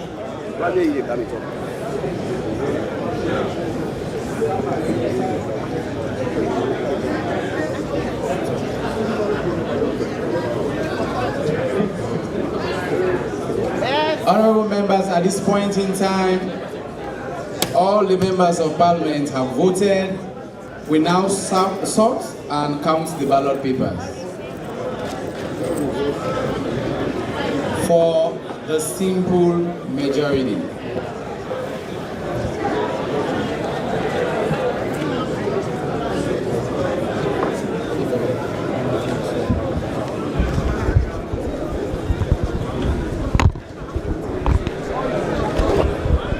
Well, Famulem, of course, in the count now, where you look in the count, for now we'll get the results, because as I tell you, the process, they want to go by stricto sensu, that what in the Constitution say, 9 they go by, because Section 79(2) call for the election of the Speaker of the House of Parliament. Then go through the process, first round for 2/3 majority, second round for 2/3 majority, third round for 2/3 majority, and now final, because they're able to forget the 2/3 majority, then go to simple majority. So we can't see what could be the simple majority result, as then the clerk them the check, then go get for put the ballot paper them as by how we come. When we say aye, then put on one side. When we say nay, then put on one side. So when they count, the clerk, acting clerk, will go for announce the result. Remember the first vote, 93-52. The second vote, 95-49, 96-49, and the third vote then get 95-53. And now we wait for the simple majority votes, that's now go complete the process. But immediately we then go down announce the winner, the speaker go robe, and it come now ready for the deputy speaker election. But I'm sure the time it will take for the speaker election, we're not going to reach, we're not going to take more time on the deputy, because for the fact that the APC contender don't withdraw, I believe say for the deputy contender for the APC saying we should go withdraw. This now for go by the process where the law say, and then go according to what in the law say. But if you do first round, you know we get the 2/3 majority, you go for do them back. If you know we get them, you go for go the third term. If you know we get them, then you go for a simple majority. And they will reach so now. And at any moment from now, then go announce the results, we then go declare the only contender now when an Honorable Sengepoh Solomon Thomas for the SLPP. But then when he go assume that position as Speaker, he go there in the balance. He go there in the middle for balance the two sides, for balance with the All People's Congress and the Salone People's Party SLPP. And automatically when they announce him as Speaker, he not to Member of Parliament anymore. And he not to Deputy Speaker again. Because he go come out from that position there, other person who can contest for him, we then go through the same process according to what the law say. Well, we go hear the result at any time from now as still then the count, and as still then the count, and then the clerk will in charge for the election go do am, go put down the number we come out, and then it go give the clerk, acting clerk, for announce the results. This na the process where we don't go on since this morning, and you can imagine since 10 o'clock this morning we don't in the chamber of Parliament just for let this process could go on and get the Speaker. Remember, Dr. Abbas Bundu don't resign, and the resignation they take effect on the 30th of April. So definitely the Speaker seat vacant, that means empty, and they don't get no alternative but not forget a new Speaker. So now the process this make with the today when the 2nd of May 2024 that they see how the result they come out. But the way I don't see, it's like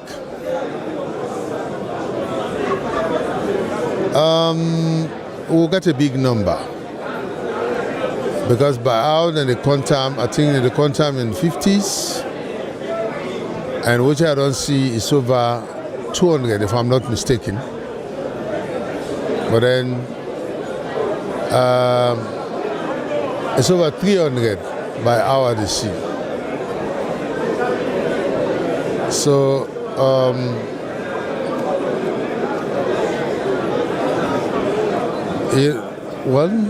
because by our seat then cut them 50, unless they get for announcer. But me no say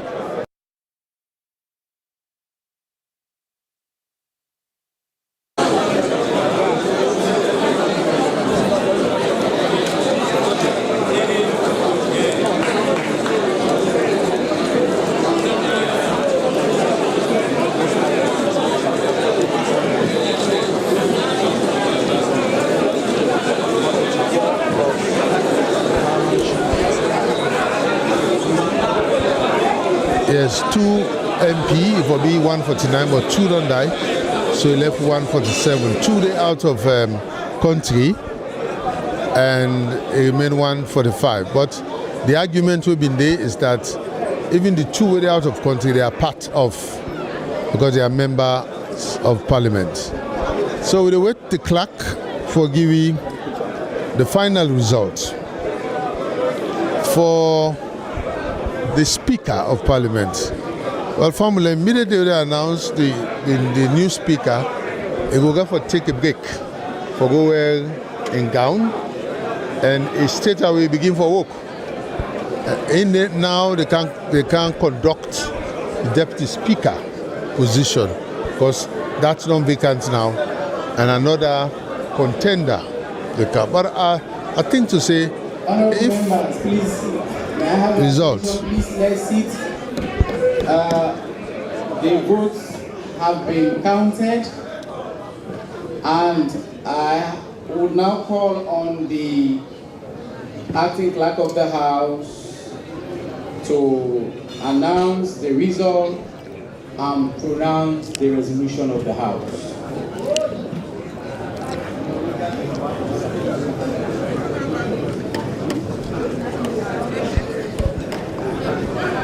The results are I 128 128.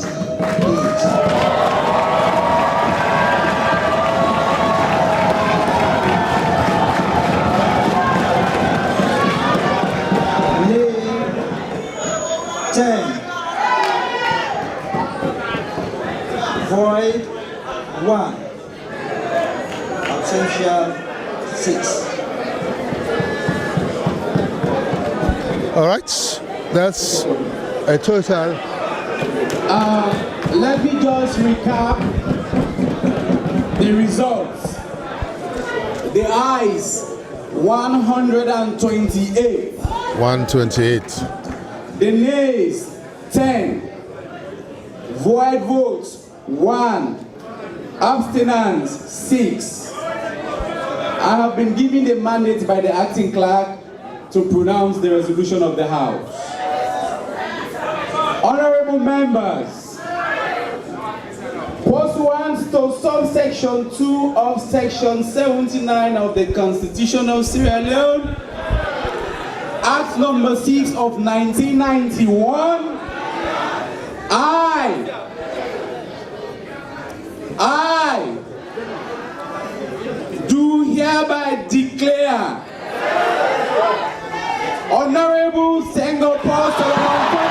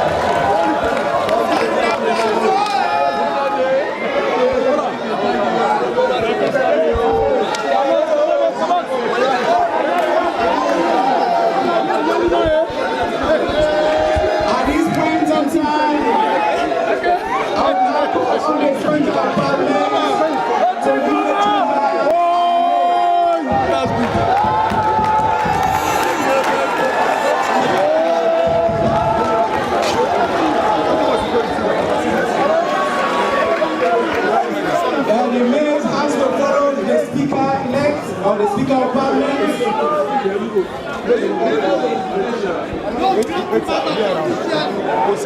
John would have to read the resignation of the Speaker-elect. Mr. Clark, can you give us a chance to do what you're supposed to do, please? All right. Now, Honorable Sengepoh Solomon Thomas, I don't declare as the winner the Speaker position at the House of Parliament.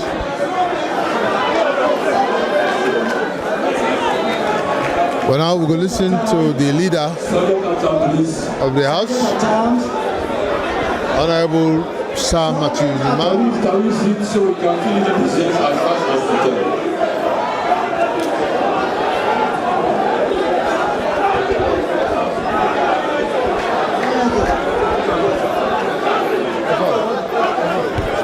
We are quiet, please. Mr. Clark? Yes. You have the floor. Go ahead, the floor is for you. Mr. Clark, for the neatness of proceedings. Mr. Clark, can we have order in the House, please? Order. And can we allow colleagues, can you sit down, please? Can we have order, please? We have not done yet. Honorable colleagues, can we take our seats?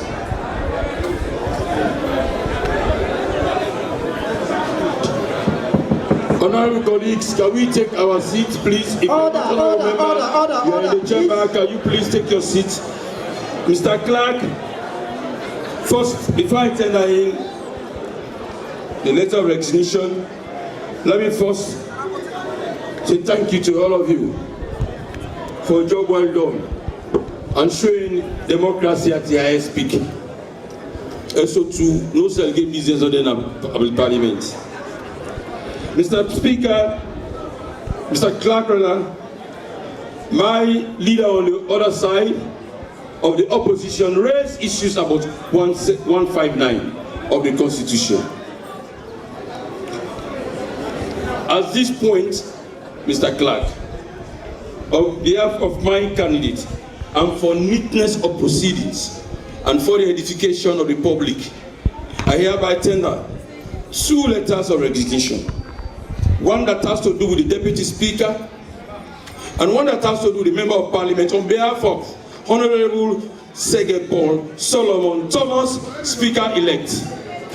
Mr. Clark, I hereby submit. Mr. Clark, we know for the second Member of Parliament, a Speaker should be a neutral person now, as elected based on because presiding over us. That's why we have submitted the 2 letters. But before the coming of Mr. Speaker, I am sending a notice of motion to amend the other paper. That is the notice. Thank you.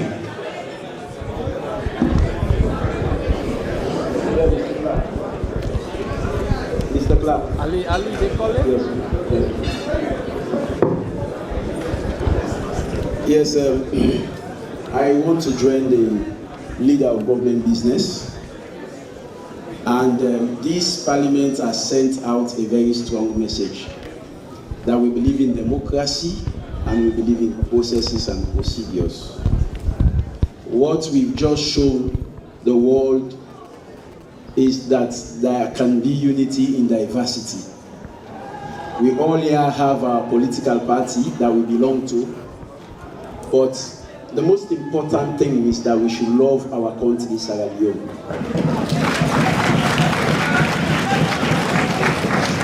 And that is just what we have demonstrated. We never wanted to go against the content and dictate of the Constitution. That was why we were insistent on the 2 thoughts 3 times, and after which we showed some level of understanding. Because we believe there should be some form of cohesion in this parliament. We believe that this parliament has always been on record for either the bad reason, but this 6th parliament should be an example to other parliaments in Sierra Leone, that it shall never be rancorous, and as we have begun, we will always respect processes and procedures.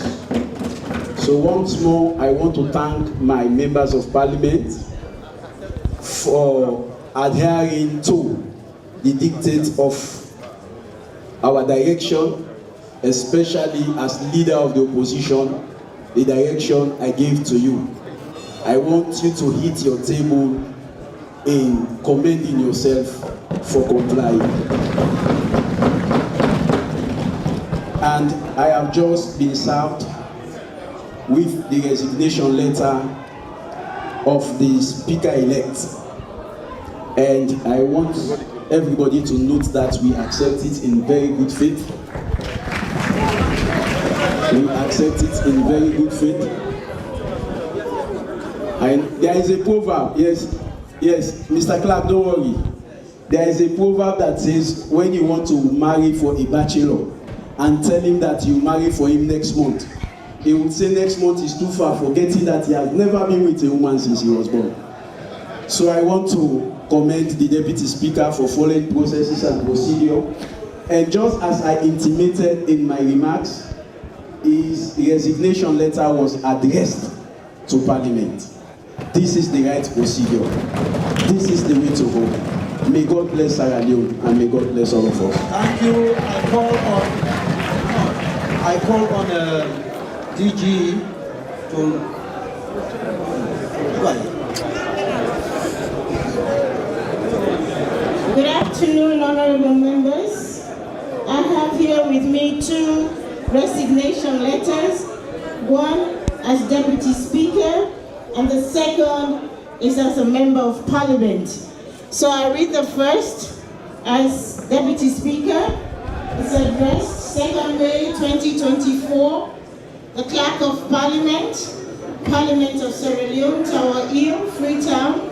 Attention, all members of Parliament. Sorry.